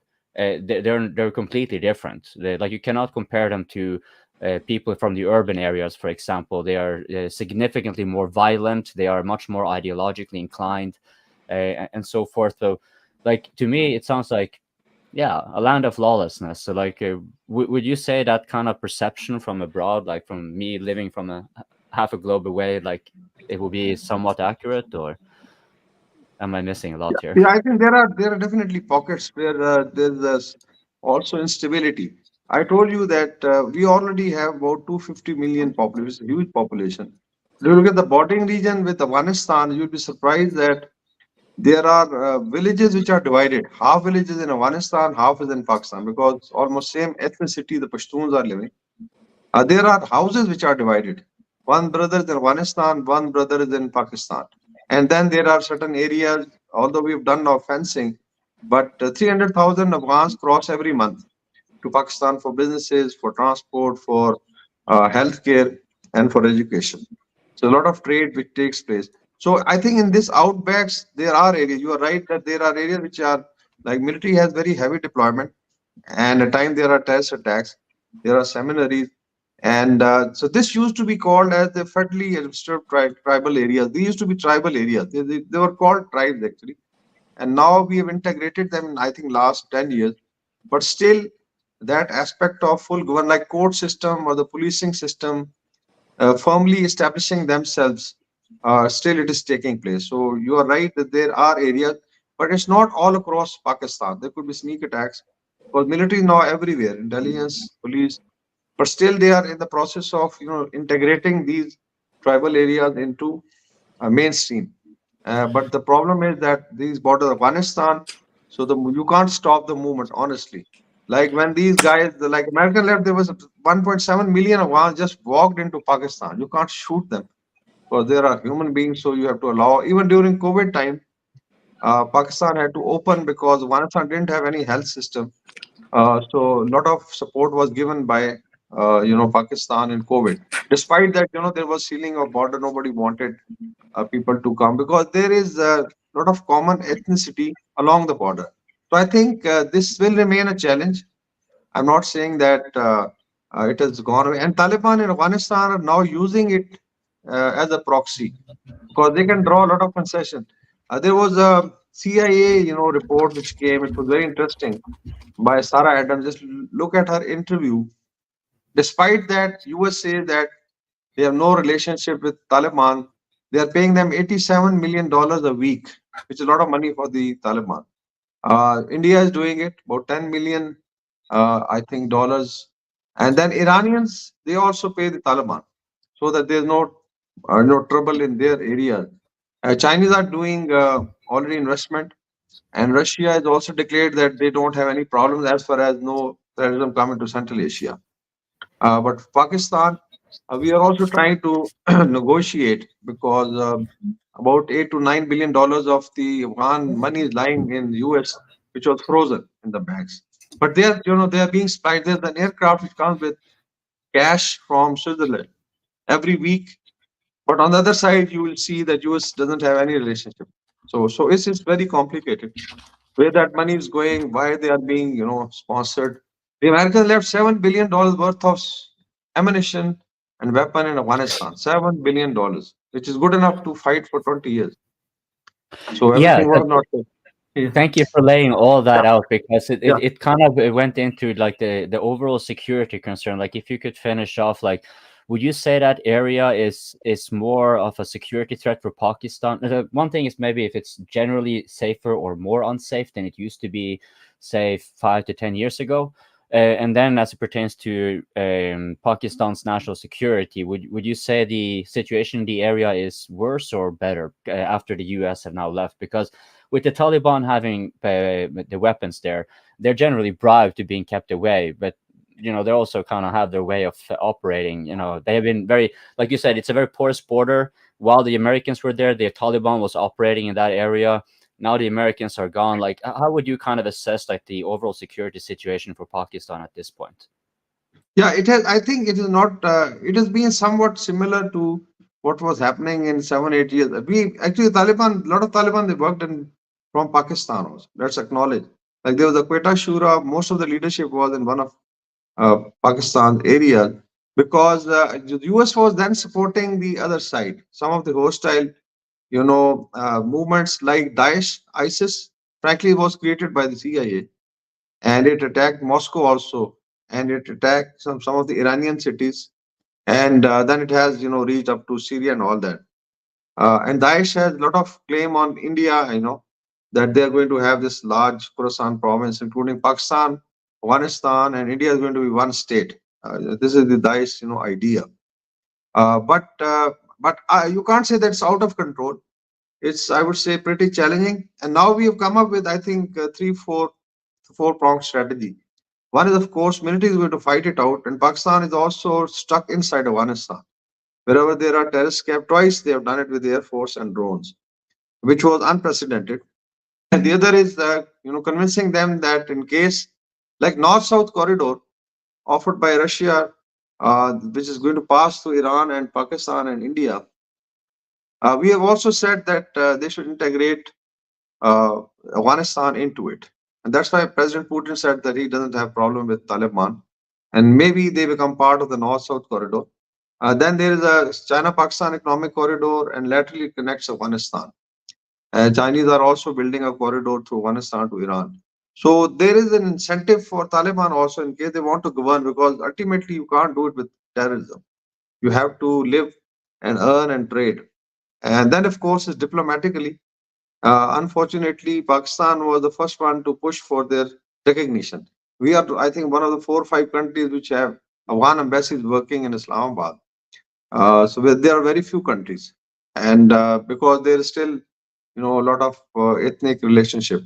Then, of course, is the commonality of Islam. So I think we are using some of these, you can say, efforts to convince Taliban that ultimately they are going to lose. But Pakistan army is very strong. We have, we fought this war for last 40 years. So they are well groomed that how to fight an insurgency. And ultimately, Taliban have to probably now agree on women rights, because they have shut down 20 million women are shut down in their houses. They are not allowed to go to university. They are not allowed any businesses, which was created by the Americans when they were here. So there's a lot of pressure. Then there are 4 or 5 ethnic groups like Tajiks, closer to Tajikistan. Then they have Uzbeks. Then they have Persian-speaking people towards Iran. So Pashtun just form maybe 40% of the population who are now politically in power. So Afghanistan is not like one Afghan community. There are 4 or 5 nationalities who have relations with, Pakistan, Uzbekistan, Tajikistan, Iran. So this is basically. Yeah. I have a question for Waka. Can I just add one more, and then I'm leaving it, because as far as I've understood it, that you mentioned ISIS here, and Taliban is, they're also kind of like a jihadi inclined, shall we say. The eastern region of Pakistan, as far as I got it, they generally call for Sharia, though I don't think Sharia was necessarily official in Pakistan. But more importantly, though, like if you were to be distinguishing, ISIS would be one of those that aspire for the caliphate, right? So the areas that they were acquiring, this is historically what caliphates would generally be aiming for and beyond. Whereas when you refer to Islam, for example, in Taliban, I haven't gotten the impression that they are like a caliphate movement or any of that sort. They're more like a, they want they're sort of like nationalistic Islamists of a sort, that they want to have control of Afghanistan. They want Sharia there, but they are willing to, like, insofar as they are within their own area, they can have control of that. You, for example, as Pakistan or Iran, you can have some sort of amiable relations with them. Like you said, they cannot rely on terrorism all the time. And since they do not have ideological aspirations that are necessarily negating that opportunity, you basically are seeing normalization with the Taliban, maybe sooner rather than later. Yeah, they both are different, but somehow they both are operating from Afghanistan. So that they have some, I think, international design. Now, Daesh or ISIS, if you look at their idea, they have, I think, 5, 6 global chapters. One is Khorasan, which is Afghanistan, Pakistan, India. So this is going to be one state. Then they have, African Daesh. Then they have Daesh in Arabian Peninsula. Then they have Daesh in the Levant, which was basically Syria, Jordan. And then probably they have one Daesh for, Western Africa, wherever there is Islamic world. And look at their design. First is to dismantle the Islamic world as it is. So it means the nation states as they exist will be dismantled. Just imagine. And I don't know how much time it will take to rebuild and form a caliphate. So it means basically, and then there was a map which came in, I know, in early, I think 21st century. There was a map of Islamic world which came, which was, and this is also for Africa, mind you. I have been in Zimbabwe, and then we saw a map of Africa that from the 60 countries, they're going to be 160 countries based on ethnicity. Then the argument was that when the colonials were here, they didn't put the boundaries correctly. So like I remember in let's say if you are in Zimbabwe, you are not Zimbabwean, but you are Shona, or you are, let's say, Ndebele, or you are Zulu, and same was for South Africa. Every country will be bisected and regrouped into. So this has been, I think, a design, and we are very clear that ISIS was created by the CIA and the Mossad, and basically it was to create dissension, and they were very successful when it was controlling Iraq and Syria, part of it. And so it was basically to destabilize the entire Islamic world, dismantle it politically, and then rebuild the caliphate, which is very, very absurd. No, I think country would allow it. And by and large, less the softer state like Syria or Iraq, which were also dismantled by the West, because they dismantled their military, they dismantled their police and judicial system. So it had to be tribal, thing which came up. But rest of, I think, Islamic countries then understood the game, that there's nothing Islamic about it. And there's no concept of pan-Islamism as such. It can't be United States of Islam. So because so far they're working as nation states. So all told, I think Daesh is slightly different. They also have links with Al-Qaeda, and it has a universal kind of tone. But we understand. I mean, there's nothing good about Islamic countries in Daesh strategy. But Taliban are more restricted to Afghanistan. They feel that probably they can do something with Pakistani border area. They also claim that since they have pushed a superpower, so they can push Pakistan also. So maybe they want to have some concession politically, but nothing more than that. Ultimately, they are answerable to 40 million Afghans. There are people who are living there. Like a Taliban could be, 200,000 total. But then there are 40 million Afghans which have to live, and they were living with education and all that, whatever. So you can't deny them these rights. I don't think so, this arrangement can, because economically, they're strangulated. There's no industry which is properly working. They are dependent on Pakistan for, sea trade, because we provide them 2 ports. So you can't be hostile to somebody who's providing you the base. So maybe, I think gradually they will understand. But this challenge is going to stay. I don't want to take FCS as a question here, but I kind of imagine that being a very tough pill for Taliban to swallow, because because what you're saying there, that they kind of basically have to abrogate parts of Sharia then for the sake of the economy, like loosening it up basically a bit, because it is, as far as I've understood it, it is the Sharia that puts the women out of education and lock them in their houses and stuff like that, for example, that you mentioned. I think even Sharia is totally misunderstood. Mind you, you look at the basics, like Islam right from the outset talked of education, and it was said that even if you have to go to China, this was 1400 years back, for knowledge you should do it. And if you look at the time of Islamic, I would say, empire building, when they were really into, like initially, you will be surprised that the first university in Fez, basically is I think now. Tunis was built by the Muslims. Then Baghdad had a university. Cairo, the university is very old. I was in Istanbul, it's almost 700 years old university. So it was not that they were not into education. And how they could build, this Ottoman Empire and the, let's say, the Mughal Empire or the Abbasid without education. So this has been hijacked by some of, I would say, the clergy, because of political reasoning. Otherwise, like women education, I mean, in Pakistan you had a woman prime minister, and now we have a woman chief minister. She's the chief minister of the largest province with a population of 120 million, is being led by a woman. So there's no, I think maybe it's more of stereotyping. And what clergy does is that they use it for political gains. So they'll try to suppress, like in Pakistan, constitutionally, women are supposed to vote, but wherever these tribal areas are, clergy would come out, or the mullah, and they would say the women will not vote. But then they were charged, and women were allowed to vote. So this tussle keeps happening. I think Afghanistan, Taliban will realize, like the Iranians, when initially they came. Now, if you look at Iran, the women folk, they work, they study, they are in the job. So Taliban will have to probably realize that you can't deny 50% of population education and jobs, because a lot of widows, mind you, Afghanistan lost a lot of male population. So what do? They stay in their homes. So are they going to live on food stamps or something like that? So ultimately, probably there will be a realization, but it will take a while. Yeah. Walker, my question for you is basically Thank you very much. It's like a 3-time frame before the American invasion, during the invasion, and after the invasion. If you could compare the security-wise between Pakistan and Afghanistan, which of them was the worst, and which phase? Yeah, I think if you look at immediately before the American invasion, because at that time the Taliban leadership was with the old guards, and like Mullah Omar, who was the founder of Taliban.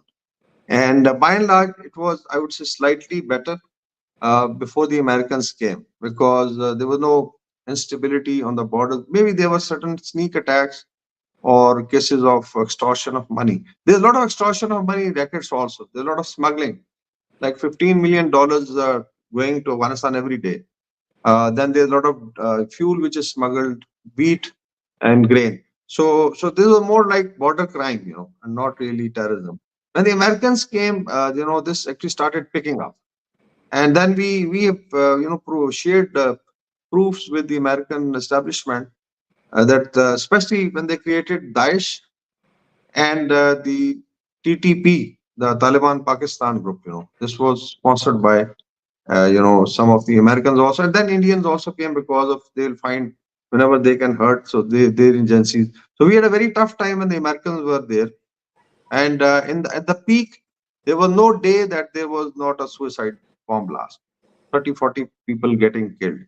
And after they left, I would say that still the terrorism is there, but not as intense as when they were there. So the worst time was when the Americans were there, and we were providing them logistics, bases, and just imagine that you are allies, and then you are being attacked by the other side. So that has been a double game, but we understood it because there was no option. You had India, one hostile country on one side, and NATO sitting in Afghanistan.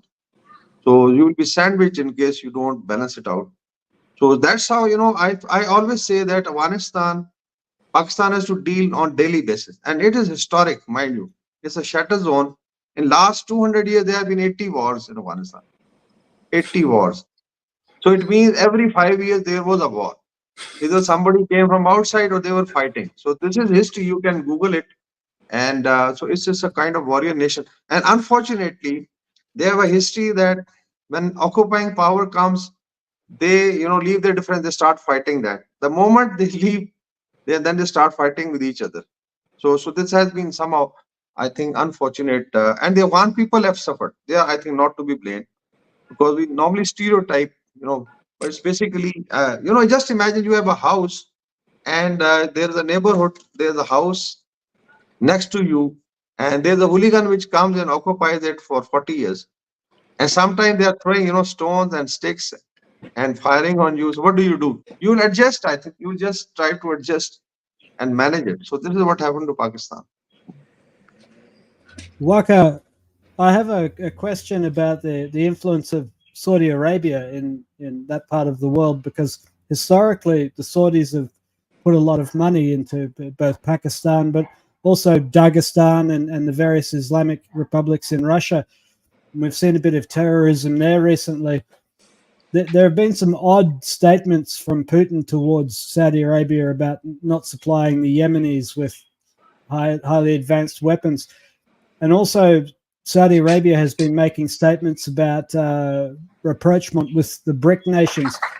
Do you think that the Saudi influence is going to, is it continuing? And do you think that the Saudis will pivot more towards the BRICS, or do you think that they're going to continue to be a staunch Western ally in the Islamic world? I think as far as BRICS is concerned, they are already there. Saudi Arabia has now joined BRICS. And in September, Pakistan has also applied. Mind you, Pakistan is also applied to be part of the BRICS. So there's a change coming in Eurasia. You are right that Saudis were, and also there's a question on petrodollar. What is the final decision? Now, as far as Pak-Saudi relation is very interesting. It actually works both sides. As far as Saudi Arabia's security is concerned, there is some guarantee from Pakistan.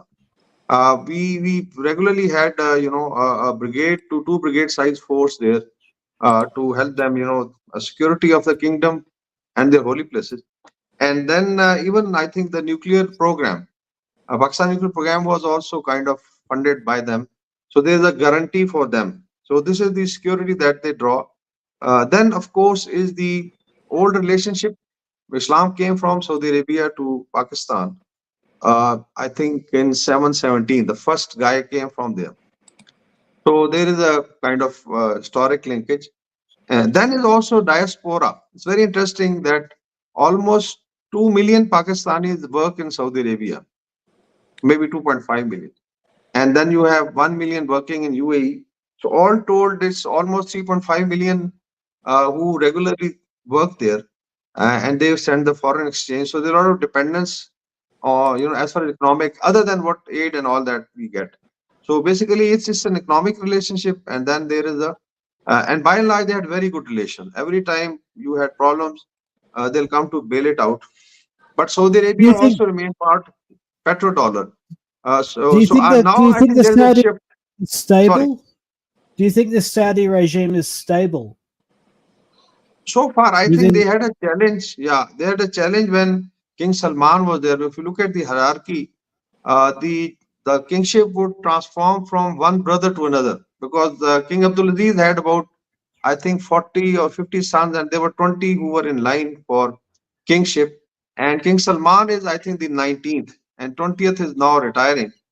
So there are 3,000 princes who basically have the claim to the throne. So there was an arrangement of some council, but by and large, when the king's decree becomes the law. So now King Salman's son, Muhammad bin Salman, has been given the crown prince. He's the crown prince, and I feel that now probably the pattern has passed to his I think generation who's going to rule. So far he's been able to control that, but there is an issue of change of guards, how it happens, because now there are no brothers. So it could be a problem later on.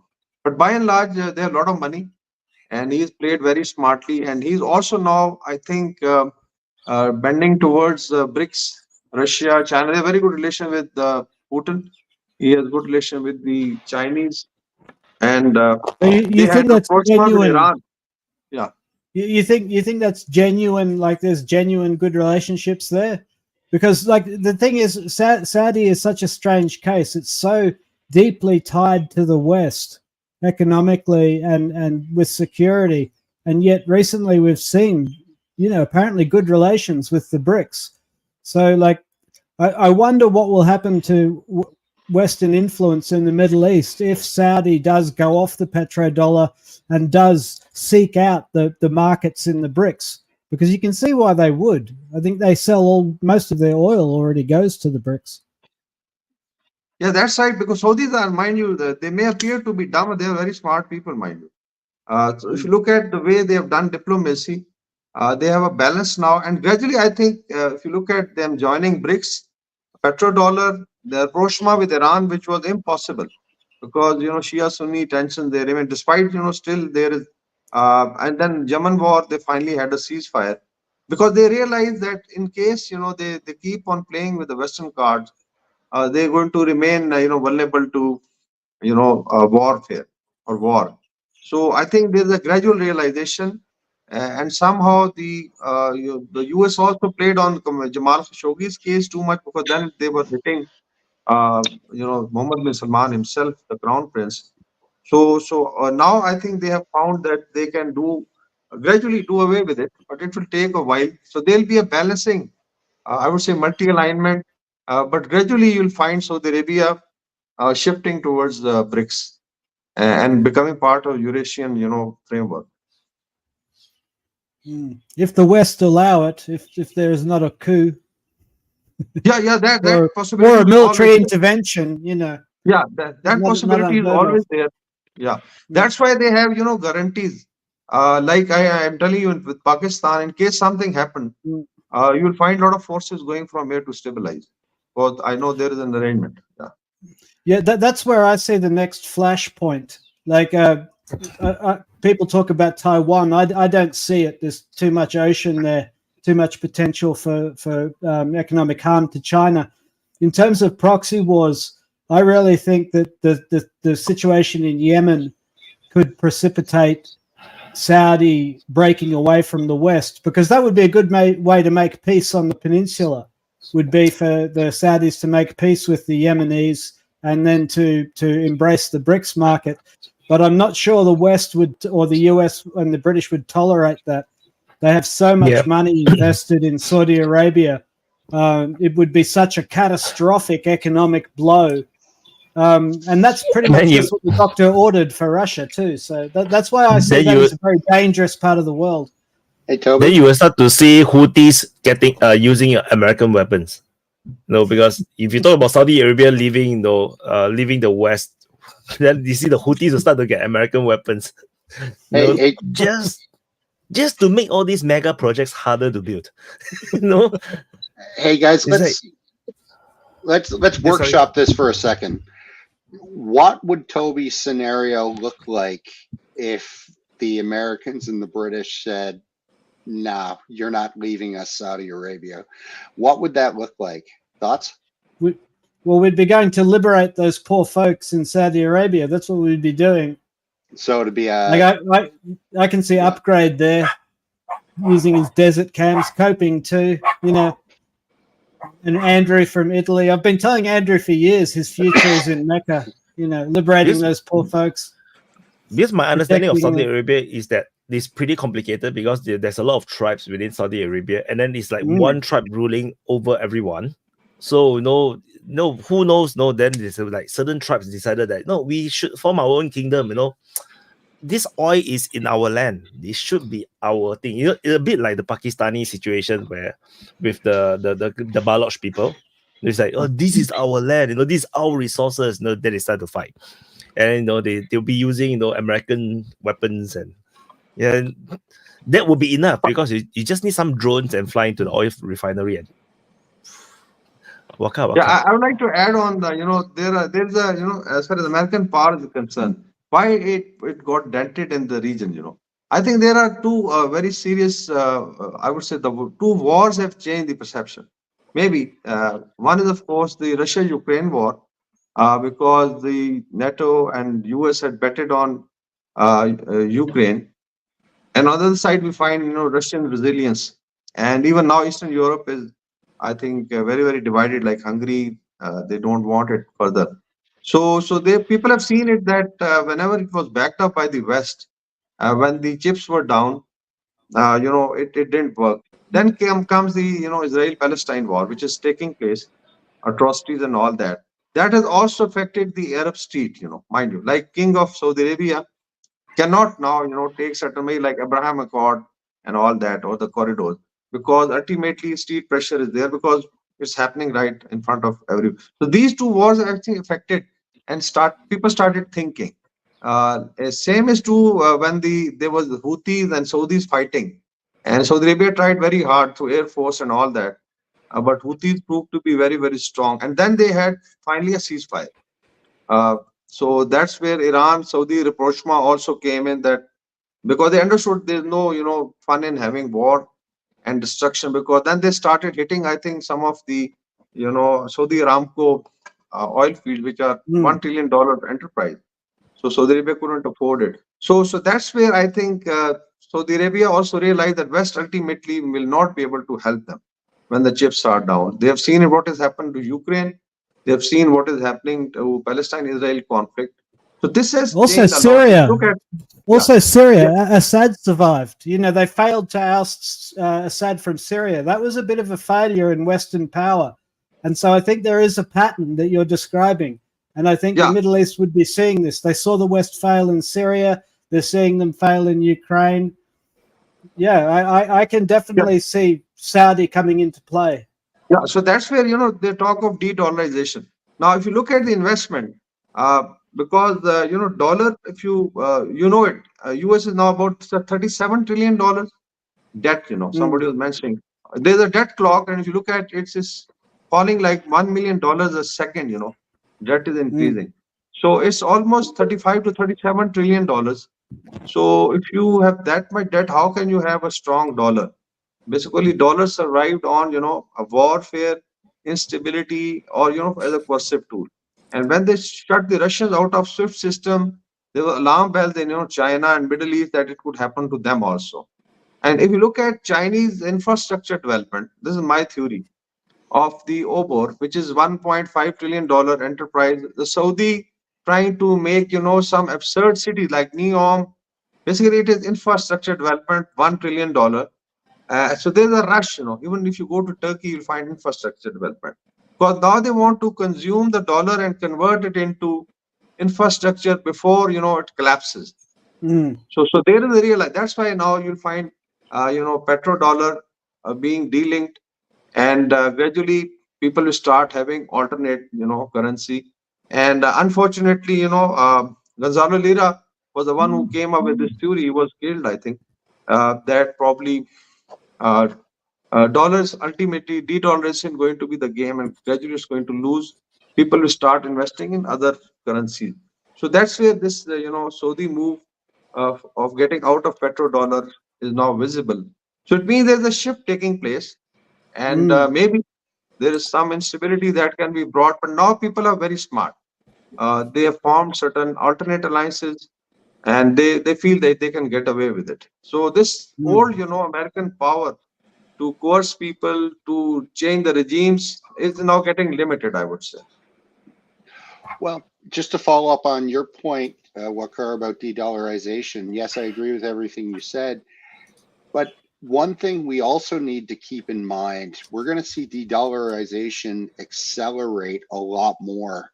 And we're not hearing enough of the story about how our, quote, enemies like China and Russia, like you're hearing about them de-dollarizing, right? But what we're seeing now is the American allies are de-dollarizing too, for different reasons, right? China has got their own political reasons and geopolitical reasons to de-dollarize, and so does Russia. But now you're seeing Japan, now you're seeing South Korea. They're starting to de-dollarize, not because they want to, because they have to. So you look at a country like Japan, which is the biggest holder in treasuries, and they are dumping those treasuries month after month for the last 3 months because they're trying to prop up the yen, and it's not very successful for them. So they're just going to keep doing what they're doing because they don't have any options left. So what you're going to see is, yes, on the axis of evil and that bunch, they're de-dollarizing, but you're also seeing allies de-dollarizing, and you're also going to see a lot more countries from the global south, such as Saudi Arabia, starting to de-dollarize because they don't want to hold those toxic assets, number one, and number two, they have other options now. So I think we're just at the beginning of this. I think it's going to get a whole lot worse. Yeah, that's right. 1 and 3. Yeah. Sorry, I have to go, guys. Thanks for the chat. Bye, Toby. See you all. On the backstage, Hugh Pepe, you need to check the private chat. If you don't check the private chat, I will not let you in. You can stay there forever. It doesn't matter to me. Sorry, Waka. Yeah, I think I'll agree with Nunia that de-dollarization is going to become. The only thing is when it starts sliding, into abyss. That's where the breaking point. So now we see, gradually, and people don't want to declare it. Like even India, if you look at, they are doing some trade in their own currency or in Russian ruble, or even with China, they are doing it. And Saudi Arabia is also, I think, now probably going to do it in certain other currencies. The sale, because the pegging of dollar with the oil was the main thing why it survived, or it was instability in the region. Because I have a theory that dollar strength is proportional to instability in any region. Because if there's a warfare, ultimately you use the dollar. So that's why some of the wars were created or whenever there is a call of alternate currency, like Gaddafi wanted it or Mahathir Mohamad wanted it, they were taken out. But now I think system is becoming more resilient. There are alternatives, and probably de-dollarization will gradually start picking up the pace. We don't know when it starts really sliding very fast down the abyss.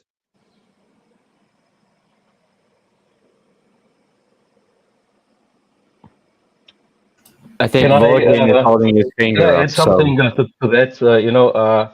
We hear a lot about this de-dollarization, but it is, I think, always a bit overestimated. Of course, there will be de-dollarization, but it will be much, much slower than most people think. And there is so much dollars in all of these countries which hold it as reserve currencies. They don't have an interest to lose the value immediately, so there will probably be less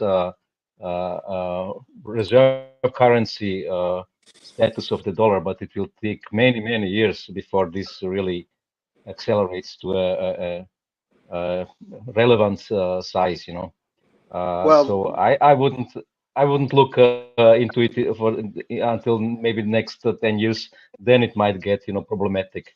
But the next 10 years it will not change a lot. Keep in mind this process, as Walker just pointed out, it's slow at first, and then it gets really rapid, right? This process isn't just starting. This process has been going on now for 25 years. And now you're starting to see the acceleration of it, right? If you look at, for example, US debt service payments, it looks like a hockey stick right now, because those debt service payments, to your point, they weren't as high, but now because the debt is increasing, number one, and the interest rates have gone up, number two, it looks like a bloody hockey stick now. And I agree with you. I think the United States will be declaring bankruptcy sometime in the next 10 years. But 10 years is not that far away, right? Bankruptcy is maybe too hard a word, These political issues are much a bigger problem in my mind than the economical ones, because the United States is in debt only in their own currency. So then they don't have so big risks like other currencies. No, I agree. In debt in foreign currencies. So I don't see it that critical. But it'll be critical, to your point, for any countries that are holding a lot of U.S. debt, such as Canada, such as the UK, such as France, such as Germany. We'll lose our countries these countries are also the major traders with the United States. So they need the dollars.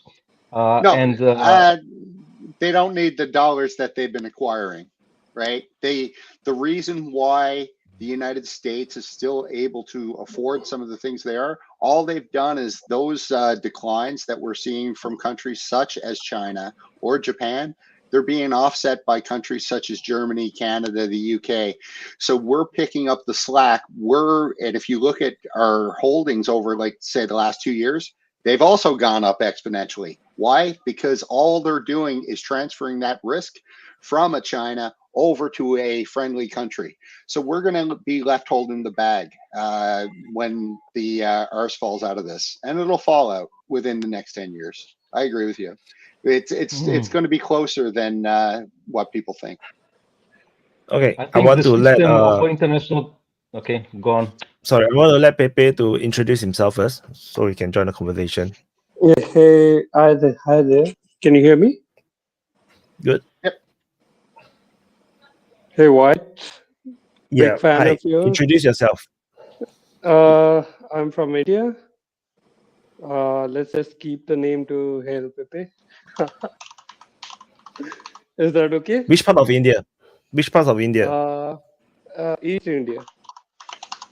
East Not India. the company, So but the east part of the India. India is so big. You have to be so mysterious.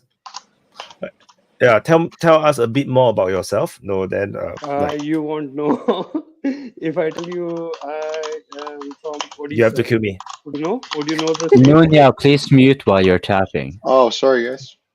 You won't know. I know. I wouldn't know, or I don't want to know. No, you wouldn't know. I wouldn't know. It's geopolitically is not that relevant, so you won't know the state. Would it be I would somewhere know the close state. to Bengal? Test us. You said the east. Is it close to Bengal or closer Kashmir? to Sri Lanka? Or is It's it below Bengal. So closer to Bengal. Yeah. Yeah. That's Okay. true. Did you pay attention to the conversation we had a little bit earlier with Vakar on Pakistan and stuff? I heard some of it. Hey, hi, Walker. I mean, Hello. I mean, The I reason hear I you a asked, lot on this DPA, and I appreciate your views. I Thank mean, you. it seems a bit, what do you call, a balanced view, but there is some ifs and buts. yeah, Yeah, of course. so the reason I asked if you picked up the conversation between me and Vakar was because he mentioned, among others, when it came to lynching of or stuff like that with Muslims in India, and by comparison to what was going on in East Pakistan. And since you are closer to Bengal, I was just wondering, like, if there are if we were talking about porous borders, a lot of foreign powers and also extremist organizations floating around in that area. And I was just wondering, like, how is like the area where you are living, for example? Do you have like, maybe I should ask first, are you Hindu? Yeah. Yes. Okay, so are you living in an area where there are a lot of Muslims, and if so, is No, this is the state where the Muslim population is the lowest. okay, so it's how is the I've often come across Indians that tend to have a fairly disfavorable view when it comes to Muslims, generally speaking. Of course, Pakistanis in particular, but that's political. But when it also comes to Indian Muslims, I wonder, like, since you are in an area where there are the least amount of Muslims, would you say like the general attitude of Indians are more favorable to Muslims or less favorable, or just simply more indifferent? Another thing is, I belong to, I mean, my profession is in information technology. So I move around the whole country for the job. Right? So sometimes it's in one part of the country, and sometimes it's moved around to some other part of the country. So wherever I've gone, like where the population is higher, there seems to be some issue. I won't go into the detail because I am in a job, I can't. Sure, but because we hear it from the outside, that's why I'm asking. Like, we hear it from the outside that Yeah, there's a lot there of is definitely some issue. So the higher Muslim population, then the more tensions there will be with the non-Muslim population. Yeah, that's okay. Kind of. So your state is Odisha, right? Come again? Yeah. Odisha, is it pronounced Odisha? Yeah. I mean, I look at the map. Your accent is fucking it up, but kind of. My accent is fucking it up. Okay, so I think that you're from Odisha. Do you understand this? It's not Odisha. Odisha, sorry, Odisha. I cannot say it. That's Odisha, sorry. I didn't zoom in the map enough. I see you wrong. Okay, sorry. Okay, you checked. Okay, great. Thank you. Yeah. Oh yeah. You're right. I indeed do not know about this state. I never heard of this name before, actually. That's okay, because it doesn't have any controversies, right? This is a peaceful state. No, not many issues. No. You'll hear about you'll hear news about Bihar, UP, Maharashtra, Tamil Nadu, but not about Odisha. You'll never hear any news about Odisha. It's the most peaceful state, where the only problem we have is the continuous and regular cyclones. We have some really vicious cyclones. Got it. So, okay, could you go give back us to Virgin. Virgin was insight? about to talk, right? Yeah. I didn't hear you. Can you repeat? Virgin. Hello. Virgin. Sorry, CIA got him. CIA got him. Okay, CIA got him. No, it's not CIA, Okay. it's ISI. In India, it's all about ISI. Yeah, Virgin just about to ask his question. He's gone. Yeah, tell me. I missed what you said. Okay, I have a general question for you that we always ask new speakers. The one is Ukraine war, and I guess since that also another one tends to be Israel-Palestine. So how about you just shine the opinion that what you like, what do people generally where you are from, including yourself, think about the Ukraine conflict? And maybe if you care In to Ukraine take the conflict, it's Israel-Palestine thing. just okay. In India, when we balance things out, it's all about dharma. So Indian philosophy is dharma. So in terms of dharma, Ukraine is wrong. Whatever they're doing to their own people, Russia is doing this reactions. So in that state, say dharma is with Russia. So even if I have no clue about what Russia is doing and what Ukraine is doing, but I've watched so many videos of what Ukraine has done since 2008 to 14 with the Russian speaking people. That just makes me biased towards Russia. So it's So not that like that would be you biased in favor of Russia. But what would yeah. because that you're referring to Dharma now, that's spiritual, and that is also conditional. No, it's not spiritual. It's just if you kill some people just based on ethnicity, I mean that's just wrong, right? They killed so many Russians, ethnic Russians, just based on political ideology. That's it. Right. I get it. It's a matter of values, societal values, but they, that also is conditional on what people know. So we tend to have like our values here in the West, shall we say, but the media would be kind of flavoring it in No, some I way. don't care about media. I don't watch news. Right. So you don't. I watch weird people like Wyatt on DPA. But what about people in your? But what about people in your area who are not as maybe generally as inclined to search up information like you do and just they basically have no clue there is a war going on. They don't even know. You're going to go make on the the NAFO street, cry. they have no clue there is a war going on. It's just people trying on it on internet, social media.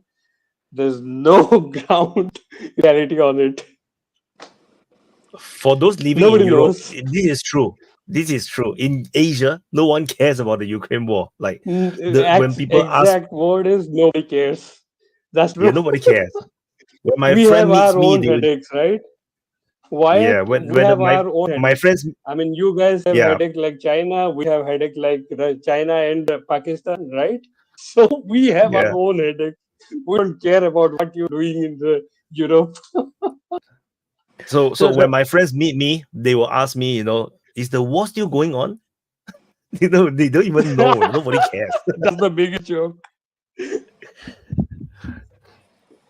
Sorry, Kopi. No. Thank you for the answer. I was wondering just as another standard answer. Does the same apply for you when it comes to like the Israel-Palestine conflict? Because India and Israel, for example, politically at least, they have a lot more closer relations. Okay, now you're hitting a nerve in India. In India, most of the Hindus who kind of are fed up with the what do you call? I don't have the exact word. Kind of fed up with the secularism rhetoric in India. So they kind of hate. Okay, in India, when you call secularism, that's the leftist word play of supporting anything that is native culture. So whatever is not native culture, they support that. So it can be Christianity, it can be what you call Islam, or it can be anything, A, B, C, D, anything. So in that terms, we hate secularism. So they mask the word secularism in such a way most of the populace in India who are kind of right-leaning. Okay, in India also right-leaning is a different terminology itself. So in Europe, right-leaning is different. In India, it's a dharmic way of right-leaning, where you support the dharma. Supporting the dharma and supporting your ethnicity and color is a different thing, right?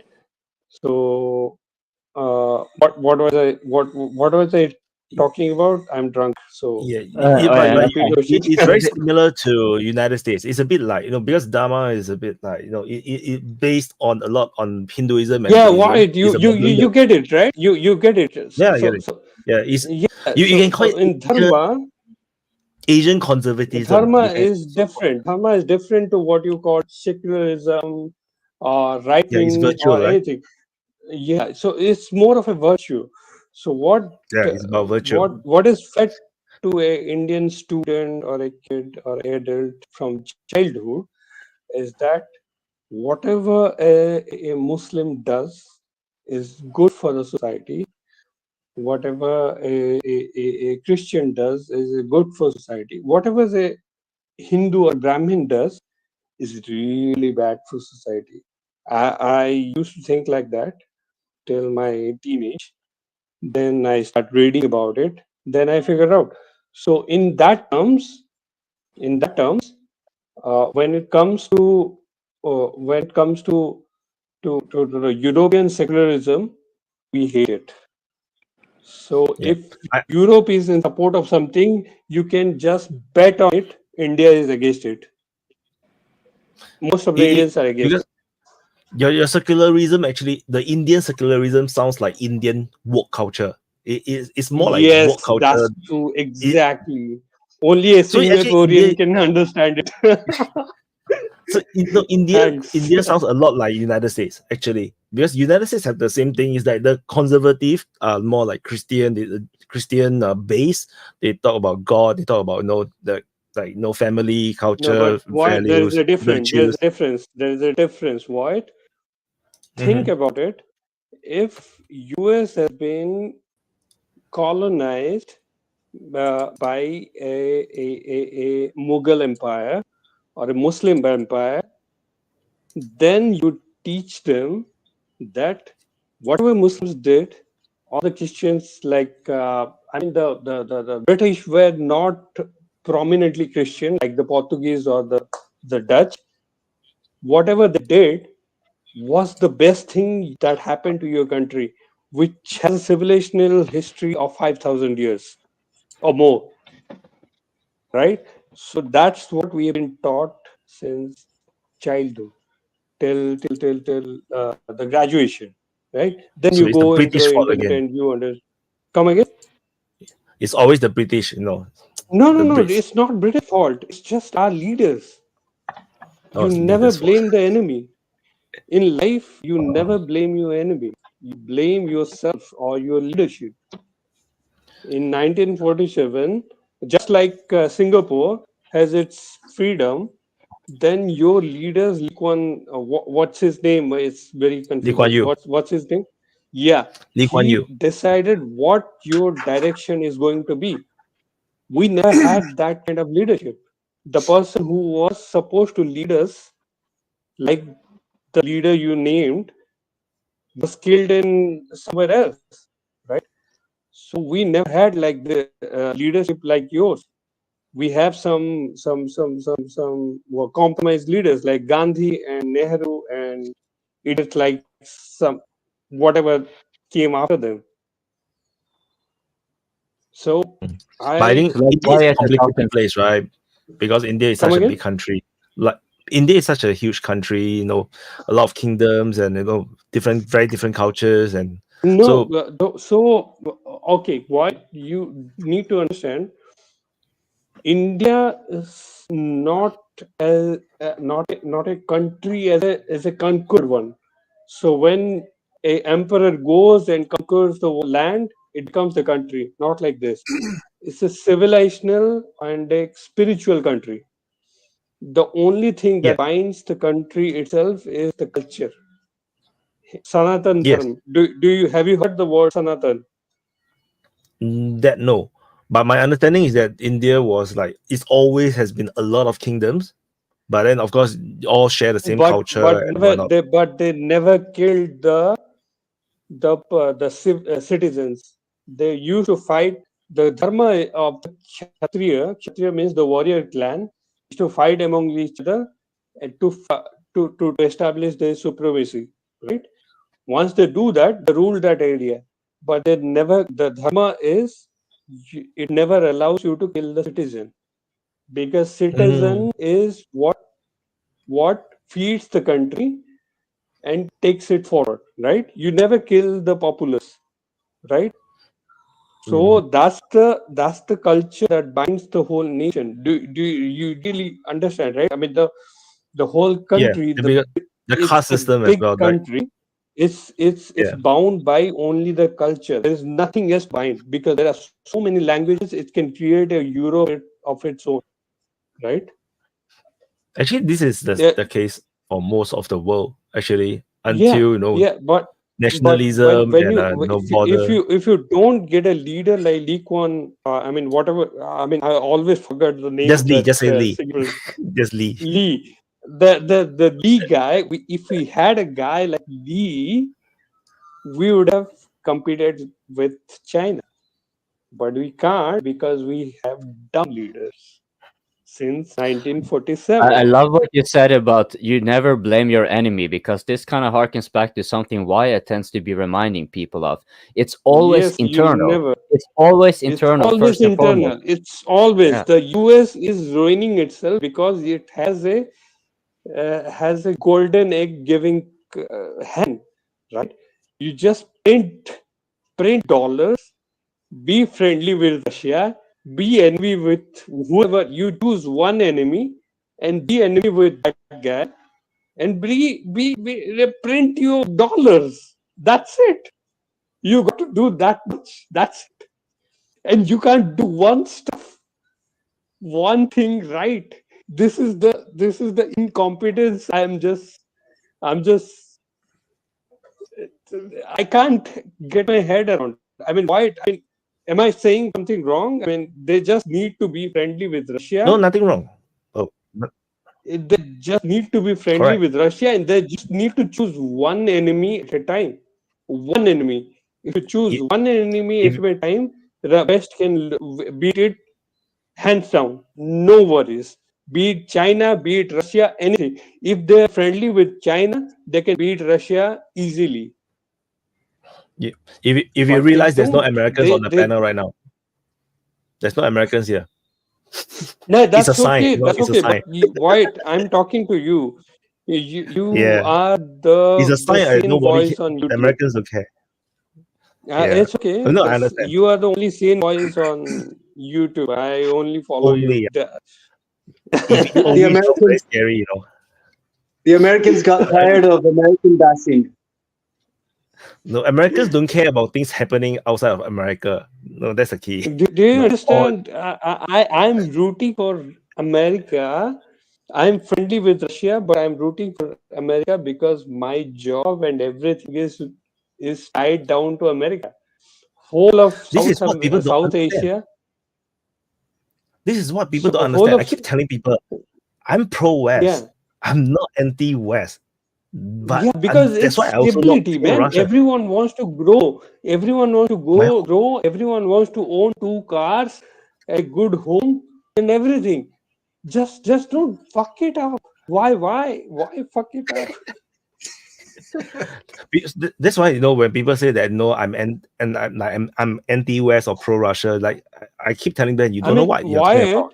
I'm living in the West. I'm part of the West. We have an eternal war with Pakistan. Still, we want the Americans support Pakistanis for whatever the reason may be. We know the reason is because they want to limit the power of the growth of India, so they want to feed Pakistan, just like China is feeding Pakistan just to limit India. And China is also feeding North Korea just to limit South Korea and Japan. So they are just feeding them, but we don't care. We still can grow if America survives and grows. These idiots, they're just doing it. I don't get it. Why? Don't You worry. get a golden No one in the egg. world understands. No one in the world Yeah, understands. That's why we are we're discussing all and that we are wondering what the hell is happening. we're all I mean, rooting for you got America you, because we don't want the world to blow up. but it's not working out, man. I mean, whoever is in support of America, I don't know what you guys think, but this is getting fucked up. Do you see? They're fighting against the only country who has all the resources, fuel, resources in terms of minerals and everything. You're fighting against that guy. Why? The only country who can sustain a war for 1 year or 2 years, and I think they're going to continue for Forever. 3 years. Why you gonna fight them? Well, it goes back to, It's, Western hubris, and we still believe that it's 1990, but as I was saying that's earlier. something to blame on the citizens. Like, why the Sure. fuck you're voting for these people? Well, it's not that we're given a whole lot of choice, right? And No, but that's your unfortunately, mistake. That's your mistake. no, In I agree India, with we you. have 20 or 50 parties, but we do the thinking at the election time, and we vote who is the sensible guy. Yeah, I Even agree. if even if the guy who is acting in, I mean, what is the opposite of sensible? Why? Insensible. Okay, let's say, even if the guy is insensible, even if he get elected, he does the right thing. Do you understand that? How surprising is that? The That is not a person very who was American thing. okay. Well, That's not American. What's his you name? also need to look at it from an American perspective Okay, too, right? Nunia. Okay, Nunia. Hey, hi. Hi. Nice to talk to you. So let's say I have a state who is totally lawless, meaning, okay. Have you heard of UP, Uttar Pradesh? Can't say I have. Uttar Pradesh. Yeah, you Uttar might not Pradesh. have. I know. Okay, is the wild west land of India. So there nobody follows the law. It's fucked up. It's like Chicago. Understand? You can get shot and you can get abducted on the way. I mean, that used to happen 10 years back, 15 years back, as of my understanding. So at that time also, the leader of the party who got elected from that state when he became the defense minister, he took the right decision what equipment should be purchased for the country, what is good for the country. Do you understand that? End of the day, even if he's a cook in his state, he thought for his country when he become the leader of the country. I mean, I don't understand why it is so difficult for an American senator or a president to think what is good for your country. Well, Even a crook in a third world country can think about it. Why you can't? Well, let's It's think of so bizarre.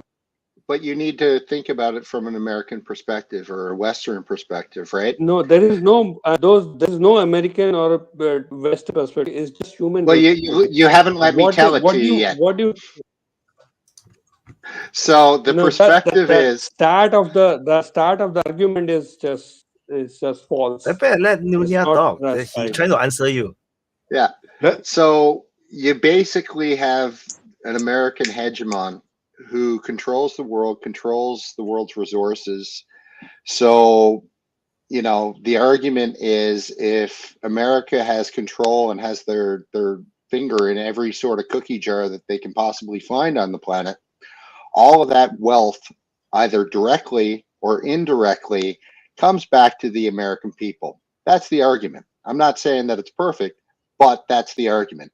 So looking at it from an American perspective, when you say that the politicians aren't going out and they're not looking at it in terms of their citizens and what's in their best interests, you could make the argument, and I'm not saying that I would make this argument, but you could certainly make the argument that by going out and doing all the warmongering that they do, they're actually in support of the American people, because the alternative of allowing, like if they were to let de-dollarization happen, if they were to let all of those resources be sold on world market prices and things like that, well, the American people are going to see inflation. Like if you think inflation now the last couple of years is something, you ain't seen nothing yet. So I think what the American politicians are trying to do is really just hold this together for as long as they possibly can before the inevitable happens, which will be bankruptcy. So as Wojan and I were talking about earlier, you need to understand why go for bankruptcy. You have a printing machine. You just need to make the system stable. That's but it. it's Don't not talk that, about it's not that simple. It's not that simple. You can't print money indefinitely. No country can. Why And not? what we're Why seeing- not? Who is stopping you? Do you really think anyone in the world can stop you other than Russia and China? Well, they have. That's what they're doing right now. They have stopped them. If you poked Russia, that's why they stopped. Sure. Otherwise, they wouldn't. They wouldn't Sure. care. If you were to, in your world and in your theory here, if every single country in the world agreed that the United States dollar was going to be the world's reserve currency, and everybody, but let me finish. But everybody, and it's not actually, but if everybody agreed that it was going to be the world's reserve currency, everybody was on board with paying that tax to the American government for every transaction that they make. And that's effectively what it is a tax. If every single country in the world agreed to that and they signed up for that system, then yes, you're right. The U.S. could print as much money as they'd like. No, let me finish. Let me finish. Hold on. Let me finish. Let me finish. No, let me finish. No, let me finish. No, I'm trying to make a point. You cut me off, you drunk bastard. Your point I already understood. So what my point is the reality is countries are not agreeing to that anymore. That's reality. So give me the like this hypothetical world. No, this hypothetical world where give me the names of the country who don't agree to dollar supremacy. Give me China, names. Russia, that's two. Iran, that's Russia. three. You poke Russia. Single-handedly, China can't do anything. Venezuela, can't do Cuba. anything. It's just China. South Africa. South Africa is broke. South Africa is broke. In your logic, South Africa is broke. India. Fuck it. India is not. India has the biggest IT industry, which is dependent on US. Do you really think we care about who is printing what? Till we You don't know what you're talking. You don't understand how central banks because are funded, I'm in the buddy. industry. I know. No, you don't understand anything about how banking works. You don't get it. I do get it. Industry. Has any? Okay, raise your hand. Who is logged into the SWIFT system? Raise your hand. Who here is logged into the SWIFT system? My English is anybody limited. else? Anybody but me? Okay, then shut up. You don't understand how banking works. So my point is, if you'd let me finish it, all of those countries, they're walking away from the dollar now. So they don't agree with that system. Russia. Only because you fought not Russia. agree with the system anymore, guys. We are Majority do not agree with No. Wyatt, I'm going to give it to you. You tell me. No. Just because US fought with Russia, only that's why everyone is challenging dollar. Isn't it true? Before that. Way before that started. No. I want Wyatt to answer. No. You're an idiot. Wyatt is more informed than both. Simple geopolitics is this: everybody will follow the strong, and nobody likes to follow anyone. So when the US weaken itself, it creates that window. Everybody will start to leave, and then there will why be it's weakened? Why it's weakened? Yeah, but where is there to go? There isn't really. Like the American dollar, at the end of the day. Why dollar is weakened? Because it froze Russian assets and it chose to use its dollar as a weapon. That's why it's weakened. You are Well, not not supposed really. to use This your golden de-dollarization egg. been happening for 25 years. This No, predates. no, it's Russia. Yes, It's yes. just fucking Russia. Yes, no, it's not. No, Again, it's have you ever logged into the Swift system? You haven't. You don't understand what you're talking about. No, You don't to be understand how honest, settlements you're work. right. You're right. I haven't. Yeah, That's you true. don't understand how settlements work. Shut up. That's true. So No, you cannot just ask me to answer because no, the thing is, I'm not the expert in everything. They are everyone here But actually you has have the has geopolitical expertise about everything. instinct on things. What's happening and why it is happening. My recommendation is actually to ask Vojin, but I would also like the new panelist Steve to introduce himself. So I'm not sure how long time you think you will take, Vojin, but I think Vojin should decide if Steve talks first or if he answers to you, because Vojin is likely the one who's best capable to answer your question. Steve have came on before, long time ago. Oh, that's a long time I don't come very often, just once or twice. But yeah, I worked in finance. Hey, hi, Steve. Hi. Hey, how are you doing? Yeah, I mean, the reality is there's nowhere to go without the American dollar. Like, people talk, I mean, look at BRIC. What is their currency? They haven't got one, etc. Like, until there is actually something that people can actually use to trade, the US dollar is still going to be the world currency. It is. Maybe Bitcoin, maybe something like that, but this is still fucking maybe. There is nothing out there other than the US dollar. When you actually say, what are we going to trade in? US dollar. Otherwise, it's just quid pro quo, just something for something, No, not true. No, that's not true. We've got countries sweating up. You've got countries setting up swap lines with each other all over the place. All over the place. Yeah, but that's true. It's not quid pro quo. No, it's not. You can't say that the thing with the that's not. No, that's not what a swap line is, buddy. It's not. It is. No, it's not. US dollar is the only universal currency. That's not true. No, that's not true.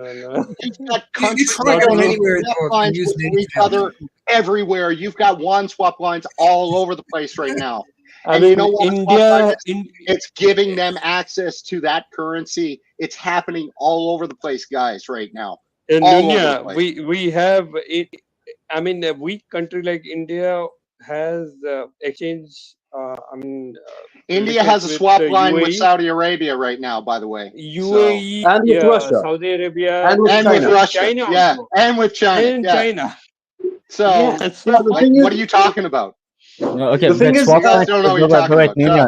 Nuno, may I please answer? The thing that I'm pretty sure this is what Steve meant about quid pro quo and swap lines, because instead of then using the reserve currency, you are then using bilateral currencies, right? Like you're trading, like you're saying, the swap lines. But the thing with that is that you can only trade so much. So when you have reached the limit, how much you can exchange, then what?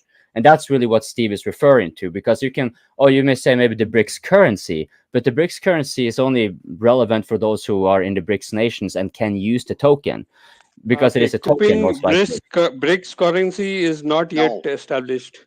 Exactly, it's not yet established, and it's also not a given that it's going to be replaced. And it's also not a given that people will. It's not yet. Everyone is working on it. Let people talk. One by one. Let people talk. The thing to understand with the BRICS currency is that it doesn't need to replace the dollar. It can actually just use the dollar as is, because the BRICS currency is a token that is bound on the weight of gold, not the price of gold. That can fluctuate and whatever, but it's on the weight of gold. Now, what is the price of gold denominated in? It is still the US dollar. So no matter what you do with the BRICS currency, you will still have people, nations, that will need to use the dollar unless you have a viable alternative. And these alternatives, we don't really see Would you agree they're just short of yet to come with a solution on that part, the problem you just identified? Yeah, I wanted to say that the US dollar can still be used as a measuring tape, like as a comparison to establish value between the swap lines. But that does not benefit. The reason for de-dollarization. Let me finish. let me finish. So you can use the US dollar as a parameter of value for each currency in the swap line, but that is not a transaction made in the US dollar and does not benefit the value of the dollar in the homeland, in the States. So until there is a currency that everyone agrees on to establish a value on some parameter that may be a commodity or whatever, the US dollar is still being used as the like universal exchange value, but that does not benefit the dollar because the actual exchange is being done bilaterally in each country's currency. And the dollar is still used as an exchange, as a reserve currency, but it's being used ever less. Like the percentage of exchange in the dollar is decreasing each passing month. So that's affecting the US economy, which cannot reap the benefits of printing dollars indefinitely and having the world just buy them because they need them to exchange with anyone. Yep. Bilateral trade, currency trading, that's also a major problem because unless you have equal trade balance, you're going to run out of the currency. One side is going to run out of the currency, and then you're going to have problems. And then you're going to face the exact same problem that you face with US dollar, like what happened to Sri Lanka. They run out of foreign exchange. There's a news. There's a news that Russia is working on a peace deal between India and China. Any idea on that? It will never happen. Don't worry. It will not happen. And actually, Wyatt, your scenario about the US dollars, that's happening in Argentina right now. Yeah, but that's the only thing. That's the only thing stopping the BRICS. If there is no peace between India and China, there is no BRICS. Yeah, exactly. So don't hope for BRICS currency. I don't think it's going to happen. No. What will happen is you might actually see a competitor to the US dollar. Euro is not going to be that because Euro is basically the same faction. I got a feeling it's going to be the rubles eventually, but no, we shall see. But it's very hard to imagine now. But I know. I don't think so. I think it'll just be a settlement system. Pretty straightforward. It'll be a settlement system that rivals the BRICS, and it'll be based on swap lines. So and everything will be converted within the system. Like it's not a difficult system to figure out. It's like a scenario where Nixon kind of forced a relation between US and China. If Russia can force a relationship between China and India, Western world is fucked. Russia and India. No, Russia and India is already force a relation between China and India. China and India would never be friends.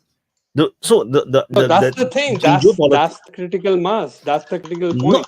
If Russia and China is not real friends. They are fake friends. They are just on the surface. I know. Nunia, please mute what's happening. Sorry. Yeah. Anyway, Pepe, you should talk to other people also. No, open mic is not about talking to me. I watch you only, man. Your side trips and everything. So let me help in. Vojin has been waiting for a god awful long time. So why don't Vojin get the opportunity to talk? Because he knows a bit about economics as well and can maybe clarify a few mistakes that we might have made here. I'm not that much more educated in economics, maybe than most of you. But the thing is, I believe you most, at least together, got a collection of the most important issues. As Wyatt said, bilateral trade can only go so far as long as you have a balanced trade. And if you don't have a balanced trade, then you need to have a floating currencies so that the one who exports more, his currency gains in value, so that this gets harder to achieve to buy for the other country. The reserve currency of the dollar is mostly there because people trust it in it more than the currencies of the other trading partner. But there is the issue, the dollar is being, inflated in money supply ever more, and also the printing of the dollar is getting diminishing returns, and because of the rising investment interest rate that has to be paid. So the benefit for the United States of continuously printing dollar is less and less. The trade in the end will not just be bilateral, but it will have to go, just like with the dollar, 3-way or 4-way or whatever, how many ways, and people in the end can pay for imports only by exports, not by money, because you need to get the foreign money, whether it is the dollar or the country that you buy from. You need to get that money by exporting to it, or by in a short term by swaps or something. But in the end, you need to export stuff so you can import stuff. That's the all story, not much more. Steve, okay. Who's next? Yeah, so it's a thing Steve. about the American dollar and the inflation, or the debt. What people don't realize is that this money that America is printing is going to the world. Like the world GDP is growing exponentially every year. We need money in the world to basically buy and sell stuff. And that is where all of this money is going. The only thing is it's no longer controlled by the Americans because they're signing their own debt. But the world needs more US dollars because there is more GDP and we don't have a global currency. That's what this effect is all about. This actually is good for America because this is actually a big part of their own GDP is just the printing of their own money. But because it's being turned into debt, this is turning a leverage against them. That's the dichotomy of what is currently happening with the US dollar. But if the US stopped printing all that extra money every year, the world economy would suffer because there'd just be nothing to buy and sell stuff on the global market with. That's why we're in the situation we are in. That's my 2 cents on it. Yeah. And also I also want to add on this, like I mentioned about the trade balance thing, because United States is always in the negative trade balance. They are always buying way more, so they are giving away the US dollar more. So as a result, they become the natural currency to trade around between other countries. There is no other countries at this moment to do that. No one want to take on this responsibility, which may be a double-edged sword. But why do you want? Are you complaining about the US distributing the dollar? Like anything? I don't care. About it? I don't care as long as YouTube. Exactly. That's the thing. Nobody cares. Is the system going on? Let it go. Coping. Yeah, so I kind of had a question here because this pertains a little bit to what Vojin was saying regarding exports. I recall Euro a long time ago, he was making a longer point about how imports and exports are never mixed in the same account. They're always separated. And this kind of pertains a little bit because if you're having swap lines, right, and you can no longer export, right, because the import, here you're losing money, but you can trade it in a way with assets. That's the export, right? In the case of the United States, one of its assets, one of its commodities, if you want to call it that, is money, the dollar. It can sort of export it out in a sense. Now, if you were to be going away from the dollar system and you are now stuck with, for whatever reason, you're now stuck with bilateral relations. And, having bilateral relations where it's perfectly balanced, it's pretty unlikely, right? So I kind of imagine like, okay, how are you as a country going to be getting around this? I imagine like trading financial instruments, similar to what Russia did to avoid the sanctions. They sold ETFs to India and then they sold them to Europe. Like, would you like the thing here, though, is that you would still need a deferment of payment, right? Wouldn't that still be an issue? No, you can use whatever financial instrument you want to kind of move the assets around, balance the import and the export. But what is this all going to be denominated in?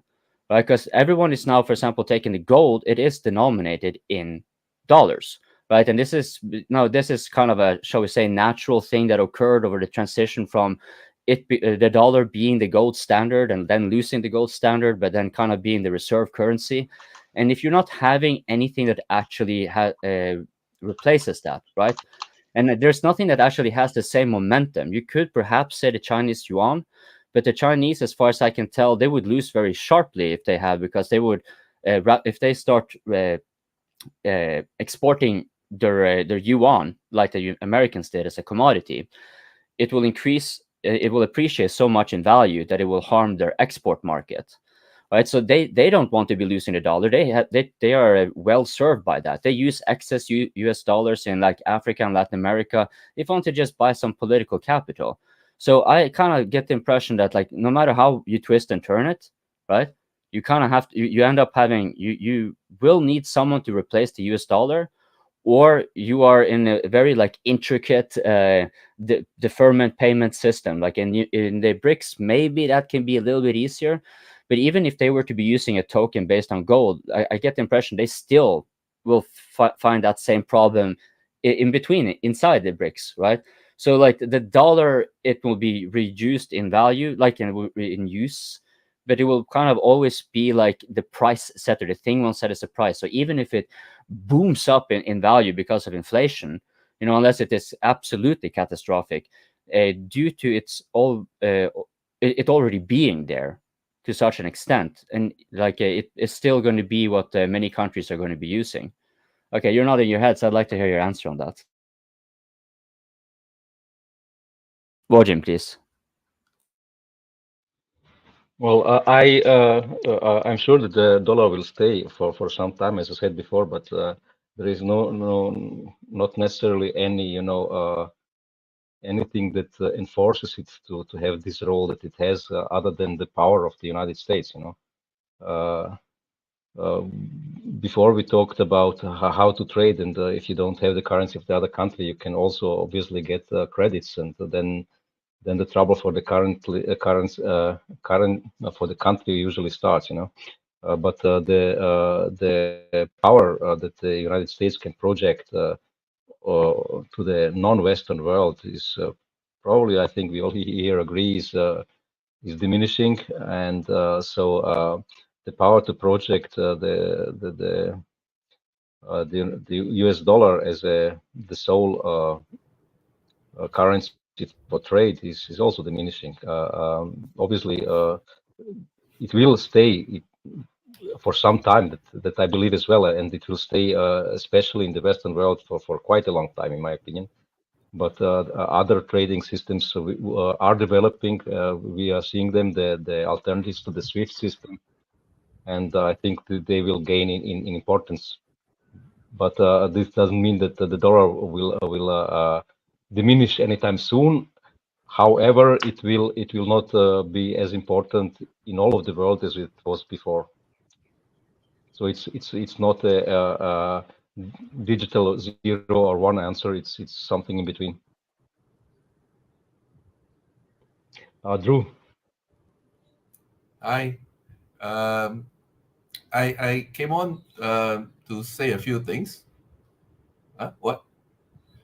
First, what Steve said about them needing to export dollars so that people can have the dollars to use it, that's quite silly, because there's already too much dollars flowing around the market today. A lot of dollars are actually flowing back to the United States now because of the central banks actually. So first they sell off the bonds, and then they get the US dollars back from the bonds, and then they take those US dollars and then they buy gold with it. So they are getting rid of their US dollars, and all of those US dollars are flowing back into the US. And how do you know that? Because the US stock market is now at an all-time high. It's just going straight up, and it's going straight up because it's suffering inflation. That's what you're seeing in the stock market right now. It's not because the companies are performing well. It's not because the economy is booming. It's because it's inflation going on right now in the US stock market. So all the dollars coming in, they got no money, nothing to buy, so it goes up like that. And that will keep going because all the other countries around the world are basically offloading their US dollars. But the US dollar won't go away. The US dollar would still be the main trading currency for the West, Europe, Australia, New Zealand, Canada, because what the US is doing right now is that it's going around to its allies in Britain, Canada, Australia. It's asking them to buy the debt that they are selling. So you notice that the debt of all these countries are actually going up. Sorry. The debt, the US debt that they're buying more US Treasury debt, even though these countries themselves are in debt. So the central bank owes the rest of the world money. So they're borrowing money for the rest of the world to buy US debt. That's nonsensical to anybody that thinks about it. But it makes sense because the US is pressuring them to buy up whatever China and Japan are selling, so that the bond market doesn't collapse. And they have the political power to do that. So with that happening, what's going to happen is all these Western countries, they are buying the debt. As they buy more US debt, what's going to happen is they will have an interest to keep the US economy from collapsing. Because if it collapses, all their debt that they bought becomes worthless. So they are basically being forced to jump in the same boat as the US. As the US economy slowly goes towards chaos, they are forced to jump in along with them. And then all these countries will keep trading US dollars, whereas the rest of the world, like China, Russia, India, Iran, South America, Africa, everybody else will basically have to come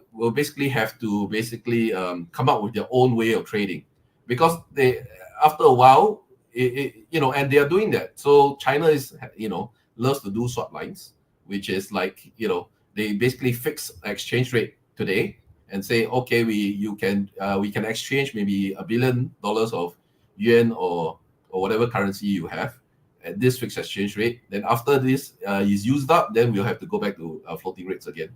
Okay, so and Russia is doing this bilateral thing between India and China. So it's like, trying to Modi went back up to Russia just last week to try to deal with the problem of India not having enough to sell to Russia, right? So they were going to have all these problems in the meantime while a new trade system is established. And this new trade system would be basically most likely what you call a BRICS currency, but it won't be the currency that you and I know. It's not money that we can spend. It's basically a new currency that will be tagged either to gold, which I think is unlikely. More likely, it'll be pegged to a fixed rate with all the BRICS countries' currencies. So, for example, one brick will be worth like 20% of its value will be from China, 20% of its value will be from the ruble, 30% of its value will be from the rupee, and so on and so forth. So they between themselves, they have a fixed rate, but only outside of the system, which would be like the Western countries, then they can trade on the floating rate with the BRIC currency. Right? Just I'm trying. I get you straight. You're talking about the other BRICS countries who do something similar to what China does by having like two sets of currencies, one for domestic and one for trade. Like instead of having a token, they will use a fixed currency rate between themselves that is for only the foreign trade market, but then they have their own internal. I think so, because if you look at the floating rate market today, what are the major floating rates today? US, Euro, Aussie, Canadian, CHF, and the weird one is South African. And all of them are Western countries. This idea of floating interest rates is a very Western idea. China doesn't have floating rates. Russia, has a floating rate, but it kind of basically ignores it. Every other country outside the West doesn't really have floating rates. So they are very familiar with the system of having tagging in a currency to a basket of goods, just like what a basket of currencies, just like what Singapore does. What Singapore dollar is worth, 20% of US dollar, 20% of yuan, 20% of, but they keep that basket of goods concept percentage secret so that nobody will go and trade against their currency. Most countries do it like that outside the West. Only the West has this idea of floating rates. That's why I think they will continue with that concept and build that into like a currency, BRICS currency that will basically be a basket of currencies will make up this value of this BRIC currency, because that's how the rest of the world thinks. The rest of the world doesn't like floating currencies because it's too unstable, right? Thailand tried it, and then somebody, some nice Western guy went in and destroyed their currency, their economy. led to the Asian financial crisis, and you know, so they have already they're a bad taste of this this system before. I don't think they would have a freely floating currency. They want peg it to gold because, like you say, gold is tied, is priced in the US dollars today. You know, the pricing mechanism, they wouldn't want their new currency to be tied to something that's priced in the old reserve currency. They want something that's tied to their national currencies, their national economies, right? So Yeah. I think that's the best way forward. I might be wrong, but that's my best guess. I know it's actually Gabriel and Upgrade's turn, but I have one question that was cut off on the previous open mic. I wanted to ask it. Is tying very well to this. Will we see the West implement similar systems that they will make let's say the United States have its own the US dollar for domestic and then US dollar for trade, the same for Europe and other countries? No, it's only for BRICS countries and such. Okay. Because they have their freely floating exchange rate system right now, they're going to keep that, and you're still going to be they will still use the reserve currency of US dollars in Australia, in Britain, in Europe, in Canada, because those are their vessels, right? So they will still use the reserve currency there. Yeah. Sorry, I need to call someone. Gabriel, right? Was it Gabriel? Yeah, guys. I wanted to make a commentary on that. Without marrying specifics, but just the thought. One thing that I've noticed from my ignorance of finance, I know something, but I'm not a financier, is that there's been a tendency of like, yeah, the market, the world market sort of reflects like a certain idea or paradigm of like market fluctuations and a theory of value, basically. And what we've seen throughout the capitalist era is consecutive crises that come and go. So, like on one hand, it's a very useful system, and I'm pretty sure most countries would really like to use that system. There are certain outliers that were rebelling against the system, like Libya and so on, Iraq, and they were punished for it. So clearly, it's not universally beneficial, but it's a comfortable, it's a useful way of doing global exchange. But the thing is that the idea in which it's based on is flawed. Like the capacity to attribute value through speculation, like all these debt bubbles and debt packages can exchange. It's like the financial system is made to invent wealth out of the blue, out of the future. And so that was kind of working fine. There was certain, as I said, there were certain outliers who were rebelling against that system, but it was working pretty good for most of the countries. Yeah, the US is a net importer, but its main export is inflation, basically, while the Chinese main export is deflation because of how cheap their products are. So whenever the Chinese enter a market, it deflates the market because it lowers the price of things, while the US exchange, like the dollar as a reserve currency, is an inflation exporter because it prints money out of the blue and it exchanges it for actual valuable commodities. And yeah, there's been like consecutive crises that have really affected a lot of nations, like the 2008 and the 30s crisis and so on, and that really affects nations. It puts them in poverty, at least for a period. And so there's a reason to sort of switch the system. And what we've seen with the sanctions war is that the current system of GDP financial value, it kind of crumbled when Russia didn't crumble. So what I'm seeing now is that there's like there might be a tendency towards a commodities-based economic system that supplants the fictitious financial system that is based on GDP.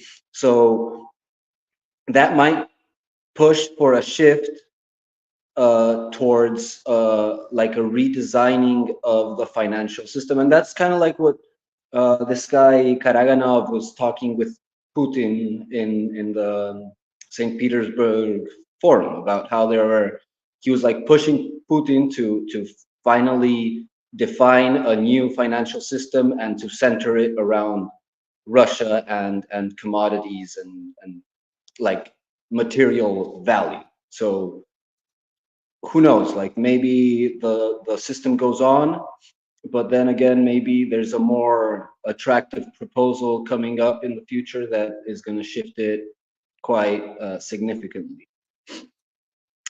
So that. Population decline isn't a problem. It is associated with higher GDP per capita in history.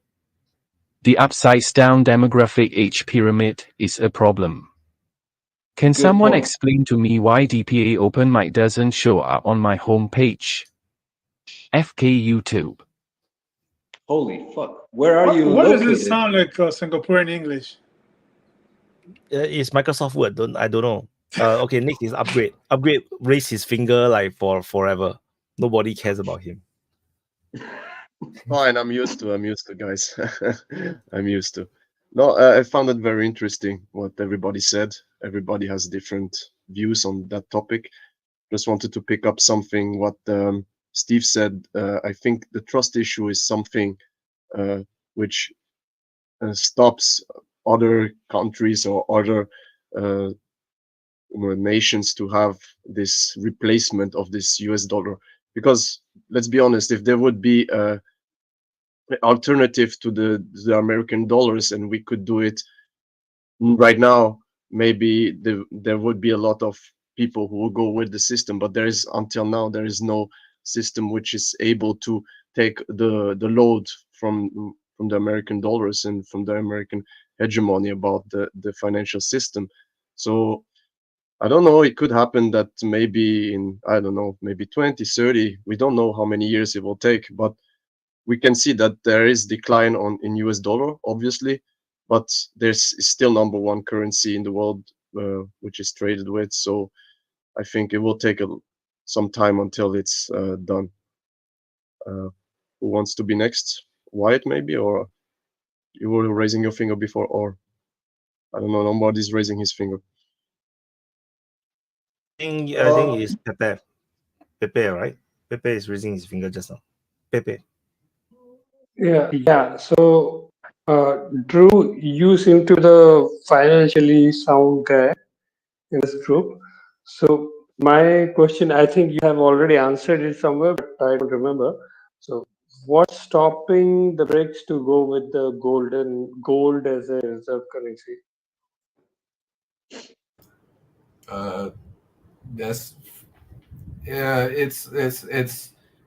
It's not very flexible. Gold in itself is that, well, there's not enough of it. It's not flexible, and it benefits the countries that actually have gold that they can go dig up more. So it's not like it's very useful as a store of value, because you buy a bunch of gold, you put it in a vault, and then you just hire a few guards around it. That's it. But using gold to exchange goods, for example, is very difficult. Like, you are you going to walk around with like gold coins to go buy your food? No, but Drew, let's say if Western country has IMF, right? So they pull in dollars or euros and they lend money, right? And they collect interest on it. So why not BRICS can create an institution where they collect gold, and based on that they can lend money? Why not? What's wrong with that? I'm just curious because I'm ignorant, so no clue on that. So I'm just asking. I don't understand the question. What do you mean? The BRICS creates let's say, financial institution like IMF? Yeah, No, I think financial institute like IMF he's saying why and the West don't use gold-backed currency. I think so. I think the main problem is that I think most of the Western countries don't have gold. They don't produce gold. I think only in the United States, maybe Australia. I think I'm not sure. Canada. Canada. I keep thinking you guys keep thinking the BRICS are going to try to duplicate what they're trying to run away from.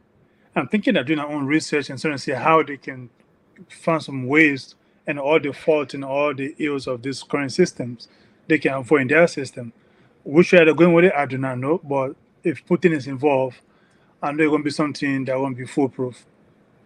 Because he knows he can risk it. If he risks it, and the US can undermine it. What if they create a BRICS creates an institution for like based on dollar, instead of dollar it should be based on gold. So like everyone deposits their gold, No, and again, they can lend money, and it can be a financial institution as like IMF. Why not?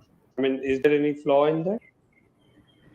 Like I said, gold is not a useful exchange medium. It's hard to withdraw gold from a bank and use gold to buy your things, and so it's useful as a store leverage. value. You can store it's like India has let's say 5 gold coins. Based on that, I can borrow or something like that, right?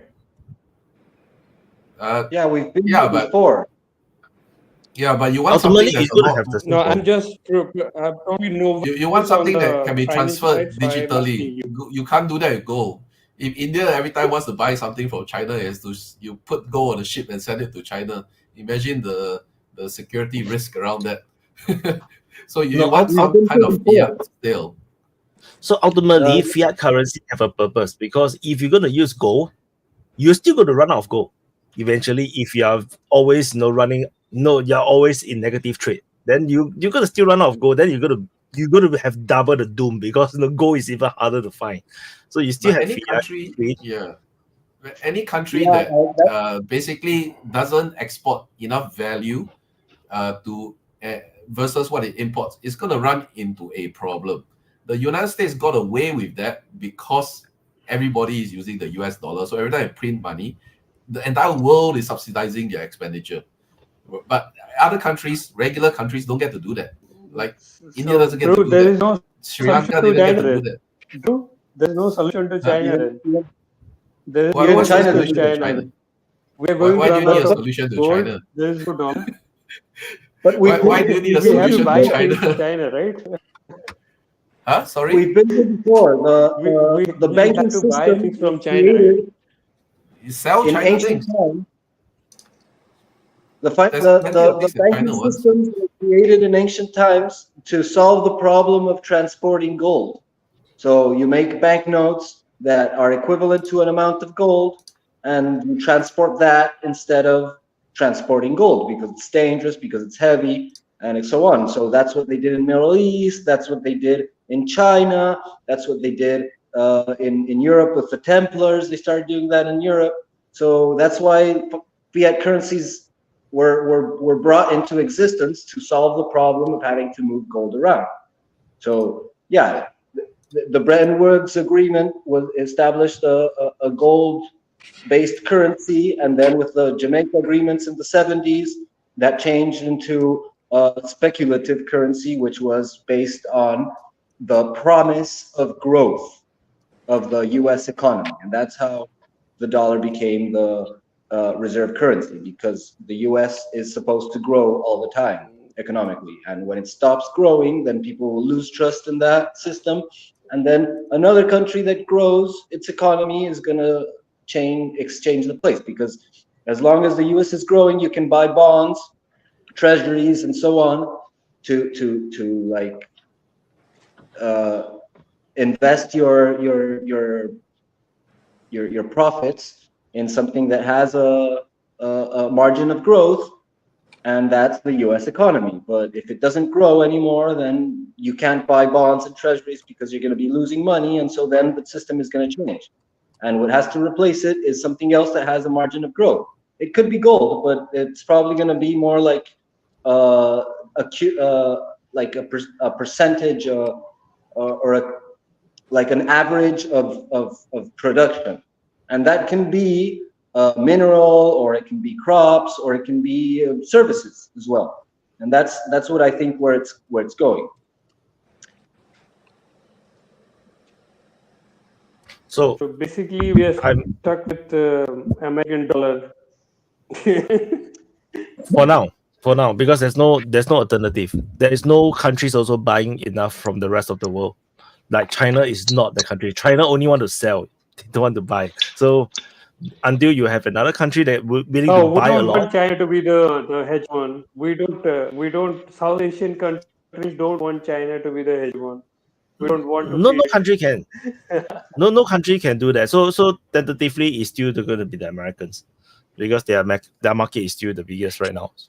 Maybe the Europeans, but European economy is dying. So anyway, any other major topics that we want to switch to, because it's getting like super black hole now. Like it's so black, until it's so racist. The hole is so racist right now. So. I thought of joining the chat. Hey, Wyatt, I thought of joining the chat just because the Trump got shot, but now he's okay and everything, so we can talk about something else. I'm scared, man. Today morning I wake up and heard the news that he's shot. He just says he's shot. He doesn't say he survived or what. Yeah. So any other major topics? No, Gabriel. Sorry, Gabriel. No, yeah, I think you're on point, Wyatt. And I just wanted to mention that, like, tying the thing of Trump, the 71st Brigade, I think it was, that was talking about how the Ukrainian secret services planned an excellent attempt against Trump, but they picked the wrong sniper and he failed. And there was like a stream of commentary in the Ukrainian military sort of regretting the failure of the sniper. So yeah, well, I guess we know who did it. But see, I told you, we go all the way. We come back to Trump. It's an interesting cope, like to see how the Ukrainian situation has tied so strongly to Biden and his regime or administration, that they actually consider Trump to be their enemy. And I guess that comes to show like how deteriorated the situation is, that they're actually like burning that bridge right before an election where he's very likely to win. It's kind of impossible for him not to win now, especially after a failed attempt on his life. So kind of goes to show how wrecked the situation is over there. And yeah, maybe make it pass on that situation. Pepe, stay around. Pepe, don't go. Pepe, don't go. Stay around for closing. Sorry, Gabriel. Yeah, I think that maybe we can already. I think it's going to go for one more hour. Like, well, yeah, Israel is still bombing Gaza heavily with the new bombs that they got from the US, but they seem to be getting really cold feet on their like Lebanon operation. So maybe it's a no-go, which is pretty logical, because it's like they can't deal with Hamas, they're going to deal with Hezbollah. But yeah, like the situation is really deteriorating for the rules-based order, both outside and inside. So maybe we can touch on that, and I'll do my close, and then we can do closing, right? It's kind of late. That sounds like a closing to me. And I realize it's not a closing. Well, let's take that as my closing. That can be my closing. But I never. I felt like the possibility of Ukrainian involvement is very high, because you have to consider that how much Ukraine have actually, so how much things is at stake. A lot of people is going to die. If Trump get elected, they're going to lose all the ammunition, the weapons, the ammunitions, the fundings. They're gonna, and then in the closing stage of the war, they're gonna have a lot of people dying. So the taking out Trump is a possibility.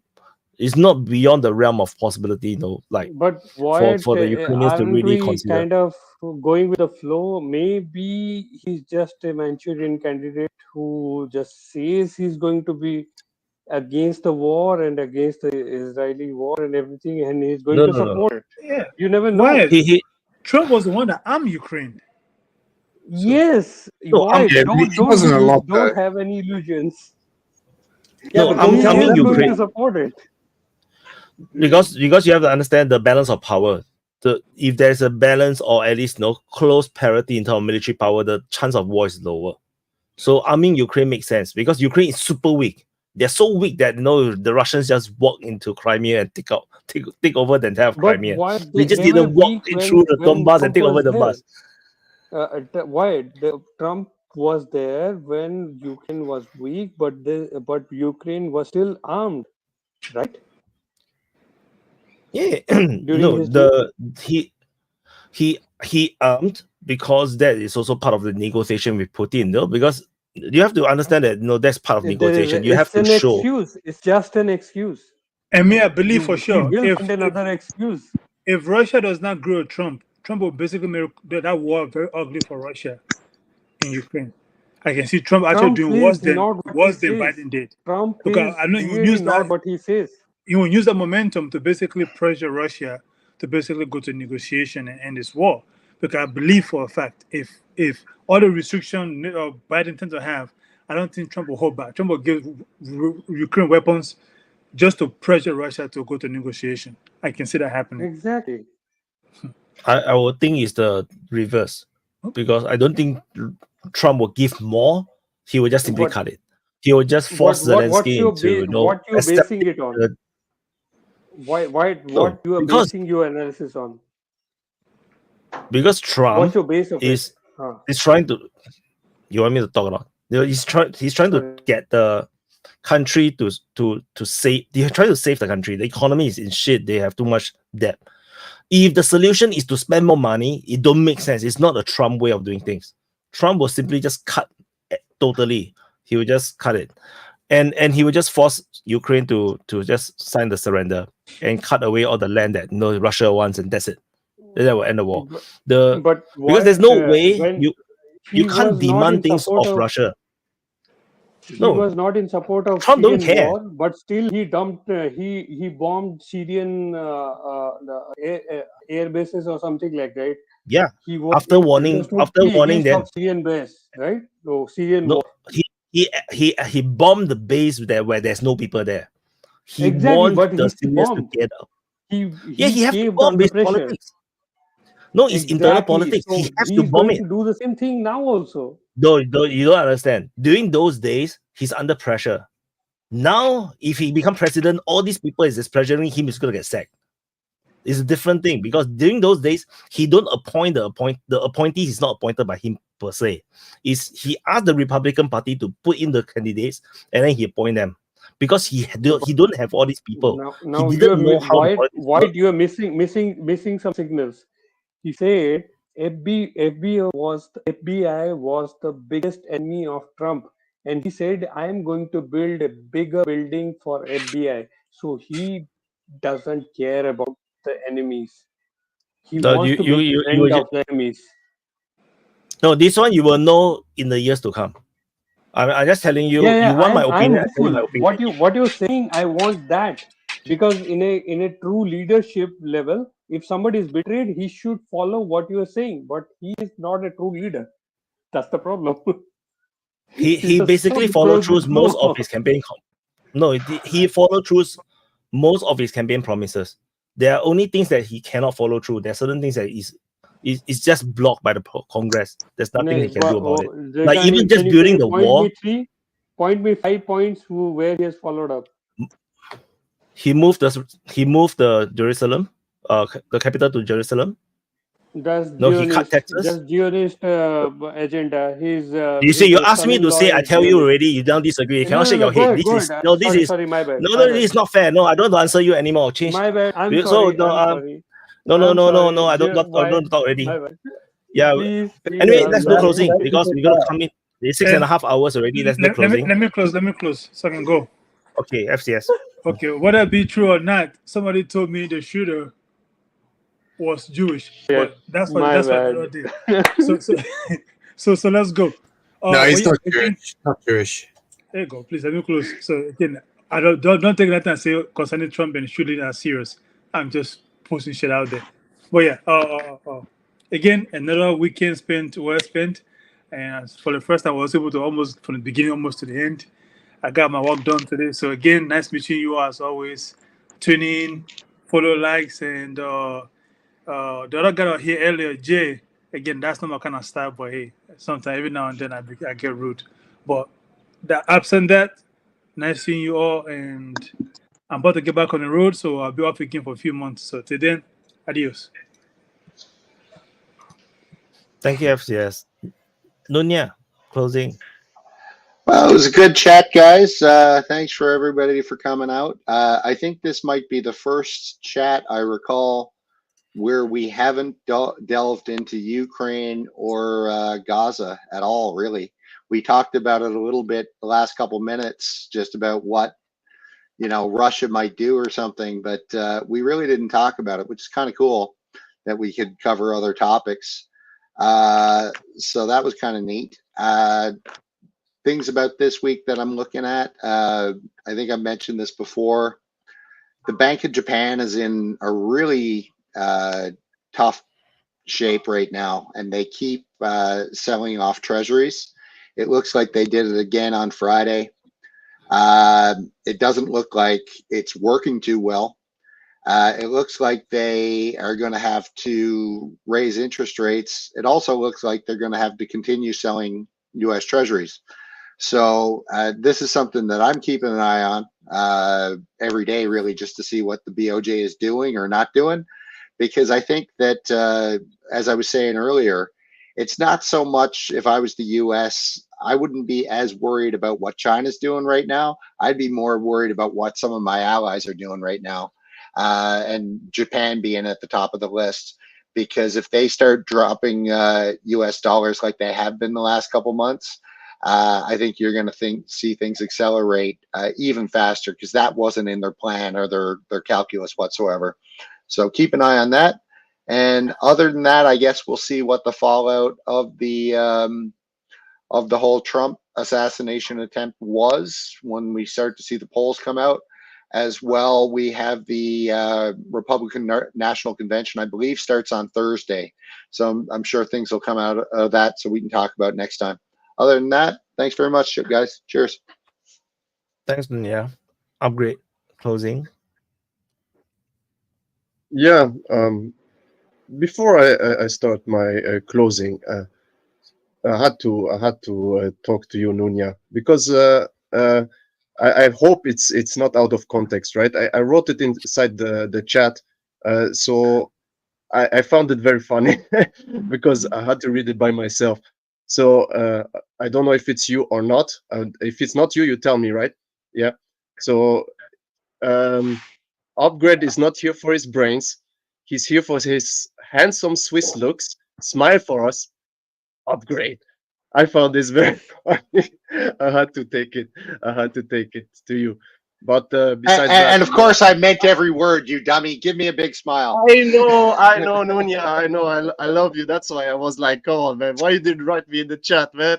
I wanted to start the fight. No, it's fine. No, besides that, guys, I don't agree every time with you. Most of it, I agree with you. You're good guys. You have good opinions. You're inside, I think, and I hope, good people. And it's always interesting to hear from everyone, right? Because there's so many perspective, how people see the world, how people see the economic parts, and so on. So it's very, very nice. And hopefully next time we do more the finger, because the finger was decapitated today.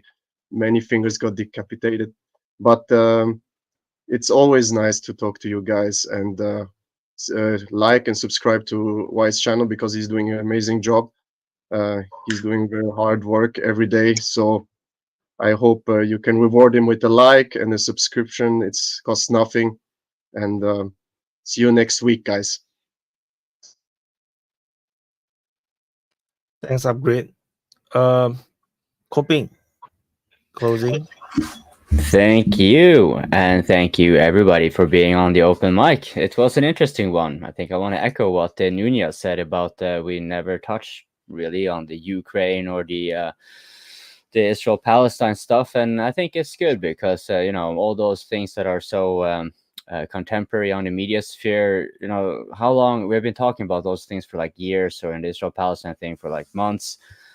There are other things going out in the world, and we got to touch on it. And I do think I see a trend from previous open mics. I mean, a couple open mics ago, we talked about immigration, which turned into a shit show, to be honest, but it usually does. But then on the next open mic, I think something more relevant to that was touched upon, and that was the matter of tribalism, nationalism, and supranationalism. I think that would be a very interesting conversation to be having further, because while we are analyzing power, we're also analyzing social capital, you know, social power, political power, financial power, military power. But all this is often sourced in what is called often people power.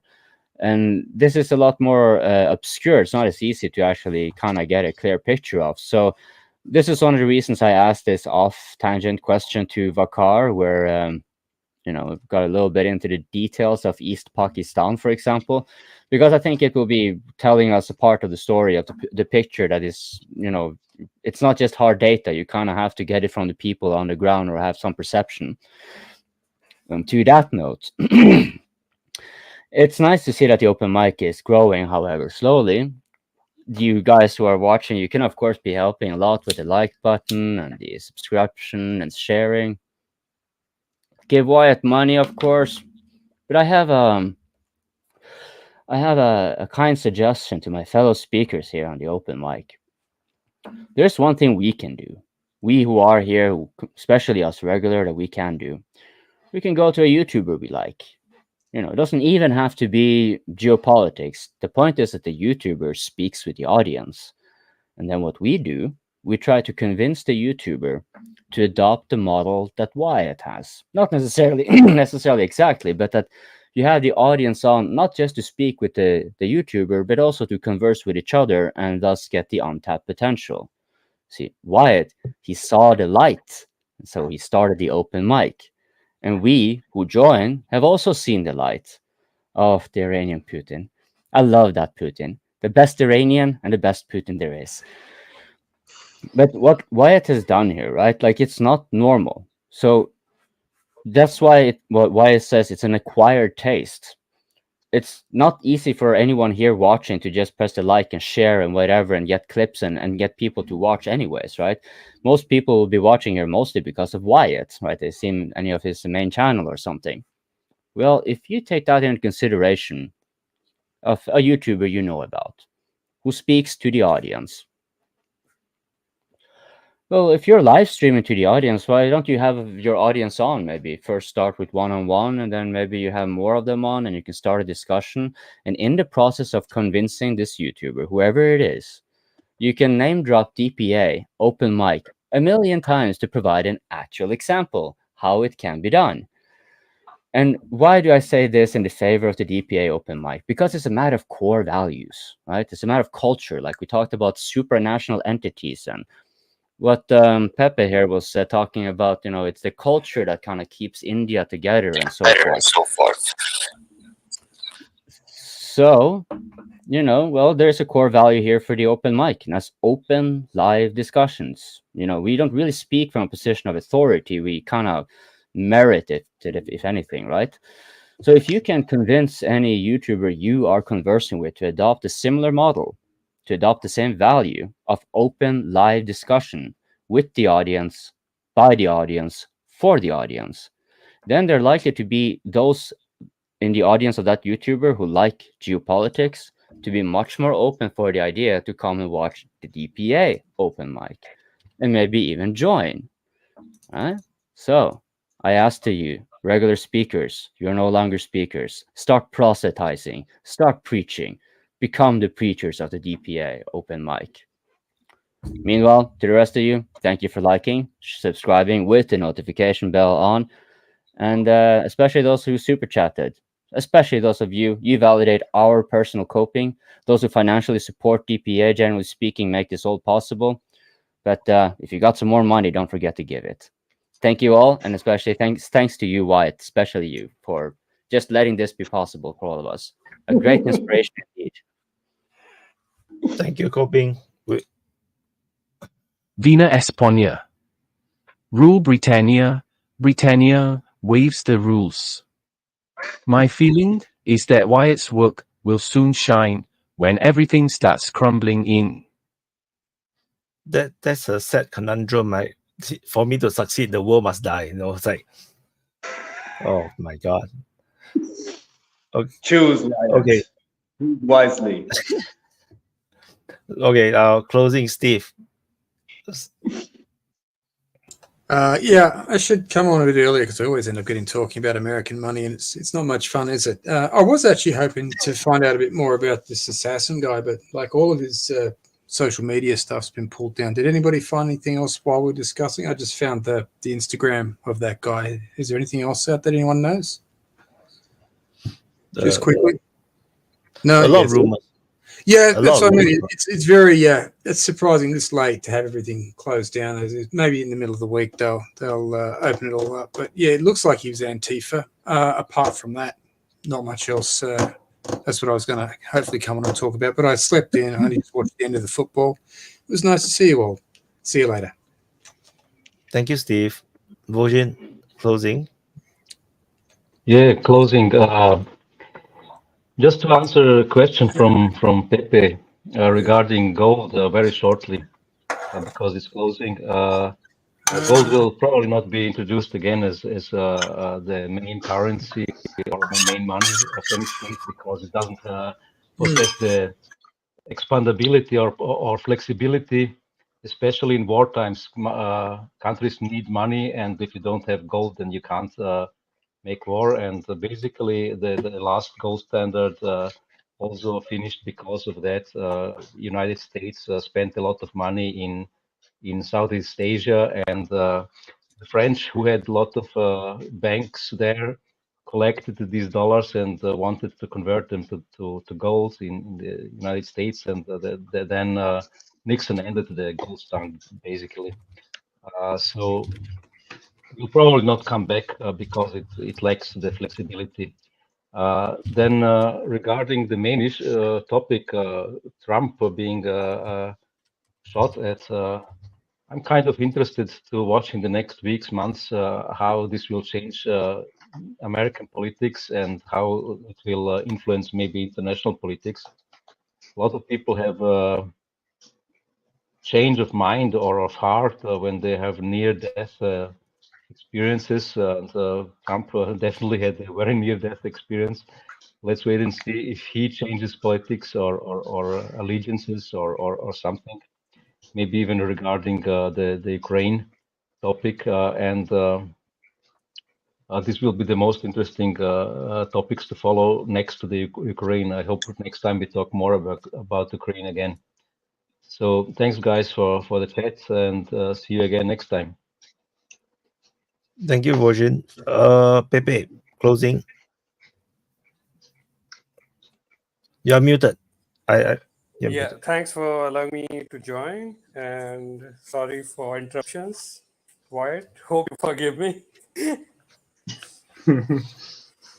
Yeah, so I'll join in the next DPA. That's it. Thank you. Thank you, Pepe. Gabriel, have you done closing? No, I can do it again. Okay. Hey, it's been a great discussion. Great that we touched other topics, as well put by various members of the open mic. It's good to open the topic to a wider range of issues that are going on simultaneously. Though I would add that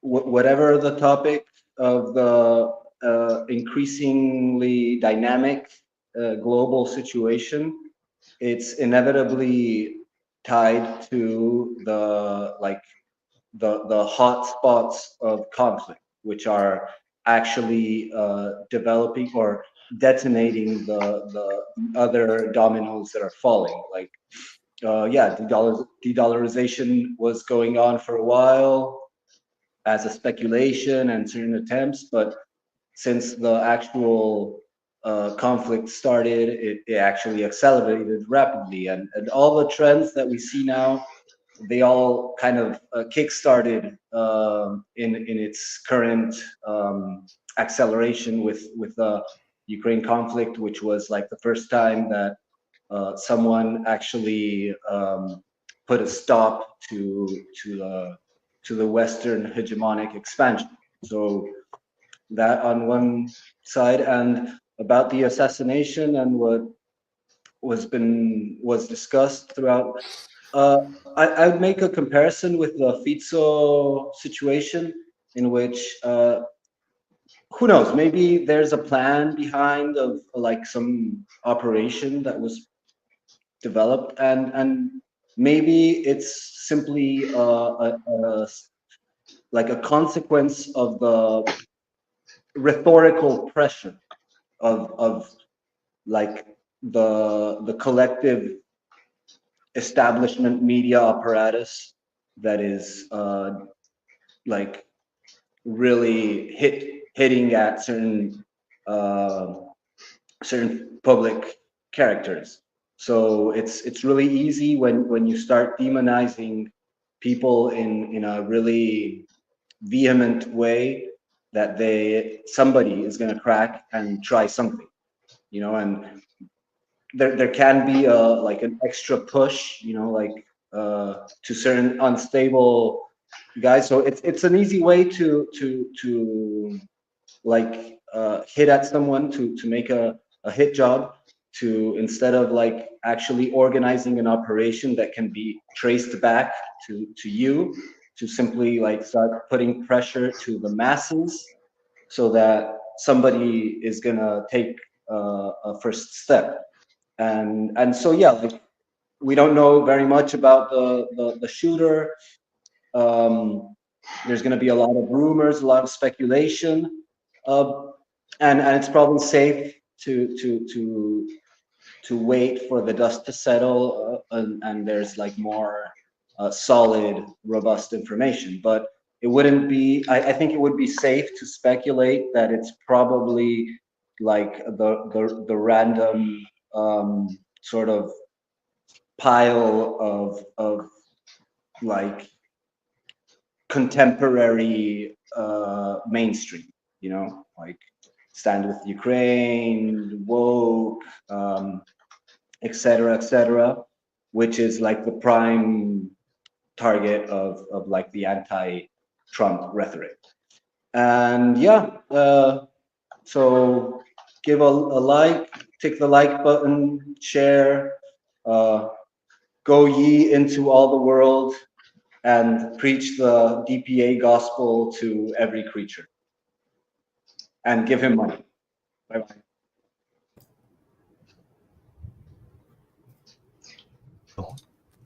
Thank you, Gabriel. But Drew, Spash will be last. Yeah. Drew, closing. I didn't get to join in the assassination talk, so I just gotta give my 2 cents here. I think after what happened in the debate, the Democrats really realized that there's no way they can win this. And with Biden refusing to go, they are again reacting, just like what they did with Russia. They threw down the mother of all sanctions. It failed, and then everything since then has been a reaction. You'll be reacting, sending more weapons, like they're drip feeding weapons. None of it was planned. So they thought the Biden could win the debate because they had CNN hosted. It was specifically tailored for him. All the answers were specifically, all the questions were specifically tailored to benefit him. If you listen to the CNN host, they were trying to do their best to try to guide him to a good answer.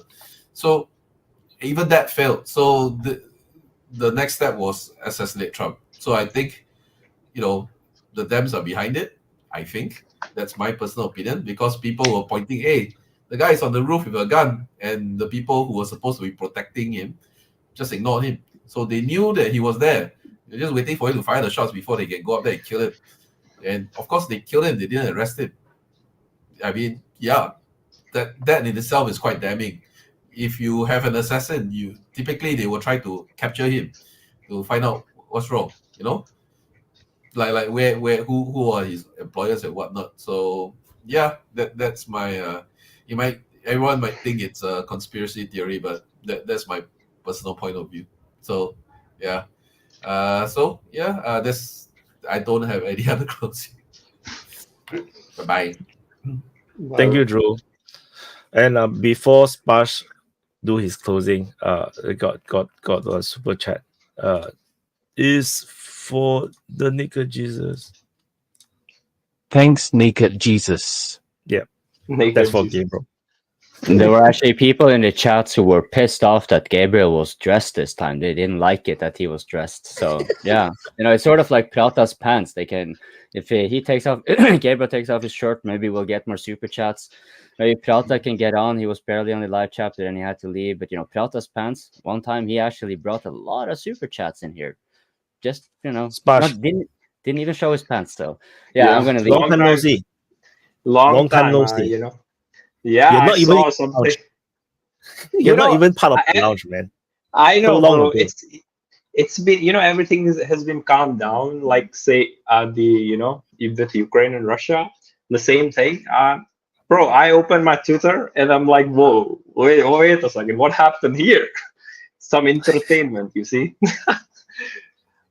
For me, I think it's too perfect to be an assassination. It looks too perfect. Like, there's a shooter, it hits his ear. Like, what if it's just a random guy who hates Trump? What if? I think that could be a real possibility that people might ignore. But it does look really like assassination attempt. But it's too perfect, bro. Like, it doesn't. I don't know. I have my doubts, So I think this is definitely going to help Trump to win his election. And it is going to provide us with tremendous entertainment for upcoming years, which we've been missing because of Biden. So that's positive, I guess. Let's see what happens. But that's my opinion. I think I'm not convinced that it still is assassination attempt. I think there is a room where because you see left guys, left liberal guys, like they are crazy, and it's very possible that some crazy dude who hates Trump, he buys a gun and does what he wants to do. It's very interesting. He came very close, bro. Hit the ear. Wow. What do you think? What's your opinion? Imagine it is planned. Imagine the organizers of It looks perfect. It looks perfect. Imagine it's so close. It was so close. Imagine the frustration. Bro, that's gonna hurt them. Like, it's like it hits the ear and like, fuck. Now we lost election for definitely. No matter who is the opponent, it doesn't matter. Yeah. Like next time they have to send an army. They cannot send one sniper. What do you think? How many? Because the thing is, last time Trump came, right? He did not have the Senate. Did he have Senate or he didn't have the House? So I think this time he might win everything. Because the first time he was president, I think he had both. Then after that, then midterm he lost the. I think he lost the House, or I can't remember which one he lost. So that complicates the second term because the first term, the first half he got everything. He got both House and Senate, but then Republicans are trying to control Trump. They try to play the games, and then they have the Russian host thing. The second half he lost one of the House, and then still managed to do some things, but obviously the hands are very tight. But he pushed through things that that have bipartisan supports, like tax cuts and everything, which is all in the second half, and in the healthcare reform as well. So these things like they can't vote against, so they still get things done. So that was then. This time now, I think I'm not sure if you'll get everything. I mean, I'm not even sure he will survive to the Bro, election. if he doesn't get everything now, like it doesn't make sense, bro. He survived assassination attempt, I think he will get everything. If he doesn't, there's a problem with people, because I think sympathies should go towards him, right? The people who are not coming for him, I think they will definitely come, because it looks it looks like assassination which was done. It's just like Biden's election, right? It can't possibly be so perfect. He can't possibly be more popular than Obama, right? He got more votes than Obama, Biden is the most popular president in history, Really? in US history. Yeah. Wow. He got the most vote ever. Trump got the most vote for it's because of the hate of campaign. Trump, right? It's because of the hate of Trump. Yeah, that's the logic that they say. No, that's the logic they say. Wow. But the reality is that Trump, for any re-electing president, Trump got the most vote ever. But then Biden got even more votes, and he outperformed Obama. Can you imagine outperforming Obama? Trump can't even outperform Obama, but Biden can. So yeah, that's bro, that's bogus. Yo, what do you think of Vivek Ramaswamy? The guy who was I like him. I like him but too. He's not ready for presidency. That's the thing. Because why? He reminds me of Trump in the first term.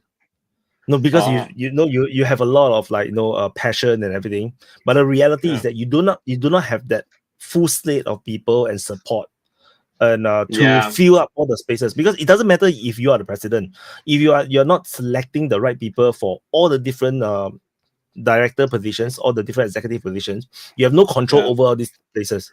So you can't control the CIA, you can't control the FBI, because all these people is not your people. So Trump trusted the system. He depended on the Republicans to fill in the slots.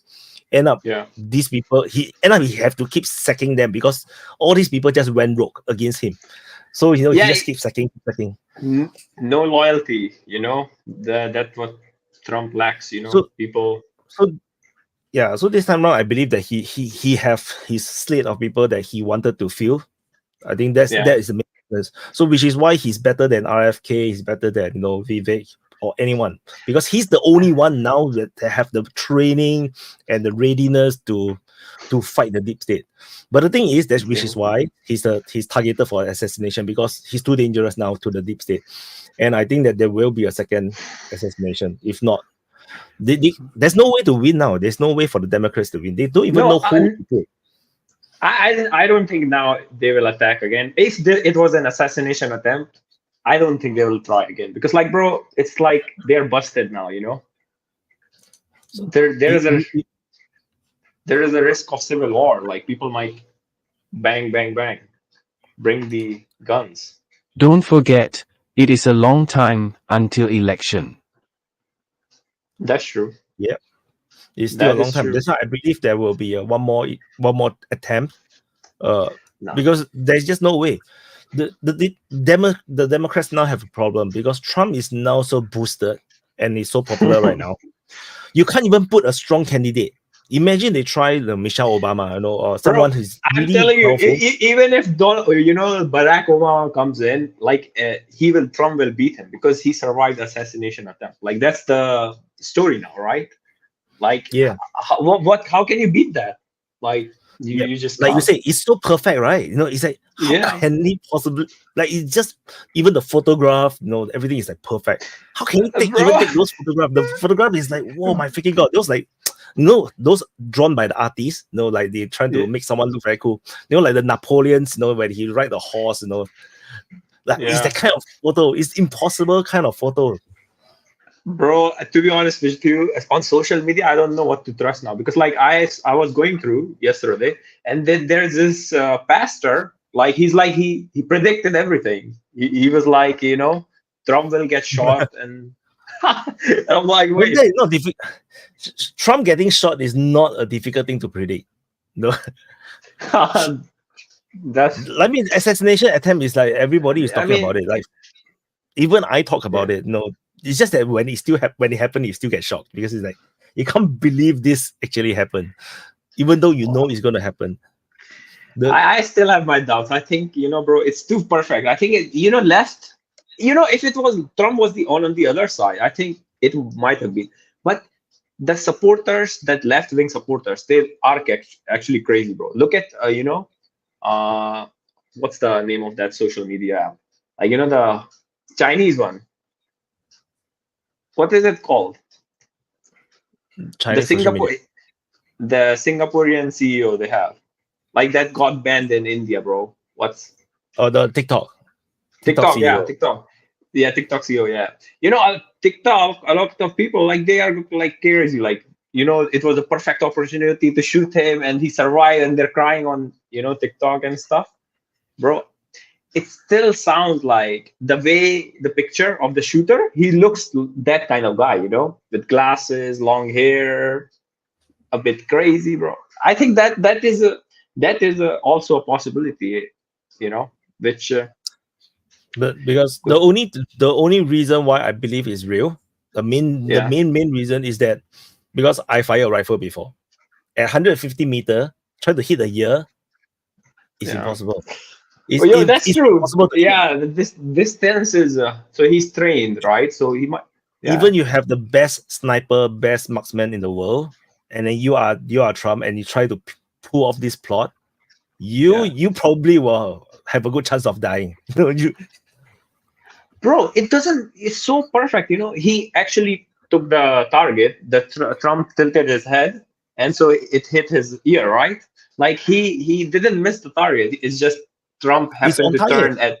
Yeah, he happened to turn at the last moment. So yeah. So he was like this. He was talking to the crowd to the right. He just happened to be like this. Then it was bullet is moving in. He just happened to do like that. He just happened to move his head. Bro, what kind of anime is this, bro? Eyes. Yeah. What kind of anime is this? Like, you could make an anime out of this. Yeah, I've always thought that it should be like a standard training for special political figures or even soldiers to like do erratic movements to avoid snipers. I mean, if a sniper wants to kill you, I think he will kill you, bro. Like, no matter how much you do it. But there should be a study of like what is, because there's a certain level of erratic movement where the sniper can't predict your position because there's always a lag time between the shot and the impact. So if you have an erratic movement. But Trump is standing still. You see? He's standing at the podium, so he's more or less the same place. Okay. It's just that, so I'm gonna ask you a question, okay? If you think it's an assassination attempt, right? Why didn't the shooter didn't have a sniper rifle? Like, why did he use a carbine? Like, if they wanted to kill him, because it looks like they tried to kill him, right? So if they really did wanted to kill him, they could have hired. They would have plenty of snipers, right? They could be like, bang, and it would be over. You know what I'm saying? But why did they choose? I mean, there is one answer. It could be like because they wanted to have a story, like it's a crazy left liberal supporter. That because they wanted to have that as background, but no one is believing that now.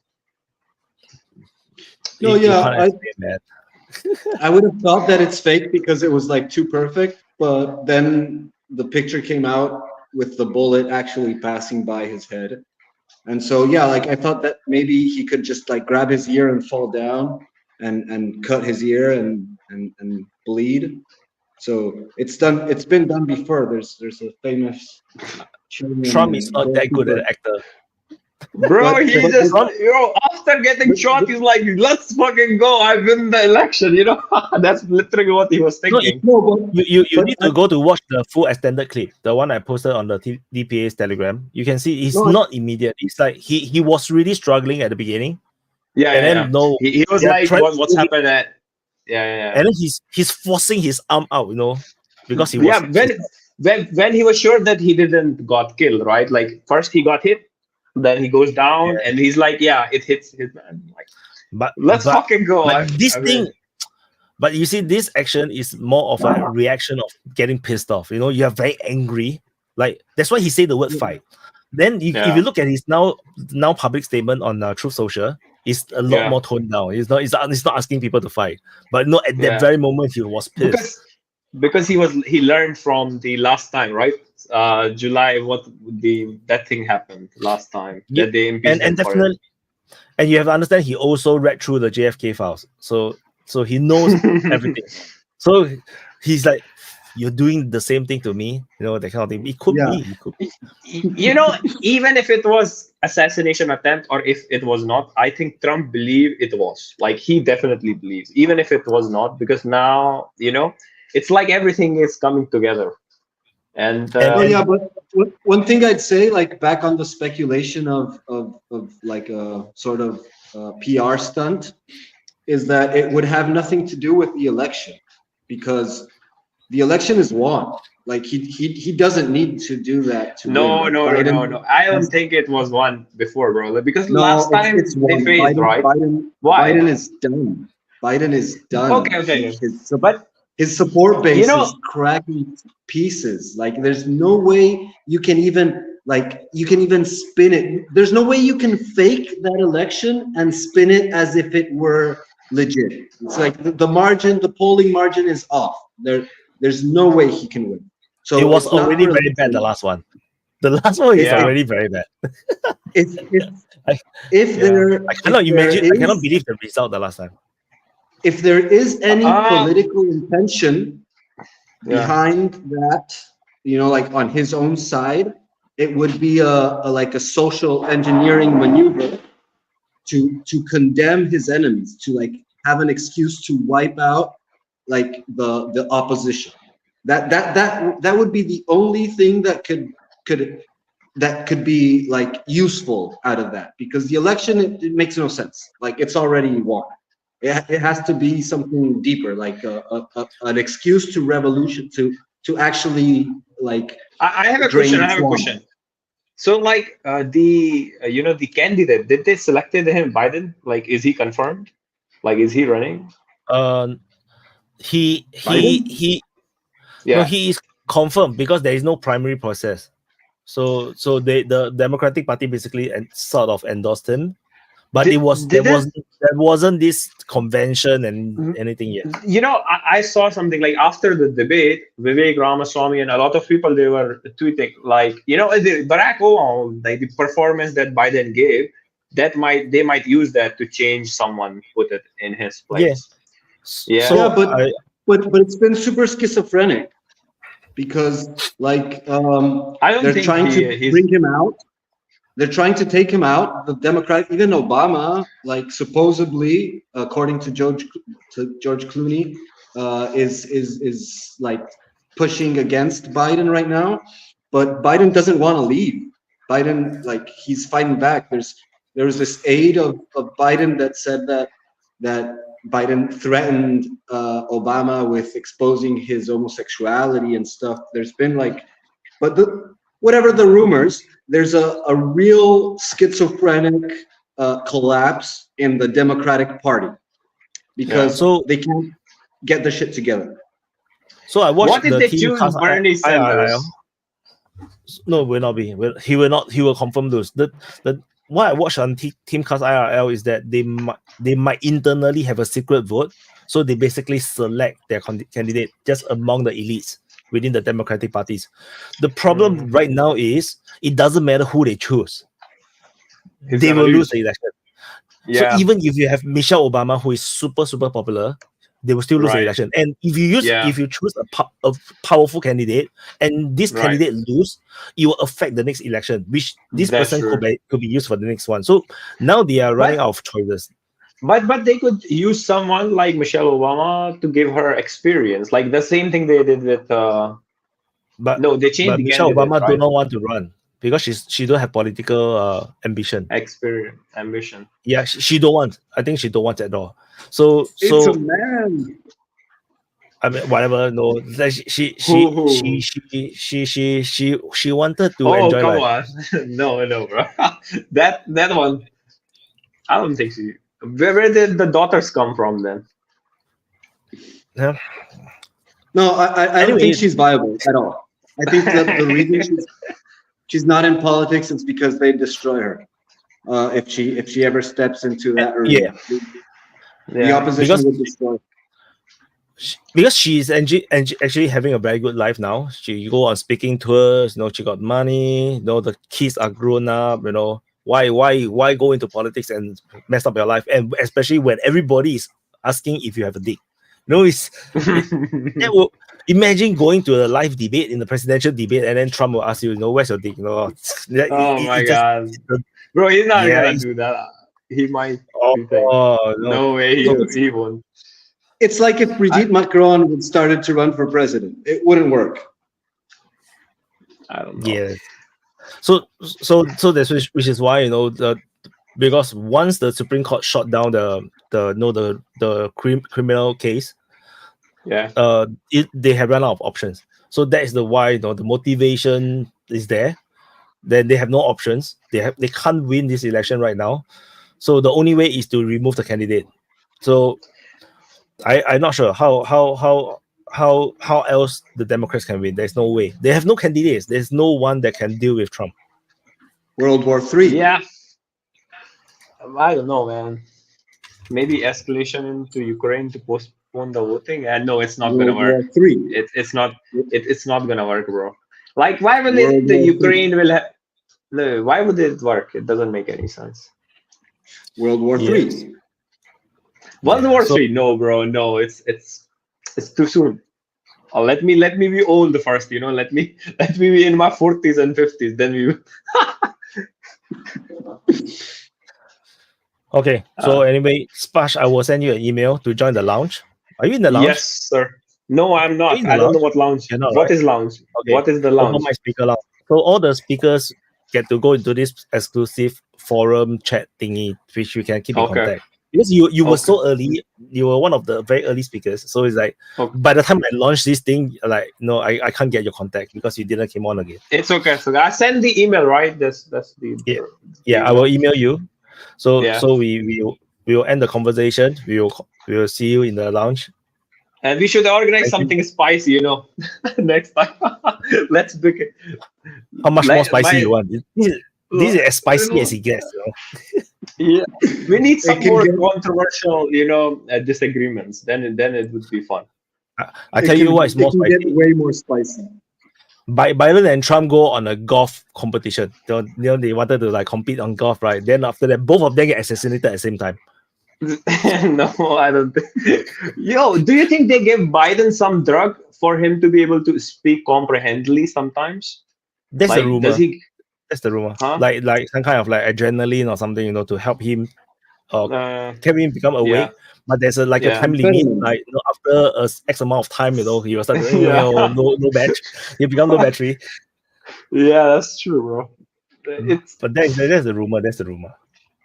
If Hollywood makes a movie, is this on all this that is going on since 2020 after Afghanistan? It would be a nice series of movies they could launch. Shit. No, they can just make one movie about Trump. Like the movie title will simply be Trump, and it will be made, and then it will detail his story from the moment he decide to run all the way to his second term, and it all go through all the roller coaster, all the Russian collusion thingy, the family problems. I tell you that this 3.5 hour movie will be, or maybe they make it into 3 parts. I tell you, I think a lot of people it would be like Harry Potter series, bro. Because there's so much stuff to cover. Like Afghanistan alone was huge, even before Afghanistan. So I think it will, if it's made by a patriot or a supporter of Trump, I think it will be I think it will be so touching, and then people will cry. Like even non-Americans is gonna cry because I've been following Trump very closely for a long time. I tell you, the sacrifice are crazy. The things that you cannot imagine how you watch the press conference. You are there, you're watching the live press conference, the White House press conference. Then it's like, wow, so many important things was being mentioned. And then when you read the headlines, they focus only on his one-liner joke that was very poor. You know, I think after today, like even I kind of like no one's gonna believe CNN and stuff. Like after the assassination attempt, what were they posting? Like they're like Trump falls down or something because of the noise. They take him Loud away noise or something. Bro, what Loud kind noise of bullshit? That's There's a bunch insane. of arguments. Like he fell after sound of pops or something like that. Bro, Biden that's too fell. comedic at this point. And it's amazing. Another amazing thing that I noticed after the assassination attempt was that the amount of support Trump have from prominent people on Twitter. Yeah. It's crazy from Victor Orban, Andrew Tate, even Elon Musk. Like a lot of these top people, they become unequivocally. I don't know how to pronounce that word. Unequivocally supporting Trump. Yeah, you know the word for it. They're swinger voting, right? The swingers have swing towards Trump now. Like anyone who had doubts, like that like, should seal the deal. This is the one step too far. Like the people are already unhappy about the court cases, the criminal, the attempt. Now this is like one step way too far. And it's so bad. It's like magical. It's like it's a divine gift that he just missed it the very last second that he moved.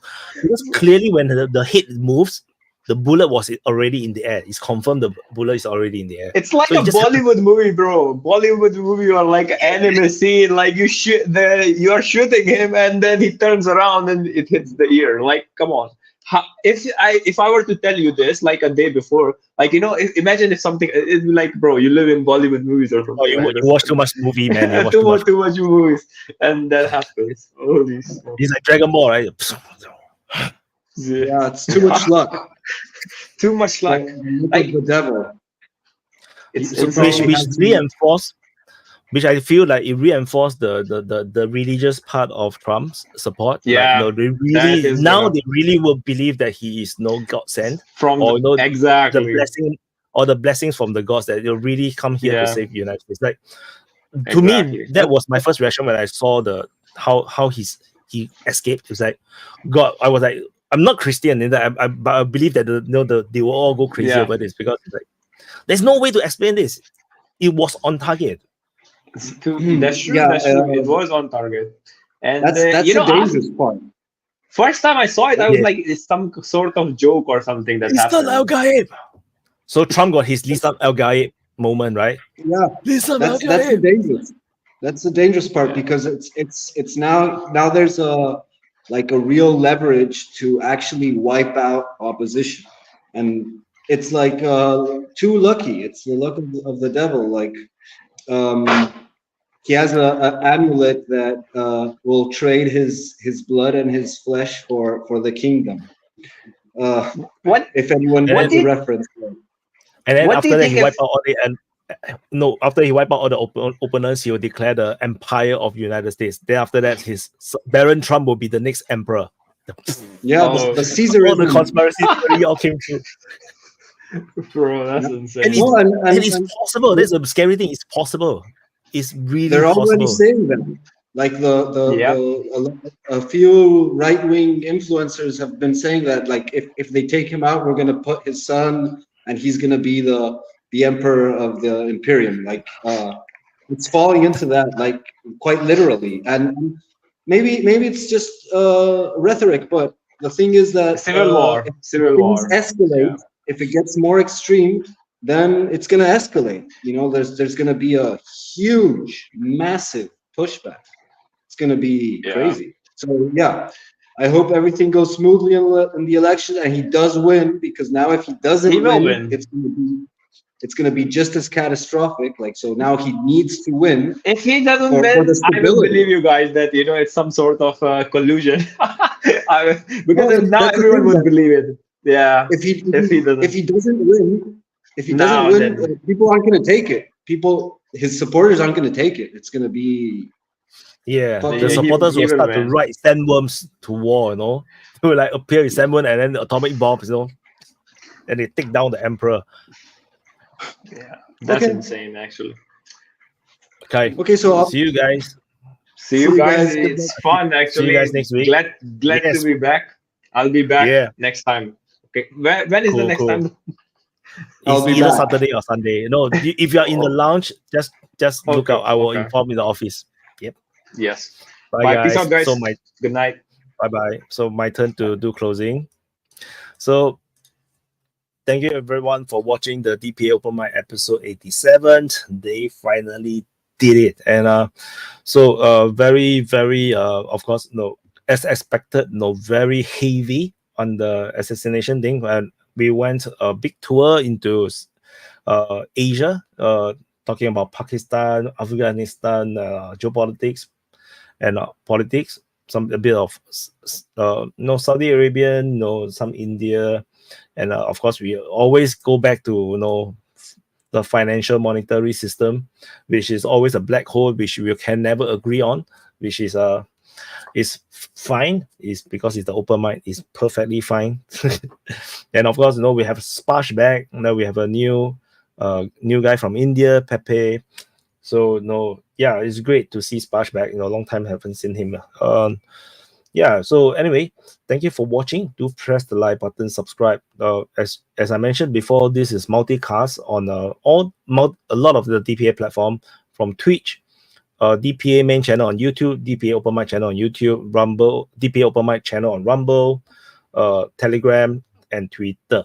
So thank you for watching. Do press the like button, subscribe, and I'll see you guys in the Ukraine war frontline changes report, because just now I was doing the mapping. There was a lot of frontline changes, so I'll see you guys on the frontline changes report. I haven't finished my mapping yet, so we shall see how.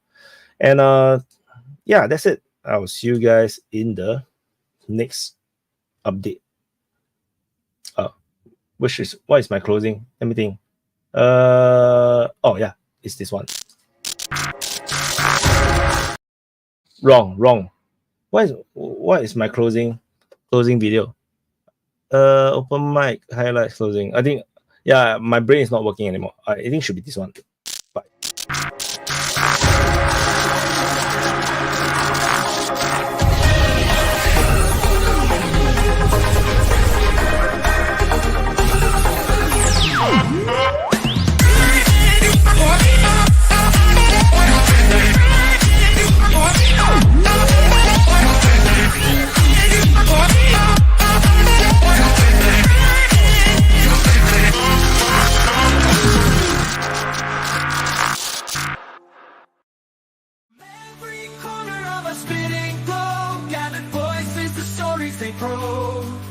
Ideas like rivers, they ebb and they flow. In the meeting of minds we grow. Together we stand, uncovered, share the line. In the arena of thoughts we find a world where every voice is signed, invading the future unconfined.